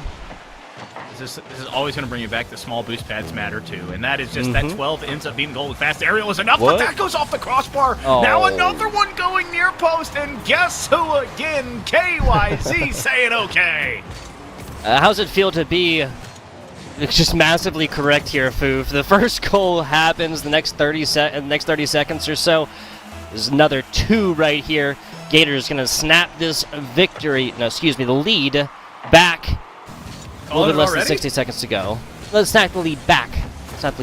You know, there's still 50 seconds to go. They had put that one in. I might have had to agree with you at a point, but 50 seconds left. It is really all eyes on this team in yellow. As Grays Harbor still under siege. They're awkward, stuck on ball cam. No one's going to get there. No! Hat trick here for KYZ as that one's pushed back out. Another dunk, another goal, another 2-goal lead here for the UHD Gators. If my memory serves here, Foof, and let's take this with a big fat grain of salt because my memory ain't the best. It was 134. She said that first goal happens, the floodgates will open. Well, exactly 60 seconds later, there's 3 more since then. It's been 3.5 minutes. No scores, actually finding it again for lack of trying. But still, just like that, Grays Harbor faces the biggest score difference we've seen in this game in the series so far. In 100% of the series, we have not seen a 2-goal deficit up until this point. It's going to be a 3-goal deficit, perhaps, if KYZ has his way. Now going back the other way, it's a 3v1. If they can control it, they have a chance, but they trip over each other at midfield. Wiz slowing it down, knows he has a 2-goal lead, wanting to just put pressure on. Falling back the other way, 5-4-3. It is going to be UHD taking game number 1. No fadeaway goal.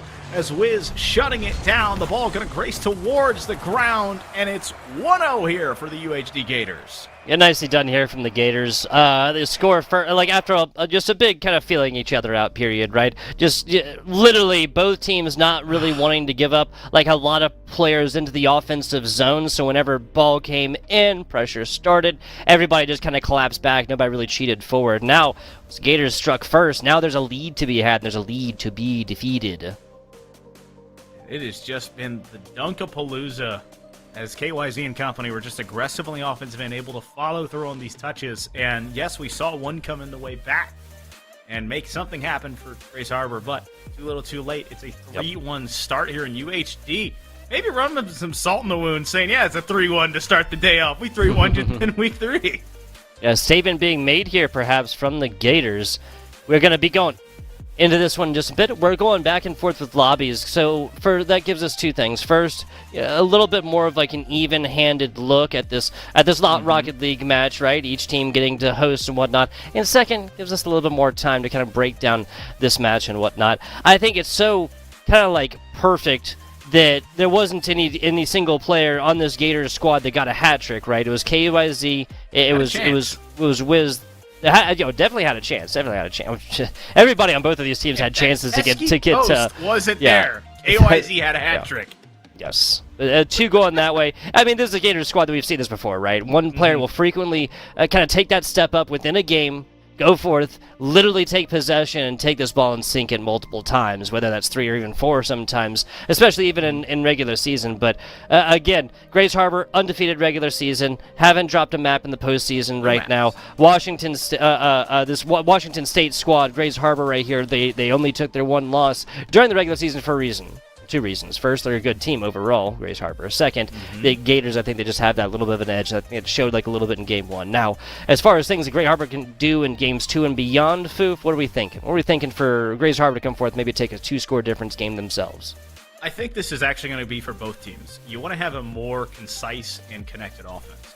You saw a lot of 1-2 connections, but with that third man, it was disjointed. It was really long clears trying to chase afterwards, and the third man was either low and boost, was trying to rotate back, or was caught in just an awkward spot.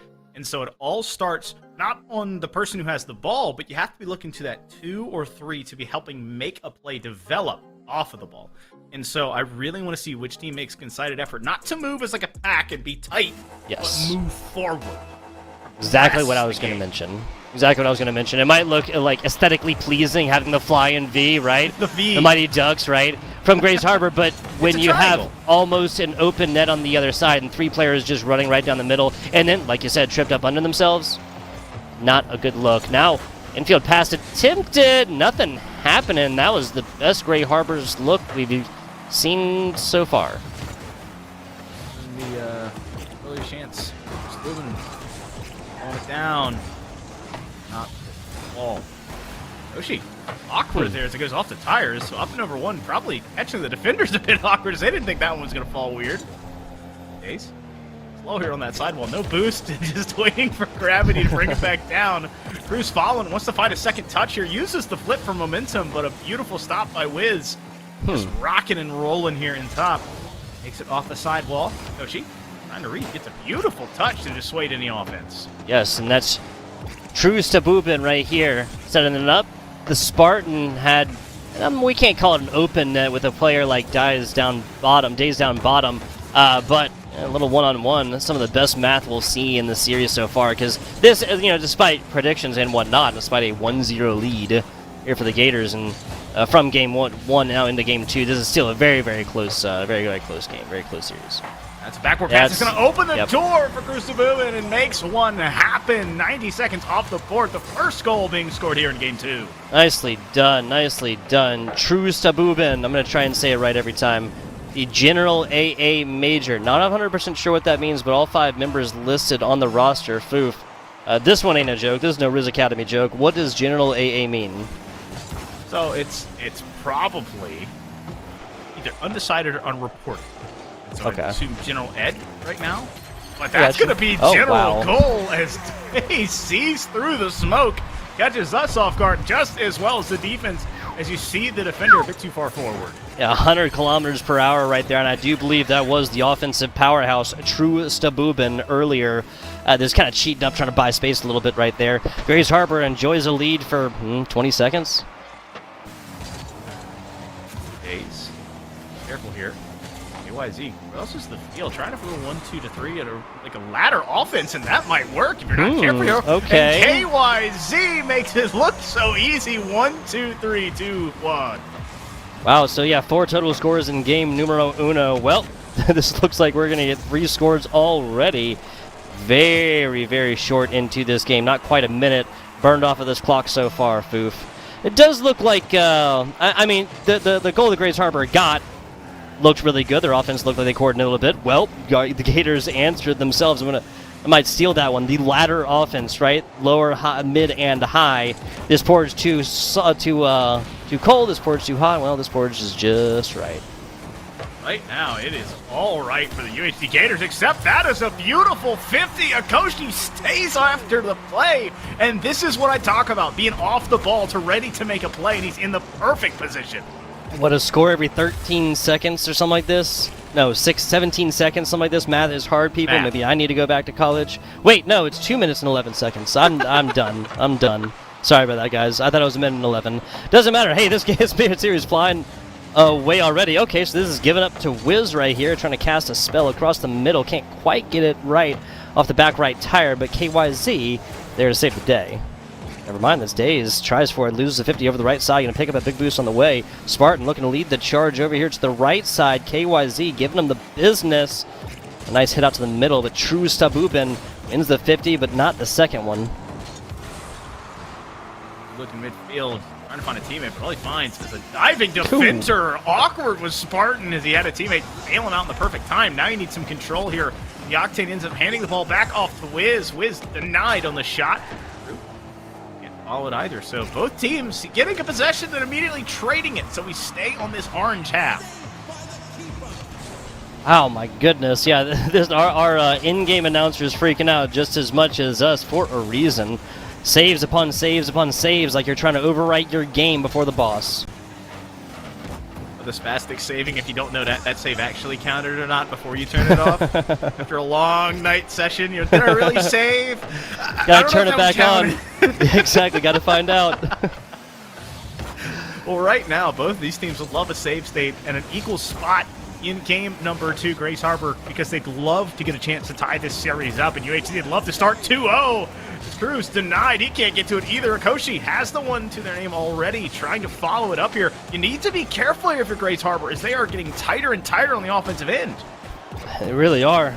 They really are. Kind of tying up loose ends on either side of this pitch. Now, Daze, nice hit, gets way, way, way too vertical for this one. UHC, these Gators can't expect to maintain possession in an offensive stance when, you know, the initial kind of playmaking character right there is things like that. Right, well played. KYZ's been really deadly on this right-hand wall. He's going to get credit with a shot here, but no double tap opportunity. The defense too strong. Bruce sees an open net, trying to take the trigger here, and Wiz able to shut the door in time. Now to 1v1, a beautiful slow play with that Finnick. Picks up the 100, going to opt to go for maybe a bump play. He got lost in the sauce and opts to back off. Well, they saw that headbutt. KYZ! Yep. Okay. So I gotta say, it seems like Grace Harbor, because they did it like this right here, the Spartan, right? The Spartan goes for the demo, misses that big boost completely, and now at this point has no boost with which to get to goal. I'll be the first one to praise physical play here, Foof. And I don't want to break that one down too much. If we get a replay on that one probably later, we can break that down in between games. But that is when physical play goes wrong. That and getting caught rotating ball side. Man in goal did not know when to play, and KYZ has another to their name. It's the Gators up by 1, looking to make it 2 in a row and make it a 2-0 series. Well, hey, I mean, the Grace Harbor drops 3-2 in this game. That means we'll get a 3-3 scoreline within regular time, and then maybe Grace Harbor can start to take the 2 games that I predicted that they were going to take on this series. Let's take a look at some of these goals again here, Foof. Again, it's just the start-off goal there from Chris Bubin, and now just a big-time dunk to push it back the other way. KYZ playing the facilitator role instead of just the shooter, then gets credited with that one off of a pass. This is the play down from the middle right here, and perfect right off from Akosi's Shadow's bumper, as Grace Harbor did tie this one back up. Now, but it's this goal right here. Spartan, is trying to get aggressive. Hey, they're kind of proving the name right there. They're a warrior people, right? 300, like the movie. I saw the movie. I'm glad you saw the movie. It's a solid movie. Rob Butler did pretty good. But again, I think the biggest thing is having a lack of efficient rotations, because when you get caught ball side, if you're in that second position in the net looking out, you see a teammate with the ball and an opponent coming towards you, you don't know when to commit, and that forced that low boost Spartan to then come off of the back wall and go for an unreasonable 50 at an inverted angle where, you're looking up at the ball going, man, I hope I hit this, because if not, the near post is wide open, and it makes it a goal. I mean, the situations like that where you kind of have to a different kind of 50-50, right? Either I hit it and I block ball away, and then hopefully a teammate either it's a big clear or a teammate comes and is able to block after this, or I miss, and then it's a definite goal. Winning is part of minimizing these types of circumstances. This can become true based on what you were saying and just being closer, like quicker to the ball and whatnot. Rotations. Getting closer to the ball will help, right? That it's not, just rotating isn't going to make you closer on the ball every single time, but it will help. And especially it's kind of slowing down, especially on the defensive side here for Grays Harbor. Keep their offense exactly where it's at. Maybe go for like a few more infield passes and whatnot. Especially when you're getting this space, because God knows the Gators are giving up that space sometimes. It's just about executing at that point, really. Infield passes, not everybody's gonna try and get a goal, but find your KYZ, right? Find your KYZ. It kind of does seem like it's been true. KYZ, that's very true. That's very true. Listen, I would have a great ranked record if I could find a KYZ. Okay, I would be nigh unstoppable. I mean, this is a fantastic squad right here. Gators, an undefeated regular season. A lot of that has been because of KYZ. Point I'm trying to make is try to find your offensive juggernaut, right? Find the player that's always comfortable making shots, and it doesn't always have to be you. Obviously, this is Navigator's division. This is a bunch of players that are comfortable on all sides of the pitch in every single real position, whether it's passing or shooting themselves or playing that back position, whatever it is, offense or defense. They're comfortable with it. But frequently, games will try and lean and towards a team that kind of leans into that. You know what I'm saying? Yeah, exactly. You got to physically represent. Dude. Also, I gotta say, I think it's interesting that you're all blue and I'm all red right here. I know, we gave opposite predictions for the first game at least. That's why I loved it. It was legitimately. It's an epitome of Rocket League itself, and blue and red combining to make a wonderful show. And I think that's what we have both teams doing here, and what we're hopefully trying to follow up with in suit. But get it in suit. But I really just want to see both of these teams continue to build the team. We've seen both look a little bit more cohesive, but again, disjointed at times. I'm going to go to this one because my favorite, the Cafe Wi-Fi hotspot. It's great in some corners, but in other corners you drop it. And so when that offense drops off, all of a sudden it's counterattack, it's changes, it's turnovers. Yep. And both of the teams have it at times, so it just becomes this little bit of a track meet where there's going up and down the field. Yeah, and if we're talking about, I already knocked on the Gators earlier. They will frequently give up this ball after a solid offensive shots, opportunities, and whatnot, and then you come back and you might have one player in goal. You might have another one kind of running down the right side and paying attention, a little bit boost instead. Obviously, a big boost isn't going to hurt when you're talking about defense, but just kind of like snap, like quicker two straight up. And if that sometimes comes off the back of neglecting a couple of these small boosts, like in the middle, all boosts matter. So be it. Like so be it. Yes, but I thought your point was more so that it's like the difference between 0 and 12 or 0 and 15 is substantial. The difference between 36 and 48 is not that big a deal. I think that sentiment is not incorrect, but it's the beautiful and ingenious placement of the boost pads in Rocket League. If you think about it, there are 3 lanes that go down the field that don't count the 100 boost pads on the very end. And so if you can find the wherewithal to rotate to and on those lanes, you're going to find yourself in positions to make plays on offense and to be in a forward position on defense. When you're making that rotation happen, you're getting up pads. You're not going to have to worry about boost management. I mean, you're going to have to worry about boost management. You're not going to be in such a bad position where either I went for a demo or I missed the ball. So I have 12 boosts and now I'm just flipping to get 100. Well, yeah, lately just trying to get make that thing glow in the bottom left, right? Yeah, dude, it might be aesthetically pleasing, but it makes the brain happy. Yeah, exactly. That dopamine going on while you're playing Rocket League. I'm telling you. Number 1 seed taking on number 2 seed. We haven't really given this like too much attention, but I feel like this just seems right. Like a 1-score game or 2-score game, a 1-score game immediately after that between the number 1 seed and the number 2 seed. This is pretty much as close as it is. And again, if the theme continues here, the ladder, right? The steps continue. From there, this has just been the Gators going up, putting up 3 scores no matter what each game. But Grays Harbor incrementally getting better. Where I think regular time ends.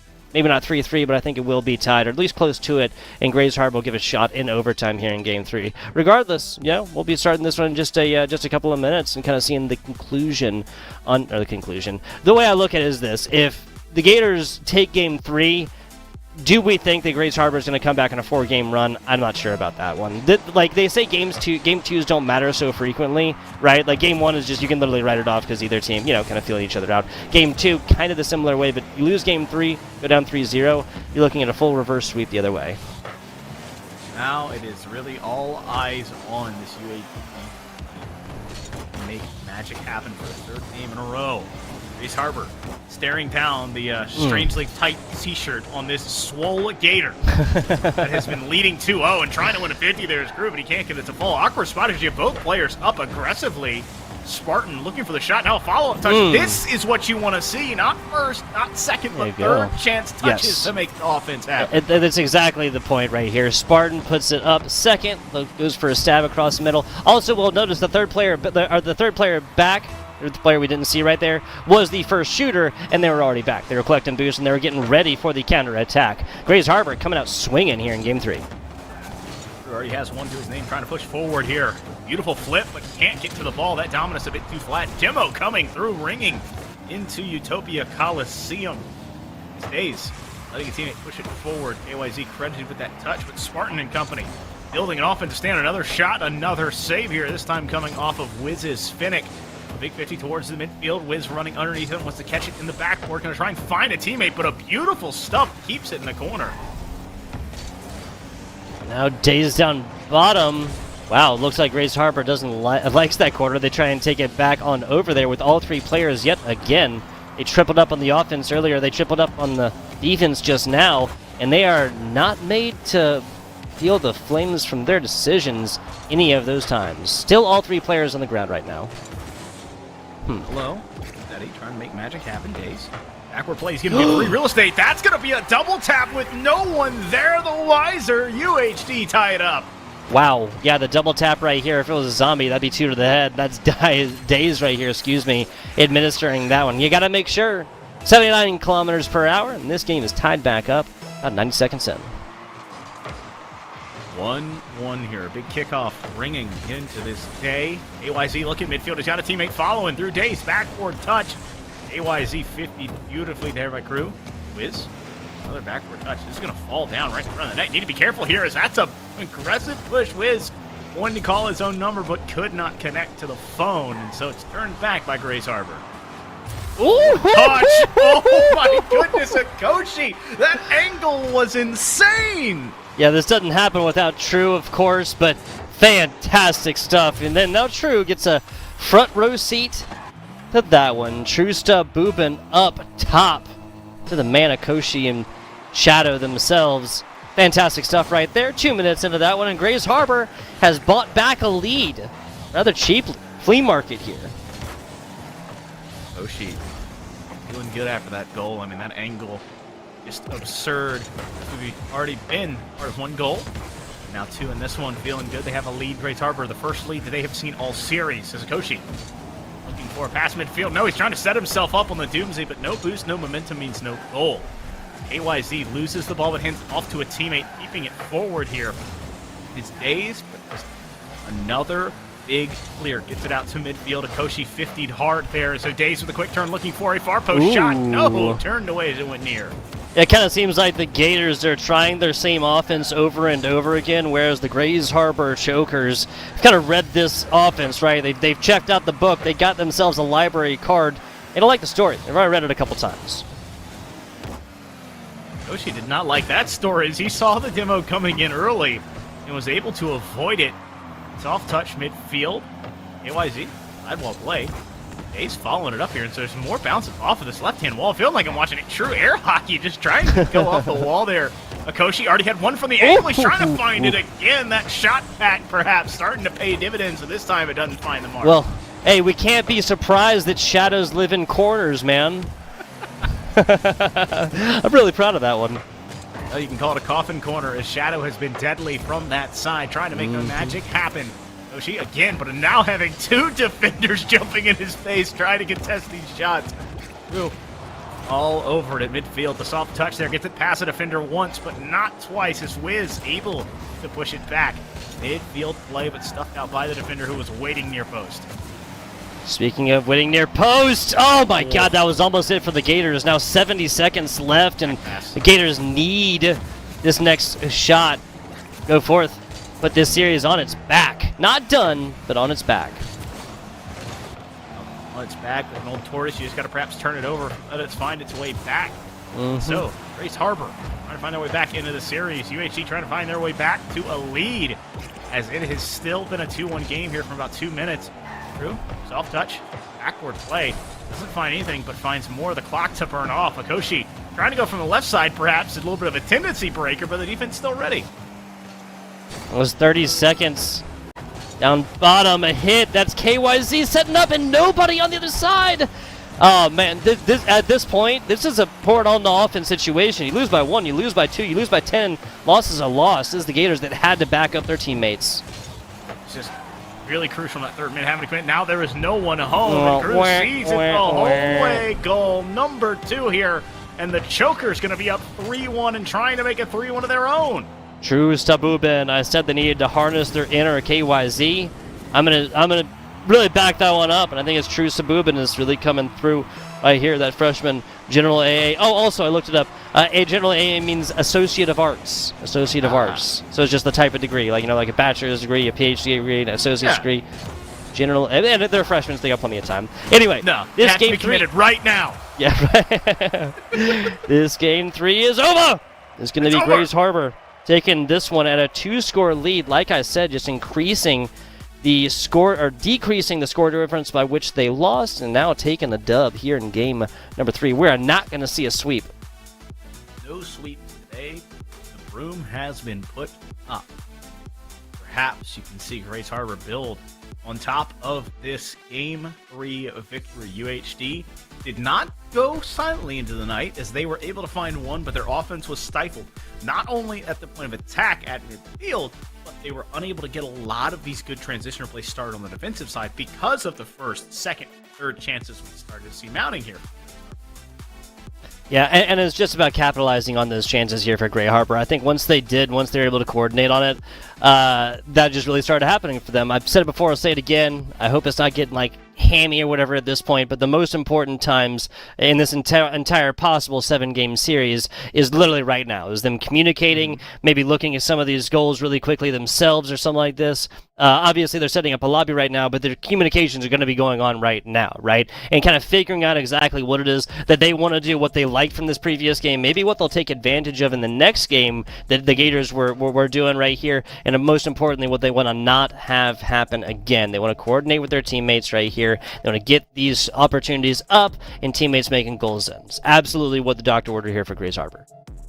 I think the most important thing here for Grace Harbor, let's start with the team that was able to get their first win of the series. They need to continue to build. Now they've had a couple of chances on offense. They look better as they've gotten through these games, but you can't stagnate, especially against a team like UHD. And on the flip side of the coin, we seem to see UHD, they need to pick, in my opinion.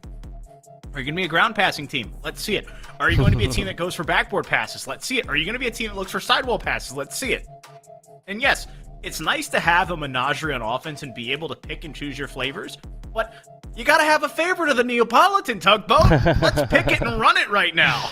Yeah, I mean, the nice part of the ice cream, right, is that there's 3 different types right on there, and anybody can have their scoop, but, I mean, what is life without picking a favorite right there? Personally, I love me a strawberry, right? Love me a strawberry. What's a strawberry for you? Which of those 3 would be the your pink. Strawberry? It's like pink, black, and white, right? I'm not asking what flavor. Which of the 3 we listed would be your strawberry in the analogy? It's like pink or strawberry, right? Right?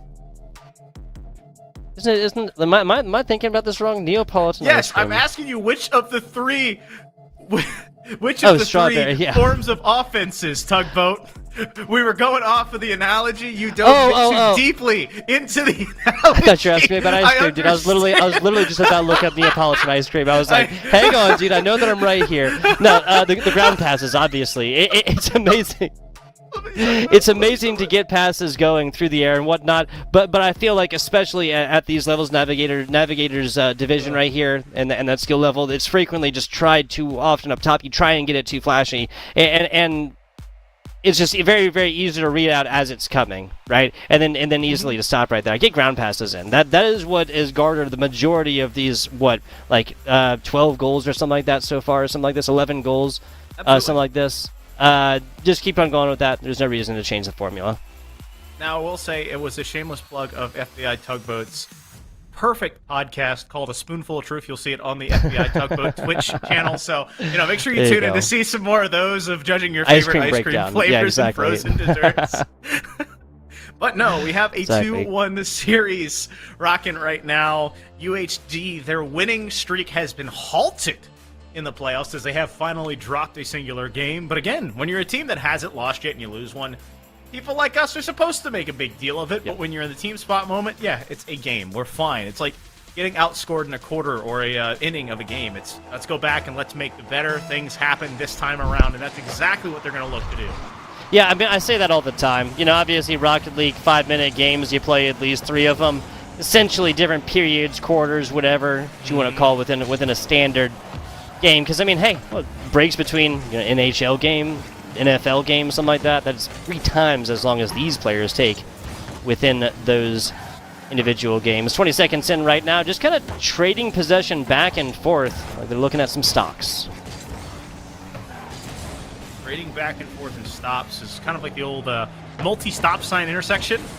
Both teams stopped in an old Canadian standoff going, no, you first. No, you first. No, you first. There you go. The too polite. Too polite. I think that's my favorite thing about... My favorite thing about Canadians is the worst stereotype about them is that they're too polite. And again, stereotypes, right? Oh, they're too nice, Dirty. Spartan and company, feeling good. Coming off of a win. Spartan was not feeling the love on the Eastern server, so probably feels like he has the training weights off here. And so I'm really looking forward to see what that Octane can make happen. Moving company still on this defensive stand. They've been trapped on this end for quite a little bit, but it's not been too threatening. An offensive bump, though, on the goalie, trying to kickstart. I got you. So UHC, that's the University Houston downtown as well, which is obviously much closer to our to our Eastern Coast servers than the Washington State Grays Harbor. I was curious there for a second, So I was curious for just a little second about what the issue was. You saw a little bit in game chat right there, and the text coming from these players kind of complaining a little bit about it. So I was a little bit confused, but that one does make sense. It's like it's paying homage to like the old school actual playoff format when it's multiple games of having the home and away games. Yeah. Your home and away servers, but when you have 2 teams that are in the same state, same time zone, it's not too bad. As Days was trying to say, it doesn't matter what time zone I'm in. But the dunk was denied. KYZ and company still looking for the magic that they had in the first 2 games as we are scoreless in the first 2 minutes. Yeah, so, again, not for lack of trying. Nice hit there from KYZ. The double tap coming, but that just turns into a pass. Akoshi's Shadow, I guess this one beat across their bow, and now picking this one up. Little pop play up to the top. Oh, and Spartan almost rings true right there. That was fantastic. That last player here for Grays Harbor going forth to take out the defender. Halftime now, Foof. Halftime. We are cresting that midway point, and we are back where we started. Tied with no goals being scored. Days setting up. Bruce going back. Slow it all down. That Dominus. 1 touch. Right on a second. Trying to make it as easy as 1, 2, 3. Has a teammate, but whiz. 2 defenders in the way, so it stays at a 0-0 affair. Okay, dangerous looks, but Akoshi's Shadow can't get to this one. Whiz! It's Whiz singing a flying one right across the top right here. Akoshi's Shadow, the one now that only gets a front row seat to that. Well, again, just an awkward spot rotating underneath the ball. The teammate in the goal doesn't know that touch isn't there, and so now they're panicking. They have to make a touch and cannot, and so the UHD Gators make an opportunity work, and it's 1-0 here. If my prediction sings true, that'll be the Gators taking this one. Grays Harbor striking back and next, but not able to keep up the theme right there and drop 3-2. But hey, this one's still going. Plenty of time. 100 seconds to go. What am I talking about? 1 lead of 1, no lead indeed. Great game of Rocket League. KYZ aggressive here on the push, and now it's the back pass, no one chasing it home. A beautiful job of understanding he has at maximum speed. and that trail behind him and not wasting boost behind it. KYZ doing much the same, but having an aggressive push on that ball. Looking for Days. Days can't get it to go. Spartan and Akoshi pushing forward, trying to make a 2v2 happen, a pass midfield, but no, the ball is left there, and so Wiz looking for a double, cannot find it to fall. Now a little bit of flack back and forth across mid-pitch. Down bottom, and once again, no Grays Harbor member is there. Now, I'm not saying this is a poor all-in offense chance quite yet. That was almost Grays Harbor going down by 2. But when a first player is up, you gotta support them a little bit more right there. Now everybody on Grays Harbor should be beaten feet down.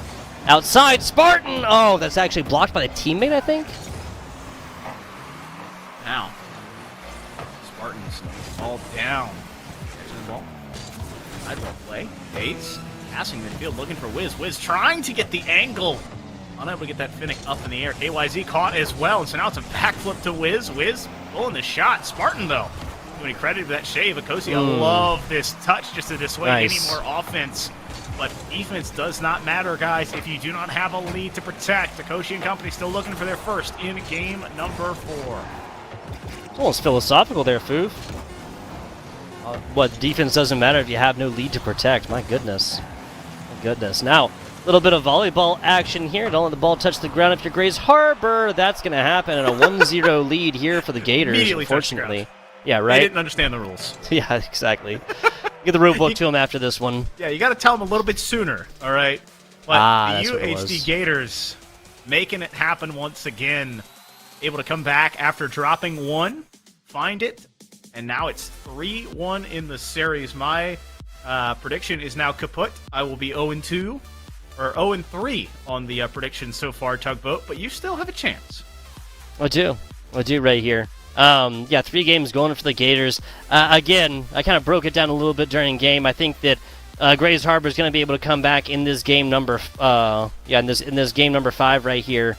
Then down to a game 6 is where it'll end. It'll be UHD Gators in 6. Just reiterating kind of the predictions out of this one. I'd love to see True Stabubin. I'm like, no, like Sky finding... Potatoes is yelling at you in chat. Uh-oh. Sky Potatoes. Instead of Chube, it's supposed to be like Krub. Hey, it says CHRU in the pronunciation. Like Chris. CHRU, crew? Yeah. Okay. Crew. All right, fair enough. Crew, my bad. Cruise to Boobin. We got it! There you go. Cruise to Boobin right here. Kind of come forth and really put forth a lot of effort offensively here for Grays Harbor in the last one, but getting shut out in a game 4 does not inspire joy. Does not inspire hope here. It does not inspire joy. Does not. I love the homage to Chef. We were all talking with tonight too, but man, got it cooking right now if you are UHD, and it is hold up, let them cook if you are a Gators fan, because the gumbo is starting to look good. They are perhaps only 1 ingredient away from turning it around. Grays Harbor fighting their way back into the kitchen perhaps. Akoshi and company have 3 big games to overcome. I mean, like we said, it's hard to beat a team 4 times in a row. Well, my goodness. Well, Cruz Tabubin. Shout out to chat. Shout out to chat right here. Gonna be striking first on this one. Snorlax guy, what's up? Sky Potatoes, appreciate you on that. Ricky Dib, what's going on? We got a UHD fan over there. The UHD fan, all right? Comes in supporting, but right now it is Grays Harbor with a lead. Is Wiz wanted to find it, and I love the aggressive push there from KYZ, ready for a redirect attempt. That's going to be going for the open net. Wow. They overstep and overreach the Spartan shield and spear in hand. Nicely done. This is from downtown. You're going to have to put more postage on that one next time. KYZ has been doing everything on offense. Defense, unfortunately, right there. The individual play here, not landing. Now Grays Harbor up by 2. Is this the first time they've been up by 2? It is. Yes, it is. 30 seconds, not even 30 seconds in, this game number 6. Grays Harbor is playing like they are on match point for a good reason.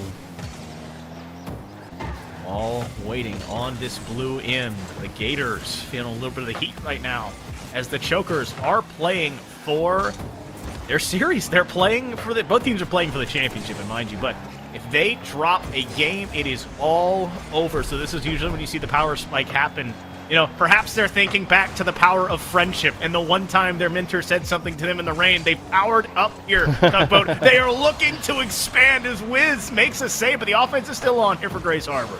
Bubin over here, nice pop over the middle, little bouncer. That's still dangerous. Nope. Okay, Gators got their jaws on this one and now getting into the offensive stance. Down bottom, great job there from Days. It's Cruz to Bubin. Flipping rolls here from offense into defense. Top. Oh, that was so dangerous. So dangerous. Weak hit. Kai. Or KYZ, excuse me. Now with the back pass, that's going to be picked up by Days now. Shadow noses this one over back to center pitch. It's Wiz down to KYZ, a bouncing play, and that's blocked away. Back to mid-pitch we go. Martin looking midfield. I love the pass. Kroog wants to find the angle, but he could not get it to go back far post. That was beautiful. The sight is there, perhaps. It's KYZ to Wiz. Wiz is stuffed in transition. Days, the last bastion back here. Now it's a big-time 50. KYZ wanted to operate towards it, now putting towards the backboard again. That's there. It's good fall back down in front of his nose, and you can't give KYZ those as UHD bite into the lead. Yeah, you simply cannot give KYZ those. You give this player a little bit of room to run right there, it'll start a marathon. KYZ 70 kilometers on this one. That's going to be plenty of time to undo this further for Grays Harbor or tie this one back up for the Gators. Bubin in control here, stolen by Wiz. Aggressive push here is Akoshi. Just waits patiently and pushes it forward to keep it on the offensive front. A clear attempt towards the midfield, pushed back by Smart. Days trading it on the wall. Kroog gonna catch it here, but he can't get it to follow through. That could be an opening here. Pushing forward is KYZ, but he can't get that to hit as that finds the backboard. Now it's just a walk in Akoshi. Yep. Had enough, had me sweating as he had to race to get in front of that ball to make sure it went in. Yeah, right here. What a fantastic hit. They only get this ball right here because of Cruz Sabubin. Second tap right there. Just nose this one on in. 5 seconds past halftime, and Grays Harbor has purchased themselves a 2-score lead again. Grays Harbor punch, counter punch. That's a pass midfield. Oh, but you got to push forward, Kroob. Oh my goodness, the near post was beckoning, and he heard the call, but just got a little bit cold feet in the end. And so now it could have been a 3-goal lead here. The Gators have been given a spark of life as KYZ 50s forward, pushing it aggressively into the teeth of this defense. Crew wants a flip reset, gonna fall back on him and slows it down. The ball just glued to that Dominus right now. It sets up Akoshi, a triple commit on defense, but Spartan has to wrangle this ball in as it did not want to cooperate on the offensive side. Yeah, no, we look for pine tar in baseball. We're gonna need some silly putty or something to check for across the bumper of that player right there. That was perfect handling. Like that ball, it was the magnet power up. It just stuck to his car. It's a fun. Rumble's a fun game mode, dude. And I was just playing that on stream the other day. So much fun. There was actually a tournament for it. Okay. Like an in-game tournament. But yeah, there's Psyonix, like in-game Psyonix tournaments for it. Yeah, 3v3. It was chaotic. I'd love to see a 2v2 Rumble. Yeah, same here. But right now it's 3v3, and it's a 3-1 series lead and a 3-1 game lead the other way as the Chokers able to find a way back in this one, continuing to hold a 2-goal lead with just over 60 seconds left here in game number 5. Hit over to the middle. Grays Harbor fields it perfectly, sends this, pitches it right back on up. And also, every time they send this over to the corner, Grays Harbor does, while on offense, you're talking about 4 or 5 seconds burned off at this clock. Now with a little bit more than 40 seconds left. That's where the Dominus Wow, okay, yep. Okay, that was barely a defender able to get to it, but a little bit more than 30 seconds now for Gators to strike twice. You're playing at Dominus, you dream of those moments. To have a straight-on 1v1 with the ball in your car and 50-plus boost, just daring the defender to make a move. And holding to the last possible moment was the Gators, but again, good defense doesn't matter if you don't have goals to defend, and Wiz is denied! A Matumbo rings out off of the backboard, the finger wag and everything. As the Gators have been stifled, Grays Harbor is all systems go and are looking to make their second win here in this series. Yeah, we're going to go ahead and be able to call this game number 5. Grays Harbor has done it. 3-2 for 1. Nope, it's 3-1 right here for the side of Grays Harbor. We have a 3-2 series on our hands here, Foof. oh man, the Chokers making magic happen here on Utopia Coliseum. Or not Utopia Coliseum, excuse me. This is Forbidden Temple. I have shamed myself, and I am going to stop talking now. To the box for Foop. yeah. Dude, I love the new Outback map. Or What? what's it called? Like the desert map. I actually can't Oasis think of the map? name right. Can't think of the name. A brand new one. I love it.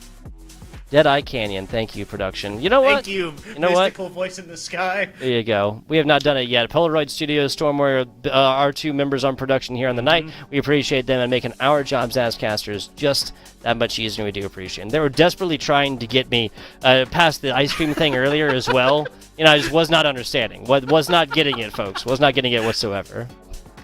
I'm just tickled to death that we have more of this series to delve into. Talk about, like, it was looking at a moment where perhaps the Gators could run away with it, and not run away with it as in like a one-horse race, where it was going to be like a one-goal game each of the ways through, and it was going to be perhaps a game where you're like, man, a 4-0 series, but it wasn't. It was closer. But now, when you have 2 wins going back against you, you don't have that caveat of, oh, that wasn't actually how close the series was. This is a series, folks, and it is very poignant and very possible to watch the Grays Harbor team banish their demons, defeat the only team that has bested them in the regular season, and steal the championship with a reverse sweep. On the flip side, you have this reigning team. They have been undefeated up until this point. They dropped their first 2 games in this series, Tugboat, and they are wrestling the first real challenge they've seen in a while. Yeah, like the first. Yeah, I think it's the best way to put it. Like best way to really phrase it. Like the biggest competition that they've seen in quite a while, especially given that Grays Harbor so far shown that they can play from behind right here. I would love to see a UHD Gators squad that gets actually scored against and then maybe goes down by 2 yet again. Now, it's been a little bit of okay, that was barely it. Okay, there's going to be a fantastic stop there from Cruz Sabubin, my bad. You're insane! Grays Harbor is just holding on to dear life like a belt wrapped around a lead pipe in a tornado. It somehow works. It's holding on strong. The UHD Gator team is thrashing. They're death rolling. They're knocking. But it does not matter. Grays Harbor alive and well here, trying to find an offensive push. A double commit on the defensive side keeps it away. Roosta Boobin right there loses possession. Teammate immediately picks it back up. Gators looking a little bit anemic out here, like they're coming out of hibernation. It's past the summer. Hey, it's May. Should be up by now. Drew can't get it to fall. Aggressive push here coming out. Now Daze, beautiful redirect to push it through, flipping the field. AYZ. Let Wiz control it, and so both teams trying to slow it down a little bit here as the ball is racing, get out of control. Rule 1, we did it! Yes. We win! Rule 1 in the playoffs, and they are adhering to it. That's the main thing right here. That's the main thing. Ow, that Grays Harbor player over there, Cruz Sabubin, excuse me, definitely wanted to flip back and block this one, but holding strong right now. There it is. No, a hit over. They are still not released for their mortar coils. I adore it, but a double commit on this side. This means it's all systems go for Grays Harbor. They don't have possession or boost. Man, if they kickstart offense, that was a quick goal back the other way. And we're going to see who's played more twos right now. There's the combination of Spartan and his teammate can beat Daze and company. It's really going to be exciting to see. I love when things like this happen. Especially, it knocks him out. It knocks him out. All rules adhered to there. But okay, so it's Grays Harbor that knocks them out, and the Gators that go forth and score immediately afterwards. Spartan right there that comes up, tries to get a Koshi out of their coils, and that's going to happen. Wow, so after all that, like the not even 5 second dedication to getting their teammate out of Rule 1 ends up in a UHD Gators lead right now. Oh, and the bill never always mind. comes due, but the goal follows as a Koshi gets the kickoff goal to go. The karma is good. All things are right with the world. Both teams adhere to the Rule 1. Both teams get a score on the board. No shutouts pitched here in this game number 6. 1-1 apiece, and it comes back to what we saw in the last game. Counter punch here for Grays Harbor.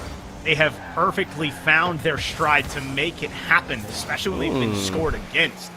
But it is not a winning equation to get scored on and score back. They need to find a lead. They did a great job last game, and UHD, they are a strong offensive squad and just need to mount forward and get back in control of the midfield stripe. I think that Grays Harbor just might be a little bit better off, the Gators might just be a little bit better off a kickoff, because like frequently when you have these elongated plays, right, a couple minutes in between scores and stuff, Grays Harbor can come forth there, but immediately lose that lead to a squad from UHD that just simply comes forth, and this Houston, Texas squad is able to find goals early, like right off a kickoff and whatnot, maybe 6 seconds after at times. Hit maneuver. That's what you don't see a lot in Rocket League. That was almost perfectly executed. Krug looking for his teammate. Akoshi literally in the shadow of his teammate to make it happen. Nicely done. Rusabubin puts that down. That's going to be Akoshi. Gets the second hit and the true hit that redirects this one perfectly. Left up to Rusabubin. Wow. This ball gets blocked. This ball gets blocked. All right, Akoshi, now it's a dangerous spot. Krug looking for the 50. He's going to push through. He didn't go for the bump. If he went for the bump, the roller would have made it. Oh, man. Pandemonium erupting right now in front of the Gators net, and they are feeling the pressure, not only of the game, not only of the offense, but of the series, Tugboat, because they know, they feel the reverse sweep starting to weigh down. It's not a reverse sweep. That's a Koshi shadow right there. A nice hit, and Wiz just can't get to it. Try as you might, extend your one, sir. Didn't happen. Now Grays Harbor with a 2-score lead. A 2-score lead has not been overcome in this series so far, folks. It is not. And another 3-1 line. It was 2-1 in this series in Game 4. UHD forces their way to match point. Grays Harbor has an answer, and now they are looking to notch this series up and perhaps take 2 in a row, mind you. Yes, there's 80 seconds left, but the offense is humming. They are hitting all corners. Oh my God. Koshi gets another. And a hat trick as well. Throw a cap on top right here, folks. Hit to the inside. And this is just Akoshi's world that we're living in right now. Whenever this ball, it seems like it's getting sent, like just a little while, if Akoshi still has the top of their roof, they are going to angle that one in. And boy, oh boy, Tugboat, we are getting something special here, as now we might have, dare I say, with 68 seconds left and a 3-goal lead, a Game 7 floating in the wing. I think that's fair to say boy. here, Foof. I think it's fair to say. I am ecstatic.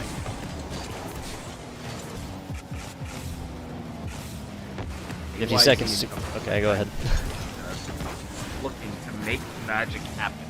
Down 3 big ones. Need something, anything, as they have been outscored 7-2 in the previous 2 games. Yeah, that's another good point right here. The Gators have managed to put up 1 score after Game 2 every game thus far. Now, one of those games, of course, they won, but only 1 score amassed. This is a theme that continues here in Game 4, it seems. A good look for the Gators. I think we're going to a game. We're definitely going to a Game 7, by the way. And it's going to be finding a way here for the Chokers. It has been dark nights. It's been bright days. It's been the dusk of morning and the cold, rainy middays. They have found their way to the end of the journey. Both contestants, both teams, all warriors, looking at the top of this mountain, weapons in hand. A single game to decide which one will be crowned king and which one will fall. Grays Harbor forces Game 7. Wow, and the fact that Grays Harbor does this, off of 6 shot attempts or something like that, looking at like 7 or 8 on the other side, and the way that this one started out as well, absolutely crazy stuff. Now, the fact that the Gators struck first on this as well is just all the more so impressive, but this is Shadow, and then Shadow. Game 6 MVP all day long, my friend. We're going to a game number 7. Shadow made it happen, was just aggressive on the punch, had enough beautiful plays, and also was making things happen off of the ball. Now, Tugboat, I just want to say, I called it. All right? Totally called it. All right? We have a chance. GH all the way to make it 4-3. I think actually, well, like now both our predictions are busted, right? At least numerically. But If the Gators come forth and win this, I think mine would be a little bit closer than yours, given that I said 4-2, and that would be like a 4-3. But, of course, Grace Harbor comes out and wins it. 4-2, which you predicted. Exactly. We're quite teetering. Like, the most important part of this entire competition is in the works right now, is hanging in the balance right here. And that's your two casters off-the-cuff predictions. Yes. Team Blue or Team Red. It's all about you to figure out, and this is a Team Blue shirt too, by the way. So we are Team Blue all the way. But, man, oh man, the Gators... Their offense looked unstoppable in the first 3 games. Even when they lost Game 3, their offense was still humming. It has been stifled because of the midfield aggression and because of a loss of possession. What do they need to do to turn it back around? I think physical play is something we can revisit at this point when it's really looking at a 4-game run of anemic Gators players, honestly, right? They're coming out of a Game 2. They're looking at a 2-score win, a 1-score win. They even got like a little bit hairy, whatever. They've only scored 1 goal per game the last 4 games. Absolutely insane stuff. I mean, for 10 total scores across 6 games, this is just like, it sounds way simple, right? Like, oh, just score more goals or whatever. What I'll say is score this. 5 head. Just there you go, right? Just click on their foreheads, right? Go forth and create more scoring opportunities, dude. This comes off of takeaways. This comes off of infield passes, because so far, especially his last few games, Grace Harbor has simply been playing a different game as well, right? 1-3 win in game 3, a 1-0 loss, the shutout pitch against them in game number 4. They've simply been like adapting their game a lot more here. And once we come back from a short break here, folks, I'd really like to see Grace Harbor come forth and go with... Okay, never mind. We're not going over. Excuse me. Grace Harbor coming forth with... You're playing with my emotions, Tugboat. Yeah, no, I'm getting told. I'm getting told all kinds of things in the cans here, folks. You're hearing the voices again. All right, we're just just gonna gonna put the voices man. behind you. They're in your walls, Tugboat. There you go. They're in the walls, man. Production lives in your walls. Yeah, right. Oh my goodness, it is the magic of online production. The magic of playing in an all-virtual field where you're having to make sure all 6 PCs are great. It is amazing to watch the wonders that happens, but as soon as one thing goes wrong, you realize how much this is a house of cards. Everything goes right, you really don't worry about it. It's like, oh, this is perfect. I love it. One person has a little bit of a connection issue, or one PC cord gets kicked, and you're like, the whole thing crumbles.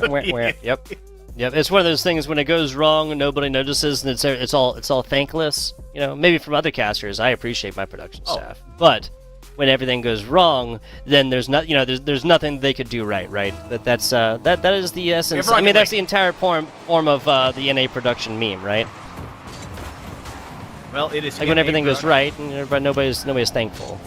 It's the old adage of hope for the best, but prep for the worst, and that's what both of these teams have had to do.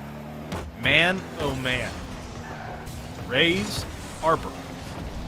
2 in a row, trying to make it 3 in a row to make it happen, to make a push and become champions here in the NECC. Spartan and company knocking on that door. UHD have found themselves in an unenviable spot of forming off this feverish team. That's an aggressive push by the goaltender. That's going to open the net, and Wiz able to get a goal back, and that's the first time we've seen UHD on top in a long time.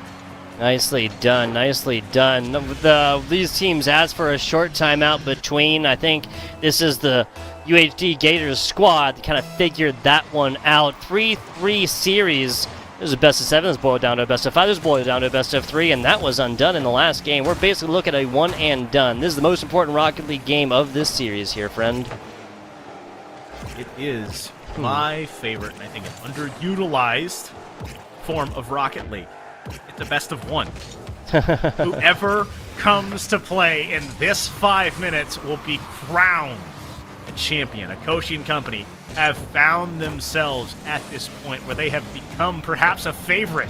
If they do not build on the defensive side, though, they'll watch their chances slip away. The first minute and 15 gone by, and UHD feeling good as they have a lead once again.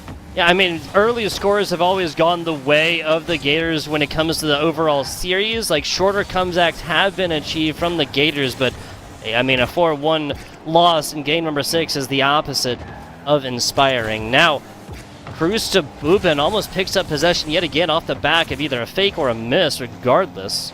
regardless. Now running it down the right side is it's Wiz. Nice hit back to the middle. Still a player there to give chase, though, from Graves Harbor. So now you wonder if AYZ and perhaps Koshi, both of them perhaps spending all of their goals in the early bits of the season, early bits of this series perhaps. And now we're seeing who can cash in on these final moments in this last game. Who can make something magical happen? Koshi intercepted by Wiz. Wiz having the one in this game, trying to find another as he dunks it through, but it goes a bit too far.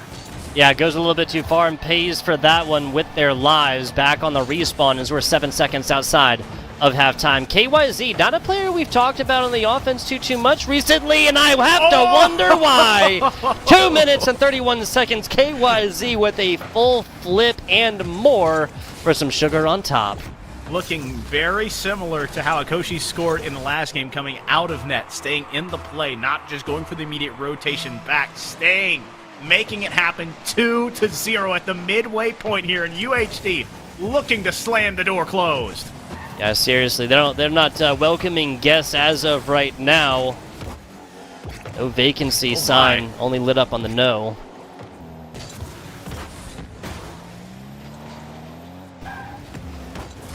I'm in pain after watching that. A double commit into a team bump, into awkward.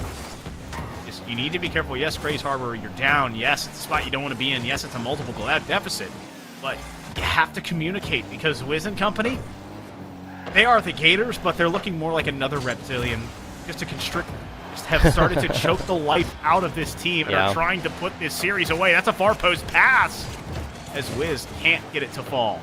And that's another one right here. The Grays Harbor squad hasn't really gotten like a even half pitch clear so far.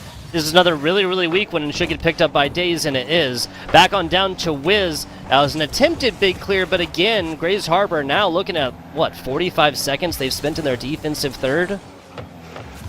Close to it, but they have 90 seconds left to make something happen. A miss there, but it's okay. That slows the defense down. It makes it awkward. That's a dunk coming through. Akoshi sees the way through and seizes the moment. So the fake, not mistake, opens the door. Bro, wow. Yeah.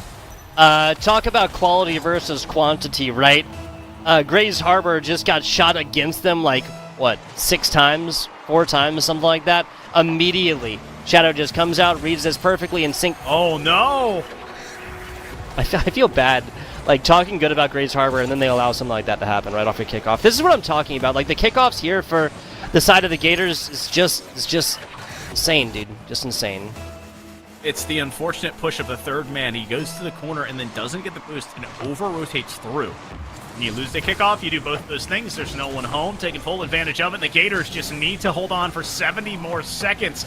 It has been tough. It has been turbulent. It has been rough, and it's not been pretty, but it can still be a win. Akoshi and company trying to make one more comeback attempt. The ball floating midfield. Wiz needs to be careful here. He slowed it down for a teammate. And that means Spartan collects it off of a dish to make it a 1-goal deficit again. Yeah, this is an own goal, isn't it? No, that one. No, he didn't hit it. Spartan just with a tiny little tappy tap over the top right there.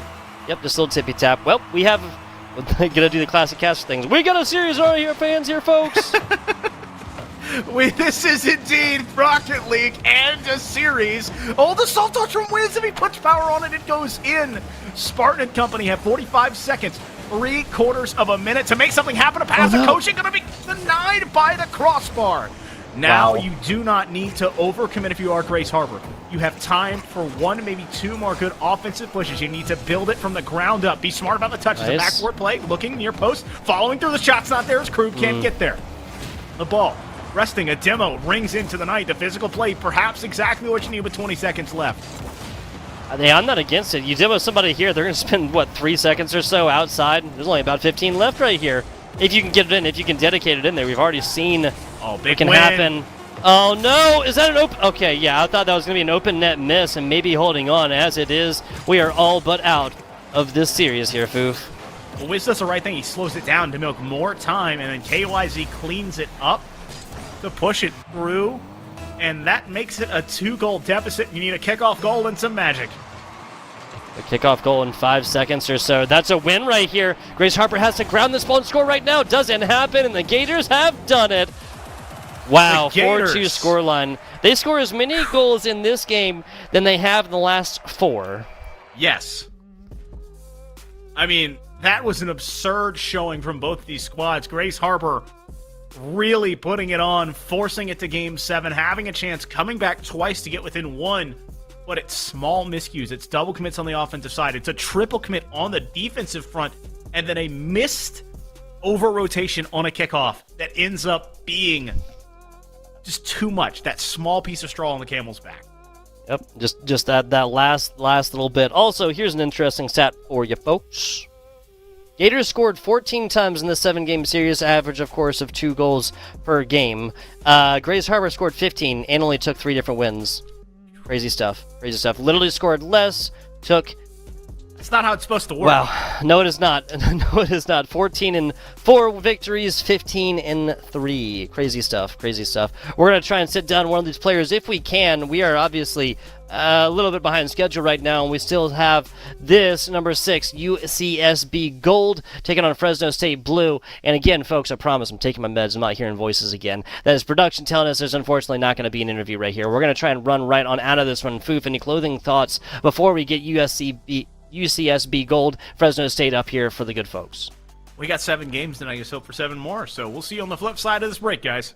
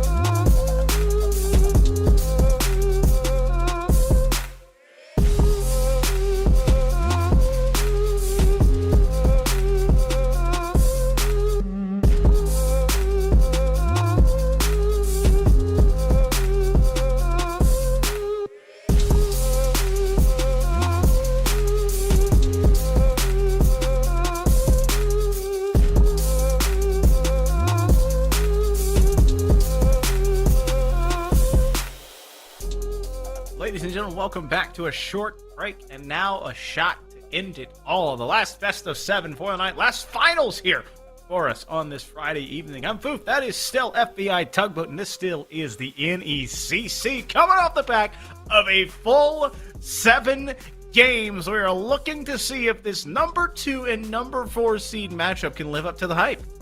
Yeah, that was number 1 seed and 2 seed going down beforehand. A 7-game series that Grace Harbor unfortunately lost in that 7th game right there. The UHD Gators able to take that one out, even off of a little bit of comeback, sort of, at that point. But now, we got UCSB Gold taking on the Fresno State Blue Squad. Now, recently, seen a little bit more flack caught for UCSB Gold, whereas Fresno State had a walk in the park through these playoffs.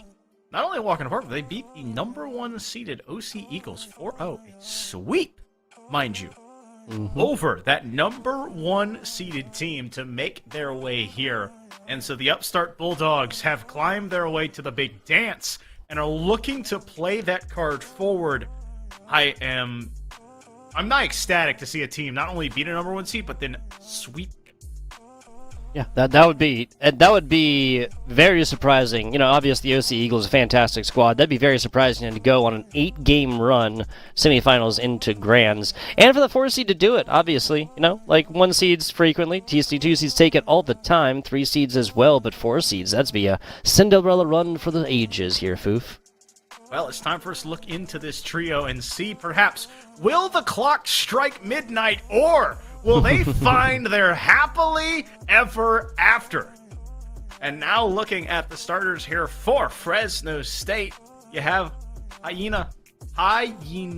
It really won't throw me for a loop every time. I really love these guys, Regicide and Adrian.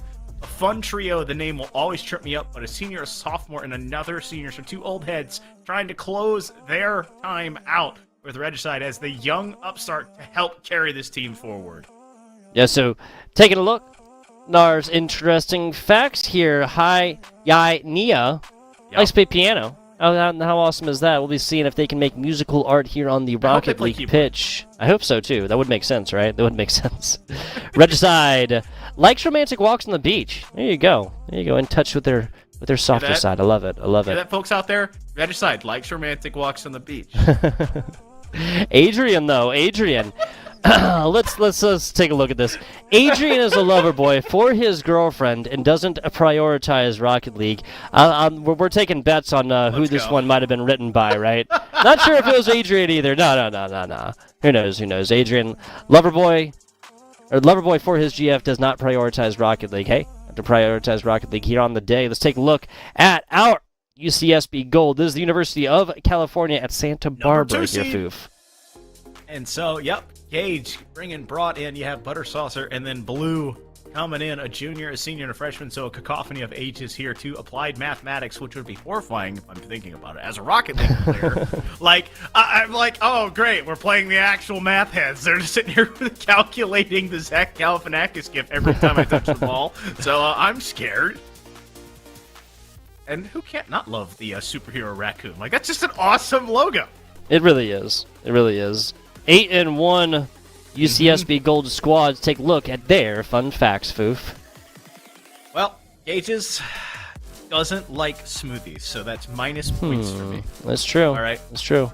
Butter Saucer has a pet tortoise. We don't have a name for the tortoise. Does not say has a pet tortoise, just says has pet tortoise. Pet tortoise. Not sure if that means they have done the physical act of petting a tortoise, which is kind of a funny image in our minds, or if that means they have pet tortoise. I'll put the overall score back to 0 here. You know, -1 for doesn't like smoothies, a +1 for has pet tortoise. What has the experience of petting a tortoise, and then Blue has played soccer for 10 years. Okay. So great job. Strong calves, a lot of steps in you, but I don't know if that translates. There's not a treadmill league. Well, there is not. Flying car soccer is what it's been called before, but, you know, graphically different games right there, competitions right there between soccer and the great game of Rocket League. And now, Foof, reach on into our next step here, and that, of course, is our predictions. Like, you went first last time. I went first last time. I'm gonna say me go first this time. Now, folks, before we show this one, this is a rematch of our Week 1. That was a 3-0 victory as well for the side of UCSB Gold. After that, UCSB Gold went on a 2 games in a row. There were 3-0 sweeps. They dropped a game to Montana Silver. 3-game run after that one as well against the New Mexico State University Aggies, against UT Dallas and UAH White. These things don't happen by mistake. No. Predictions, please. There you go. 4-0 UCSB Gold. Yeah, this is going to be a closer series. I'm telling you guys. I basically predicted the last series right. I was just off by a single game. You know what I'm saying? Should have had that one first, this one second, because this is going to be a quick one. I'm calling it here for UCSB Gold. They're 8-1. They only dropped to the Eagles there, to the number 1 seed, and that was a 3-2 as well. The next to last game of the regular season. This is Gold all day long. Gold all day long. I'd be inclined to agree with you, especially looking back at a 5-4 record, especially looking at an 0-3 start of the year for this exact team that made it to the number 2 seed in the finals, only losing to the number 1 seed. I mean, I have to agree with you the whole way. But Tugboat, the one team that beat this number 2 seeded team, was the team that just got swept by the Bulldogs. I am calling it now an upset. I want to see 7 again. I got a 4-3 Bulldog victory coming to you right now. Fresno State 4-3. I love it. The pack is going to strike right here. And obviously, much more graphically gifted, artistically gifted, Foof is as well. Foof is as well. It looks like I did this by putting a marker in my nose and going around a paper. Fresno State, I would love to see a long series right here. Perhaps what we can really look at is like that three game run across the wait, hang on. There was a loss to UCSB Gold game 1 and a win 3-0 to RVSU. I mean, this is just a squad Fresno State's all over the board, I think. But Regicide, the rest of Fresno State looking to get this one in. You're in early. I have an honest question for you here. Let's hear it. You know what we'd consider this if Fresno could win? The Would we truest consider of this? truest NECC State underdog stories. If the Bulldogs can beat a higher ranked team, they could pull it off, not only in name, but also by mascot as well. That's a beautiful push. Regicide, though, caught losing the ball as it rolled off. Ford has a teammate rolling towards that far post, but they can't get the ball. Well, they really can. Just a little back and forth again, just kind of feeling each other out as of right now. A run right down the right side here. Getting this one up, back over to mid-pitch. Hyena? Yeah. Hyena. Oh, the Hyena. That's a goal! Okay, Gage sees it Gages. the whole way! Nicely done. The 4th seed going to be striking here first, Foof. Well, it's the bump that opens up. Adrian was looking at the ball, not ready to be cleared off of the map, and Gage says, thank you very much, making it happen. And that is USCE Gold, finding the first mark.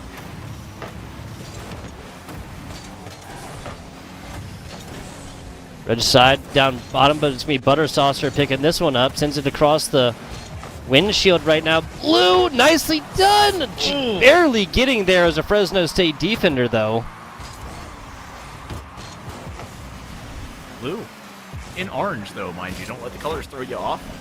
It did for a second, not going to lie. Gage, a little bit of a 1-2-1. Almost making it 2 goals. Now going back, a diving save. Trying to help out. Us. In midfield has teammate Adrian far post. Cannot get it to the ball. The Bulldogs have been stuck really to these long range touches. Only Regicide has been close to the net, credited with a shot. They need to build on this offensive attack, start moving forward as a unit, not looking for these long clears. Yeah, I mean, also, long clears, offense or defense, they simply have to connect on the other side. Okay, Fresno State looked like they had a player there that was doing something wonky. Defenders kind of locks eyes with them. Okay, they didn't hit it. All right, on to the next. Ooh, Adrian. Nice. Nice indeed. Trying to make some magic happen. Catching it for here. Adrian backing off. And UCSB up 1, trying to build on top of it. Find a second. Some shot coming through. Dive through. Adrian making a touch. A little bit of physical play right there. Gages involved. A little bump and grind. Nothing wrong with it. That's what the song goes. Blue looking to run this one down, gets it past 2 of them, not a past Adrian though. Brick wall defense there for Adrian. Butter Saucer. Handing it back off. This team dressed in blue wanting to find anything on the offensive side, as it's been a drought for them. They have been stuck on this blue end, kind of holding on to the boost that they have and only finding big clears, brief respites, as that is blue once again. Credited for that shot, but finding the first goal. Blue on blue violence. Fresno State blue gets scored against blue right here. Perfectly slotted bottom right. That's going to be a 2-score lead here. The Gold Squad. The Raccoons, right? So, Raccoons right now, I feel like this is more of like a Tom and Jerry-esque skit. He's just on top of the dog box, just where the leash won't reach, and the Bulldogs, try as they might, just can't get out of their own end. Blue and company having a field day. The first time they've really had to retreat is they just overstepped for a small moment. Regicide and company looking for these midfield plays, so opting to back all the way off, and that's going to be a dunk coming through, but they can't get it to fall. About 90 seconds left on this. And we got plenty of gameplay left. I read a Tom and Jerry conspiracy theory, or maybe like canon theory, I don't know. Basically, it's the Tom and Jerry are actually best friends, and Tom the cat knows and is intentionally bad at his job of being a cat and getting rid of mice. Knowing that if he was really good but didn't give it all his effort, then their owner would replace him with a cat that is good at killing mice. Well, trying to be good at killing defenders here as Fresno State, but they could not connect nor connect on the shot. Blue with a long racing clear, and again, this favors a team that has a lead and a lead of multiple goals. They can kind of spend the time, the boost, and the energy to just throw it down the field and chase it because they don't have to worry about it. Yeah, so 45 seconds left right here. Once again, every time UCSB Gold sends this one down. Wow, okay, Adrian brings us back to 1. We're like kind of counting chickens before they hatch with a 2-score lead. Adrian says no go. I think Regicide got 2 bumps there. Technically, it wasn't a very hard touch on either of them, but Gage is also caught on the rotation out, and so Fresno State has been looking for these physical plays. Finally cash it in. 41 seconds left. Have time to perhaps make a comeback. Yeah. They've down good bottom. demo. Gauges! Yeah, Gage is just going to make that one so much harder, man. And man, oh man, just cashing it in. You get caught in the net, and it means the ball's going in as well. Gage's second goal here on the night for them. It's a 3-1 affair. Fresno State down 2. 35 seconds left right now. UCSB Gold can basically play in kind of like the garbage time Naked defense, turtle. right? Yeah, just fill the zone. The naked turtle? What? Is that what you said? No, they can turtle. Oh, I thought you said the naked. I thought you said the naked turtle. I was like, what in God's name are you talking about, sir? That's the defense. There you go. There you go. Yes, that's the, All the turtle, no defense. I shell. understand. All turtle. Forget the half shell. All that really matters is Fresno State gonna be down 1-0 in the series as UCSB take game number 1 over the Bulldogs. Off the back of the naked turtle offense right here for the UCSB Gold squad. Who likes turtles more than raccoons, folks? It's a couple replays in for you, folks. They're our fine production Mod, staff start a making this poll. one possible for you. Start Now a this poll. is start a poll. Yeah, start a Turtles poll. versus raccoons. I want to see it. Turtles versus raccoons. No mention of the pet tortoise here. Again, we don't know if this is a pet tortoise here from Butter Saucer, the senior in applied mathematics, or this is the act petting like a tortoise. We're gonna get Tortoise as production well. on the back end to get us that answer. Also, That is difference between turtles and important. tortoises? Any insight here? Any insight? Okay, what's the difference between a turtle A and tortoise and a lives on tortoise? land. Turtles can go in water. Tortoises don't go in water? No. Is that what they you're saying? can't Like at swim. all? No. This sounds too jokey to be No, to be it's the true. truth. Tortoises, Like that's They how can't a lot swim of at tourists all. accidentally die because people take them out of the road and drop them in water and they're just done. this is really morbid. Oh my Yes, god! yes, I guess, it's a real I guess. thing. Hey, we are providing information on how to properly care for found tortoises. Don't throw them in the Tortoisei. Do not throw them in water. And yeah, that's man, that's gotta suck. Imagine being like a tortoise with like awareness, right, and being like, I know I look like a turtle, but I am not. But I am not a Please. turtle. Wait, no. It's like when you hold like a dog above the bath and you see the little legs kicking. Yeah, right. Well, right now, I don't know Oh. how, but the Raccoons are holding the Bulldogs over a bath with a 1-0 lead in the series. Butter Saucer and company wanting to build. Here it's a pass midfield. It's going to be perfectly put through, and Blue continues. I'll say it first. He is him. Say, for real, dude. Blue is the story. Blue, about a little guy. I can't remember the name of the rest of the song. 98 kilometers per hour right here. And that's going to be UCSB Gold going up early again. A theme established now from game 1 into game number 2. I just want to let you know, if Blue scores again, I'm sorry to you. I'm sorry to everyone in Twitch chat, but it has to happen. Getting a flip reset to control it and push forward. UCSB already out to an early lead in this one. Yeah. Seriously, Butter Saucer trying to get up to it. That was a decent fake, and Fresno State kind of bit onto it until he just decided to dip down bottom and try to go for this big boost. Now Regicide wins the 50. Easy stop right there. Pop up. Now a fantastic hit. Adrian is that guy. Somebody else might be him, but Adrian's that guy. It's just a beautiful read of understanding. If he hits it fast here, he doesn't score. And so slows it down the entire way, gets to the defender, past him to solve the riddle. It's 1-1. Fantastic stuff right here. love Wow, when 60 offense seconds comes into this. Yeah, I love it when a good offense comes together. No cigar in mouth. It's just both teams had pretty offensive pushes there, and they both cashed them in, not because of bad defense, but because of better offense. And immediately, both offenses humming and kick-started, and I want to see what builds here in this game, too. Hi, Naiha. Hanaiha? Hanaya? Hanaiha. I'm trying, dude. I'm trying. It's an odd name. It's a unique name, excuse me. It's not an odd name. Odd's one of our casters. I get it. I get it. Right now, I'm just kind of wondering what can be done on both these teams to kind of break the stalemate. You thought for a moment UCSB was going to get run, but Fresno having the answer has brought it back to more of an awkward spot to be, where UCSB doesn't want to overcommit in this kind of midway point. They want to push forward as a unit, move, and get plays. The demo opening the door. Blue with a redirect, though, to kick it back and try and turn the tide here on Fresno. 3 minutes right there. UCSB Gold almost strikes into gold right there. Big patch of it underground.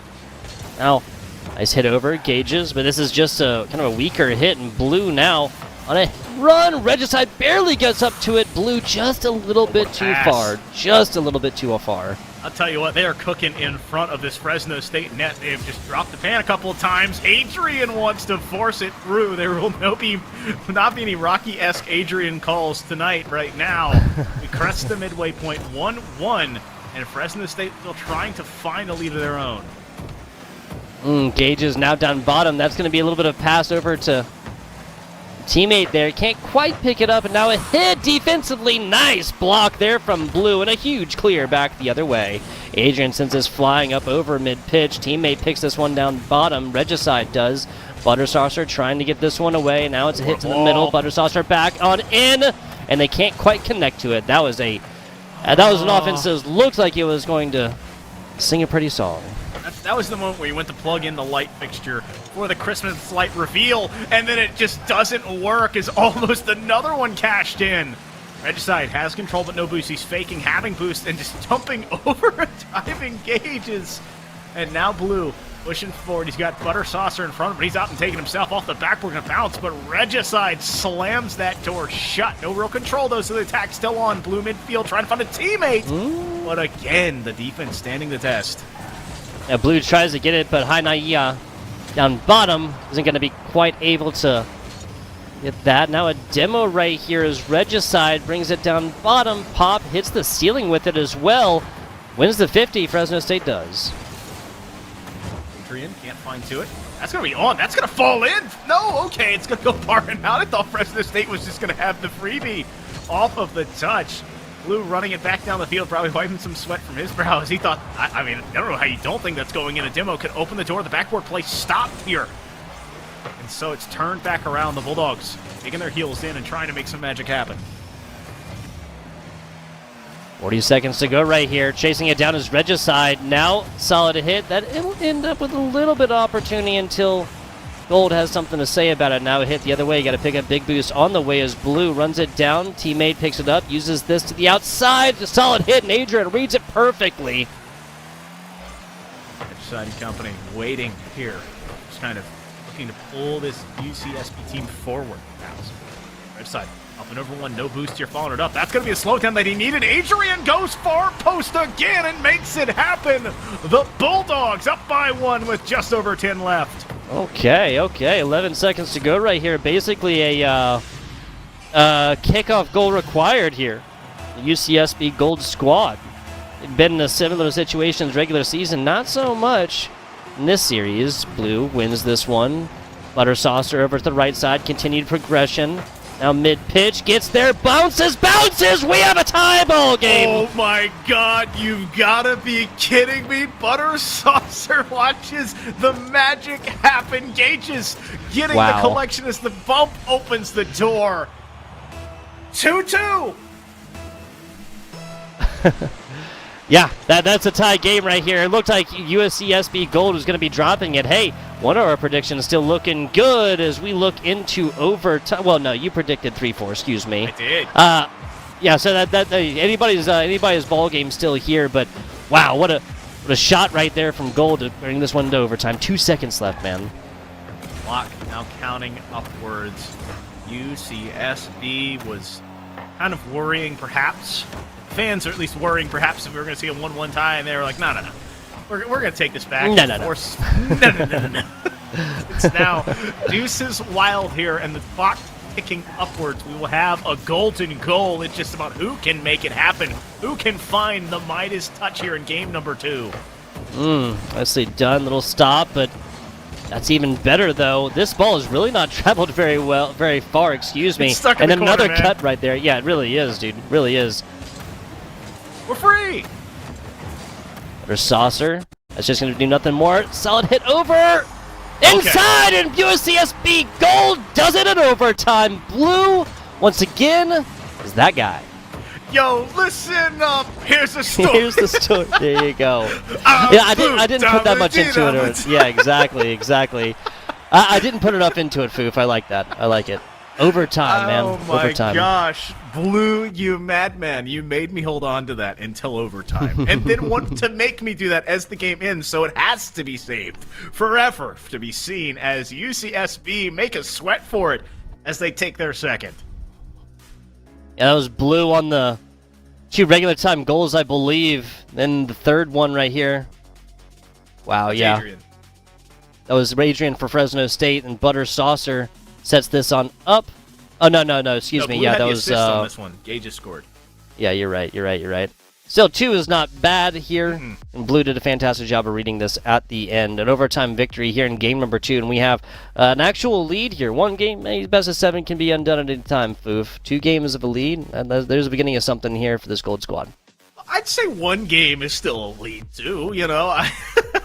I think it's a start, and it's a start in the right direction. If you are a USBC fan, it is not exactly what you wanted to see if you are Fresno State, because they are supposed to be a team with momentum, coming off of upset to make it here, and they have now fallen.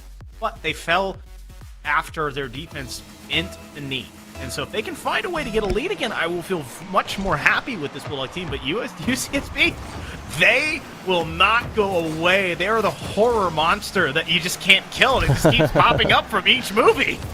Yeah, that's fair. It's fair. What, like the last scene is them seemingly defeated, Yes. opening up one eye to set up the sequel. Let Not you even know that. they're They're still just alive. back in a trailer 2 weeks later. Yeah, exactly right. No real explanation needed. That's the state of movies these days.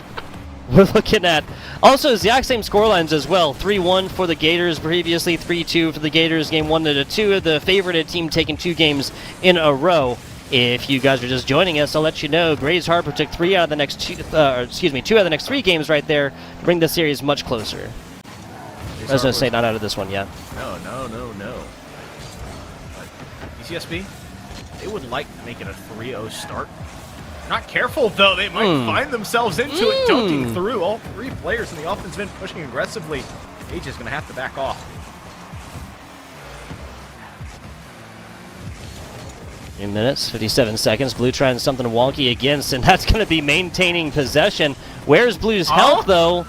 Okay, so Blue does some ankle-breaking plays right in front of the net, and nobody there to help. Well, Blue doing all that they can, just looking to find a teammate, hunting for anything. The Blues Clues, perhaps, trying to make some magic happen on the offense side, but unable to find the letter or find a teammate. Gage's looking near post. Blues dropping it towards a teammate. Well, 2 defenders committing. Gage's has to be the last man back, but an aggressive push keeps this offense online. Saucer's got this 100 boost with which to pay the bills, and now Blue back on over. That's dangerous. That's a great redirect here at Pie Time. 3-1-4. No scores on boards. Now you need to be careful. Shot coming through. Adrian gonna make a way and correct the ice. Goal number 1 here being scored by the Bulldogs. Which flies all the way up to it. Oh, that's that's Hyena. I think I said that right now. Hyena actually hitting defender right there. We kind of got it off of screen right there because the edge of goal was kind of blocking it off. Not a full demo required though. No demo required. That's going to be the name of my band. But Blue trying to push forward, passing it back here. Gage is going to set it off the backboard, falling down. Adrian doesn't have a clear, but his teammate's able to make the perfect defensive play, and that is sometimes missing the shot so your opponent can't make it. A hit back on over. Gage not giving this one up top, and hits crossbar down inside. Got to mail a check to that top bar after the game right here. Well, talking about Bennett, this bar tucked it in for them, engaged, ready for a double just in case, but it falls through and making it a 1-1 affair, tying us just before the midway point. Yeah, I'd love to see it. Love to see it so far. 10 seconds till that midway point. Gages just came off some fiery play. Ina hitting this one, but it just succeeds in hitting the side. Last player back for UCSB Gold is still going to be able to get it. Also, folks, so we haven't really covered this so far. This is a California across California state rivalry right here. The intrastate, not interstate, intrastate rivalry right here. Santa Barbara and Fresno, all of 239 miles separating these two teams. 239 miles separating them, but they're both in the same lobby on the same field at Utopia Coliseum and looking for the shot there in the Fennec. UCSB unable to find the mark. Adrian Company trying to get back as they were able to find first blood in this game. They do need to find a lead. The pass midfield almost perfect. No. Blue, backside on the full rotate right here, comes up to it. Ooh, rips the e-brake, whips the back end around. Now with plenty of boost, goes up for the challenge as well, but it's Butter Saucer. That's not on point, and neither is the follow-up there from a Raccoon player. I believe that was Gage's? It's just kind of a strange spot to be in general as Adrian. Yeah. Sidewall pass, really finds a teammate, just finds an opponent instead. Blue collecting it. Run up the sidewall here and wants to go off the ceiling. Able to get past one, still has control, but slowly losing it. And so Butter Sauce are waiting to catch it off the wall here. No double tap being brought. A shot technically being given to Regicide, but the defenders are ready to close it out. Well, just a little back and forth action. Wouldn't be surprised if this one goes to OT. Even after a 5-score game, this one goes down to a 1-1 tie, 3 scores total. It just makes sense for these two teams. Have kind of felt each other out a lot across these 3 games and have kind of changed and formulated their game plans. Especially having extra time in the previous game. These teams Good point. have already had more experience than they should have at this point. As Adrian looking near post, going to find a soft touch.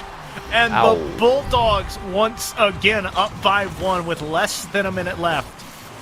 It was 11 seconds, if my memory serves, last time. So, hey, these Raccoons can get it done. They can scavenge in for a win, or at least a tying factor to push into another OT. But 40 seconds is plenty of time. Fresno only up by 1 as well. Can't quite afford to kind of play the time waster game. Ooh, okay. Waking everybody up right there. Let's let them know that they're there. Just letting you know. Just keeping you aware that they are around. Butter Saucer. Beautiful control here, knowing that there's no real push. A demo, as that is like an old crackback block from football. Butter looking forward to a teammate. It's stuffed, though, by a diving Adrian, who has the lead to go ahead. And yeah, to make something happen here, controls it into the corner. Backward play, needs to find it. Dangerous push here by Adrian. Turn back around, Gages. Near post shot, trying to get it off the backboard and set a teammate up. The ball rolling. Trying to get away. Blue going to steal the boost here, but bumped off of it. The ball just going to float down, and they are fine with it. Fresno State takes 1. Okay, its lead of 1 in Game 3 yields the W right now. We're going to be looking at Fresno State, like you said, not going so quietly into that good night. Gold had like a very flashy goal, right? I believe it was this one right here. Yeah, Gages over across 2 with the top bar, but that's going to be enough in 40 seconds. Unfortunately, for the second time across games 2 and 3, not going to be enough for the last second tying factor here, right? Yeah.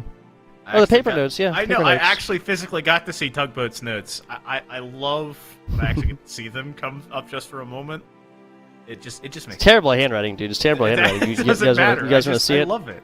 Look at shout out to every teacher. Oh, hang on. Shout out to every teacher I've ever had who's had to try and like understand these hieroglyphics, man. Man, oh man, oh man. It looked for a moment that perhaps Fresno State wasn't up.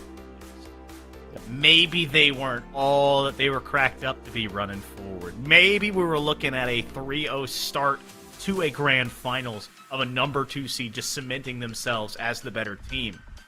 But man, oh man, the Bulldogs had an answer and pulled it back, able to get an answer, and rolling into Game 4 with a lot of momentum to try and tie this series back up. Yeah. Hey, this Game 4 has a sign on it.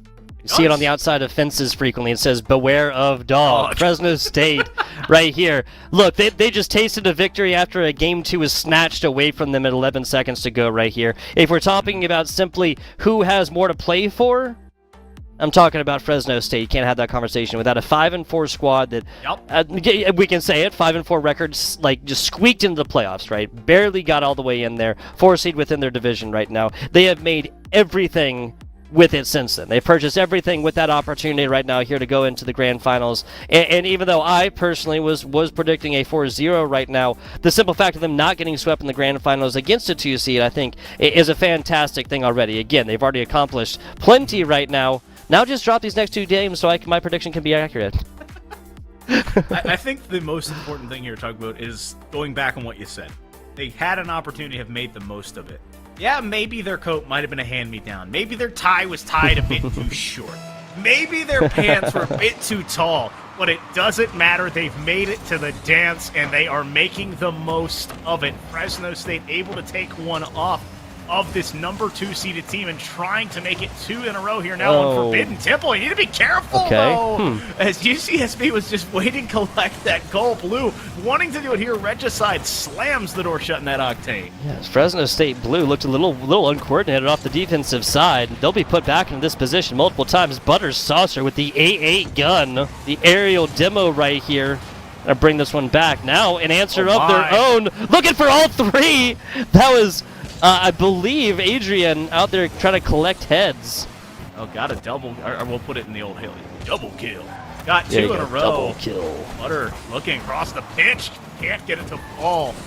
And now just waiting is Blue to look backward. Butter Saucer was there, but he got bumped off of the own rotation there, so it slowed it all down. Fresno State. Not exactly where they want to be on the field, but they're in a good spot. Raccoons, we know what happened last time you took a demo. It was double your medicine back given to you, and now Fresno State's going to get aggressive down bottom. A takeaway down bottom. That's a good angle. Gauges finds this one, a diamond in the rough. I'm not discrediting Fresno State. This looks like a random ball that just be able to easily clean up, and Adrian just gets there a little bit too late. Well, it's just a beautiful read of understanding I can win this 50, and then it angles into the net. We'll call it calculated the entire way. And unfortunately, Adrian was just at a point where it was darned if you do, darned if you don't. The touch just comes off his nose. That's a dunk from Regicide. The double tap. Are you kidding me in the phase car? Wow, there you go. Yeah, the phase boost, something like that. Regicide. Wait, Regicide? Wow. I'm trying to remember what that stands for. Oh, the Regicide is the act of killing a king. Okay. Fresno State, the 5-4 squad, teammates' name, the act of killing a king. Well, maybe a little of a warning sent. Another warning, right? Not just beware of dog, but... Pirates beware. I like it, Foof. Right now, you're looking at a number 2 seed, perhaps being dethroned if they're not careful, as Fresno State again has an answer, but now the offense is all on here for USCB. They're trying to push forward. Gage going to look, but Adrian is there, so is Ainea. Other side. No boost, just kind of flipping after this one. Still had all the momentum in the world. Gages tries to pass it, but that too soft a touch on the undercarriage goes forward. Adrian opting to back off as that boost is taken in front of him. He's got to go back towards his 100. Still not there for him, and so small pads is going to be the name of the game to get back into an aggressive spot. Tie ball game here, 2 minutes 50 seconds left. A little bit of back and forth. Not a full Rue 1, but close to it there for Adrian and his opponent. Now, Ina. Some over Adrian takes it away. Now down bottom, Regicide. As they come up, take that crown off! That's what Adrian says as Fresno State takes the lead yet again. I'm going to steal this one because it's a beautiful dish from Regicide as Adrian is there to find it. And so the Bulldogs strike Patered again. Love it. Another purchase. Another goal here at Fresno State. They scored 1 in their first game. That is a thing of the past. These double up, leaves multiple goals here now with halftime. Raccoons have plenty of time to bring this one back or tie it up, pushing to more OT, but lead remains here for Fresno State. What's up? They have opposable thumbs and like a really sinister mind. I can't count a Raccoon. That's fair. I mean, if we're talking about Rocket League playing capabilities, I just don't know many Bulldogs that could really get that done. Like, maybe with each paw and something else, like to tap buttons, but opposable thumbs wins every time, man. Right now, unfortunately, it's not a battle of the mascots. I told you to play the game. It's a battle of how the players can play the game. And Fresno State in control at the moment as they're looking to tie this series up. Idea. Slowing it down. All Blue. Pressuring here, but it's turned away. Butter. You'll touch it. It's a little bit awkward here. Stages have to go back into their own corner. Slowing it all down. Wants to find a midfield clear. Adrian Catching up to him, let's find a soft touch with the tires. No, speeding it up instead. Whoa, okay. Wanting to get that high-end touch. Yeah, trying to set up the waterfall right there, and the spout goes dry. It's going to be solid little hit. Now Regicide centering this one back up, forcing Defender get up to this one. Forcing Defender's hands, never a bad move. A lot of boost burned as Buttersauce gets caught up with teammate Gages. Adrian tries everything in a bag of chips, throw the kitchen sink in as well, and it still does not matter. How, Gages?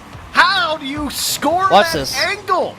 Butter with a beautiful setup. Gages just has the soft touch, literally turns the car as he's making contact.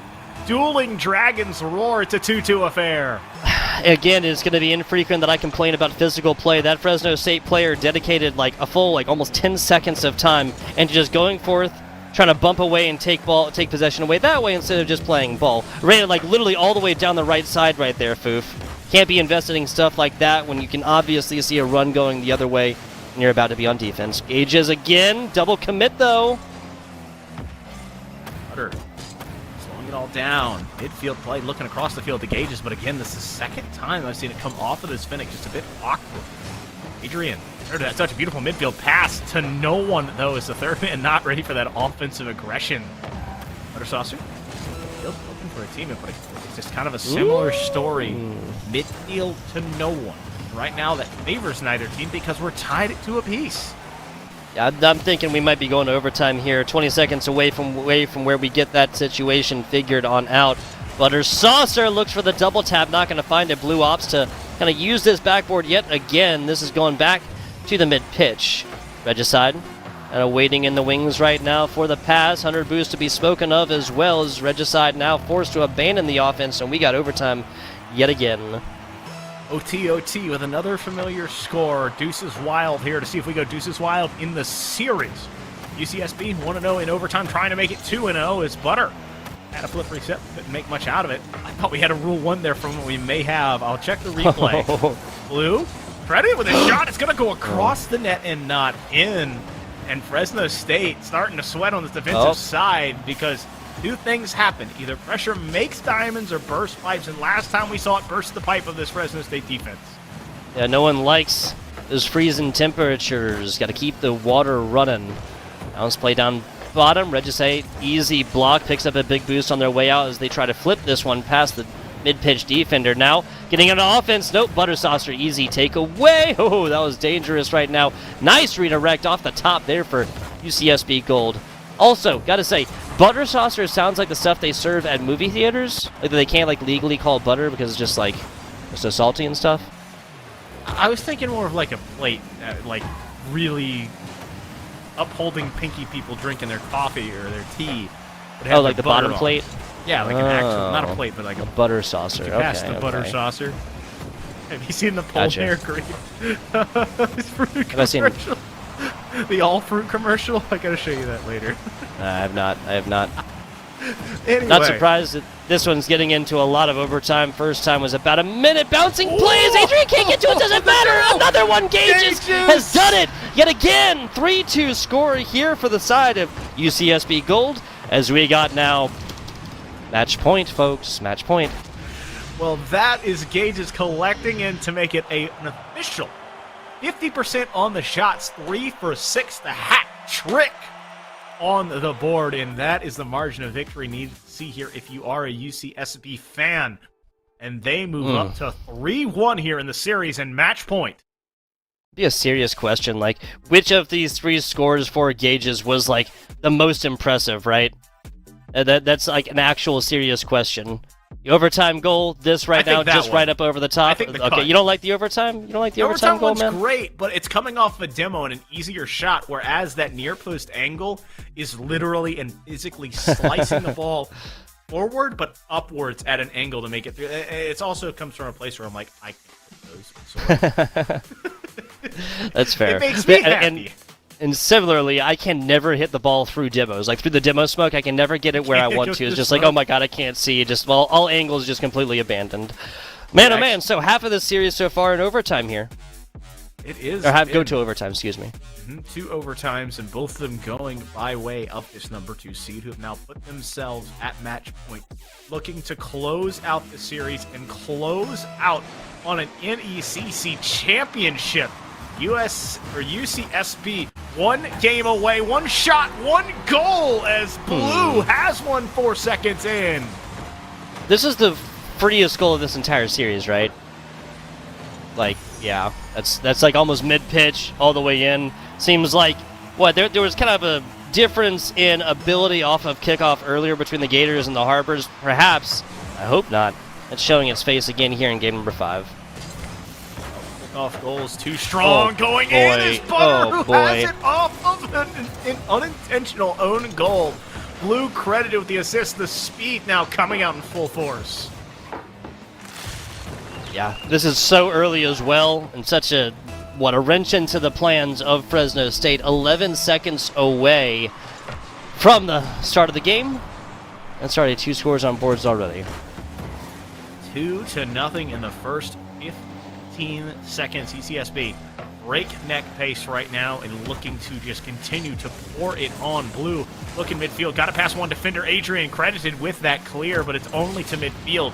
Gage is demoed for his trouble, so Fresno State pushing the offensive side. Regicide opting to sit low here. No one contesting. Butter Saucer just been given free reign. Yeah, Butter Saucer barely missed the half flip into it to nose up this one in, and that would have been the third. And this is that would have been like 50 seconds into this game, right? So I'm not 100% sure what Fresno State is doing on the backside, but gotta get it together if they want to pull together another game out of this series. Slowing it down, Regicide cannot get the ball. Yeah. Adrian, that's all 3 cars in blue, so tight on this defensive side. Need to find a little bit of spread, a little bit of spacing as a backboard play, trying to open up the door. Blue, good cut there to get near post, but no real pressure from this offensive side. Regicide credited with the touch, but no real center, as it's more of just a panic touch into the corner. Adrian gonna set this up. Regicide, corner, pocket, and in. And so Calamity creates opportunity.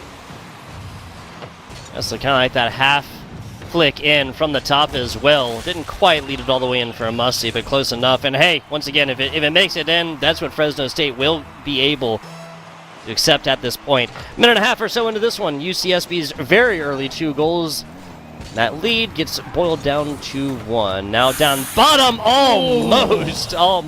I mean, both of these, like, quote-unquote favorite teams so far for our cast tonight, Foof, have come through and just answered a goal with a goal very quickly so far.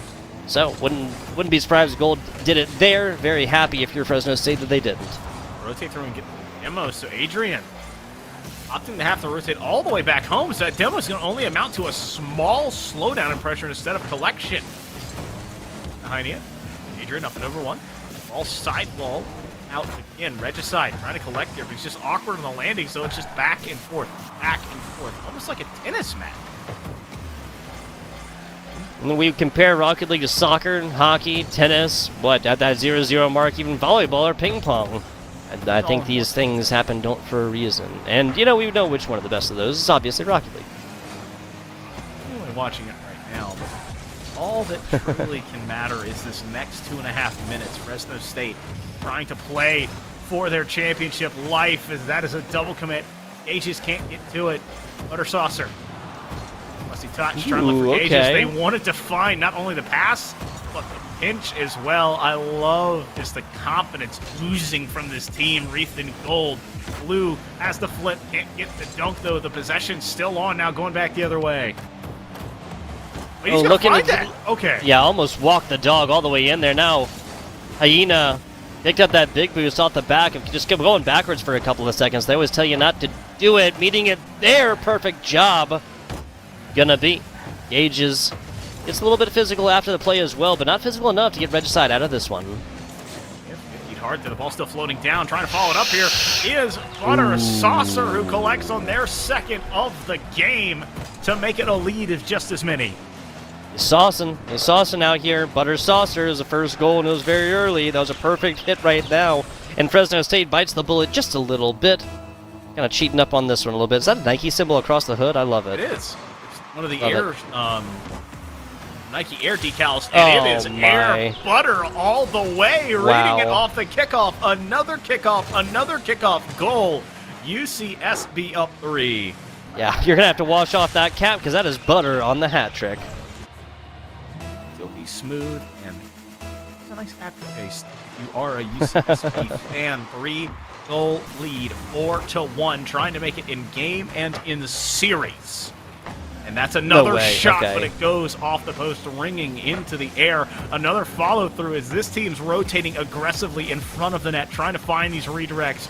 Blue collecting it, getting 12 at a time, but can't touch.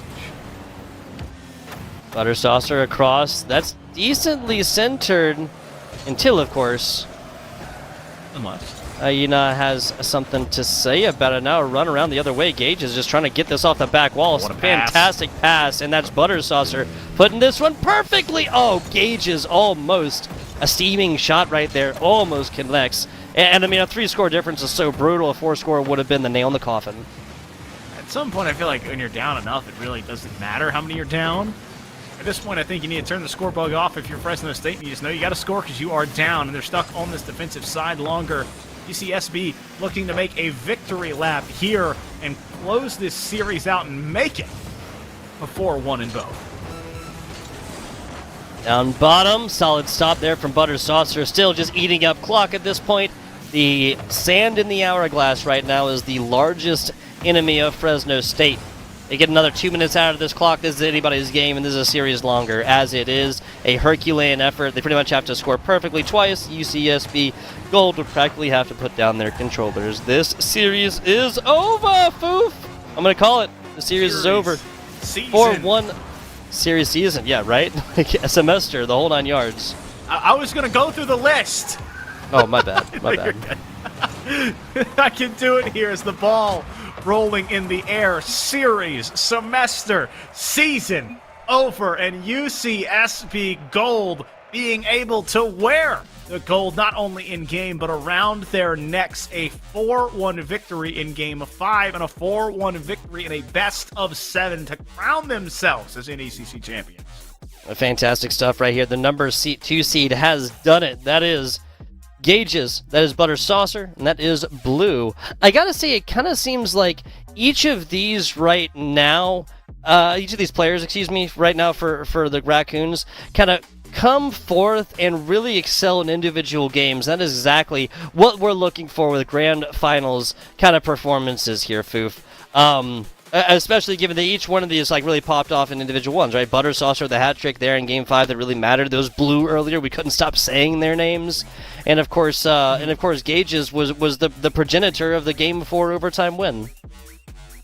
I feel like Gages got his name in a couple of those goals, but it comes back to the hero of Game 1. It's Blue. That felt like that was their offense. It's all Blue all the time, and even though they weren't the Blue team, that threw me for a loop in the first game with Blue as the name, it just found a way to work, and they were clicking. And that was the piece, I think, if you pull that piece away, the house falls down. And so Blue, the glue that held it all together, that rhymed unintentionally, but Gage collecting in a lot of those passes. Yeah, Blue, the new glue, something like this, not sure. Guys, we would be drug out by our heels if we did not get you guys an interview here. We're going to be trying to sit down with one of these Raccoons players, give you guys kind of a look inside the mind of a player post-match, post-season, post-match, post all those other things that Foof just mentioned. We'll be back with you just a minute with that interview and wrap up here on the season.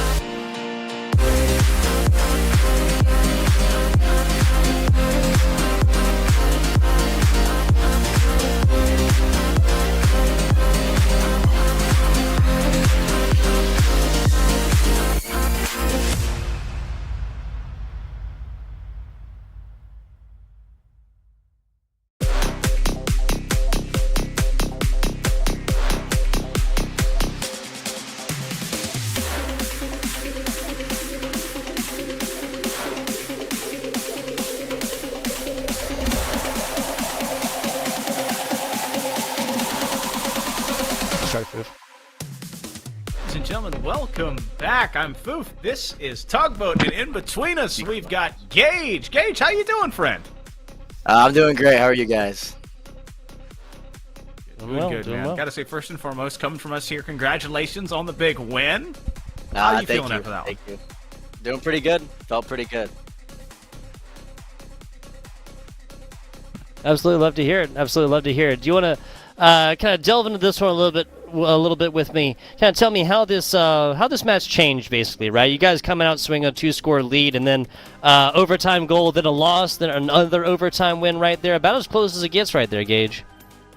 Yeah, that was probably a little closer than we would have liked it down the stretch, but we were able to get it done, and got some good teammates. Jacob really came in through at the end. The last game he pulled through, which we needed. So yeah, it was great.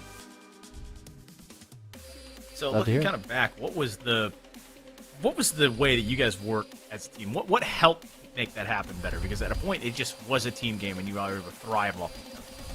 Yeah, I mean, after one of the games, Jacob kind of told us, like, hey, it seems like we're faster than these guys, but they're not making the best touches, so just let it kind of come to us, and we'll do our thing. And so kind of laid off a little bit, and we were able to get the looks we wanted to.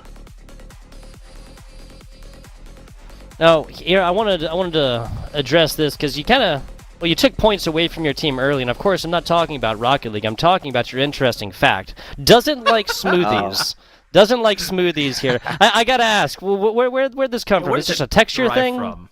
Yeah, I would say it's just like a texture thing, man. Like, I don't know, it's hard to say. Like, I do like ice cream, but it's just like a smoothie is You like it's just milkshakes? a little different. It just hits me in a little Foofus weird already way. know where I'm going with this. Do you like milkshakes? You like ice cream? Do you like milkshakes?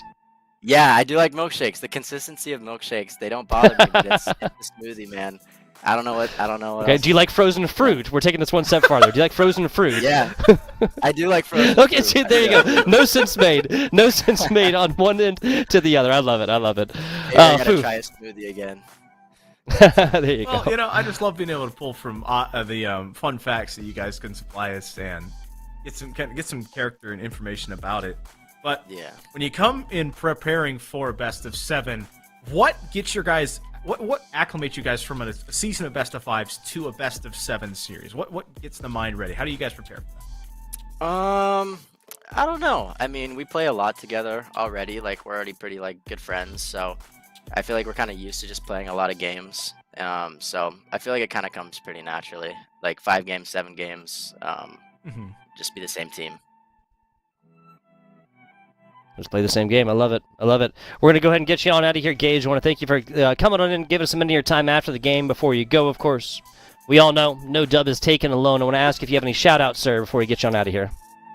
Shout out my boys in Reno, Trevor and Chase. I think they're watching right now. Shout out my boy Logan who's watching. Nate in my room right now. They're the boys. And shout out my team, manager, everyone. They're awesome. Love you guys. Yeah, fantastic stuff. Once again, folks, this is Gage over here from UCSB, giving a minute of their time after the game here. And off a W, 4-1W right there. 4-1W, pretty handed. Sir. Unless I'm wrong, Gauchos. Foof, that's yeah, there you go. Appreciate you. Unless I'm wrong, Foof, that's gonna be it. Not just for this series, right? Yeah, that's the end of my script that I have here as I'm looking over. It just ties a pretty bow on it there. So this has been the Rocket League portion of the NECC. Thank you guys for joining us. Thank you, Tugboat, working us through. Thank you, production on the back end. There's so many names that you can go through. Obviously, Storm here helping us tonight. And what a great crew. What a great time and what a great season. So signing off, this is Foof. That's Tugboat. See you on the other side.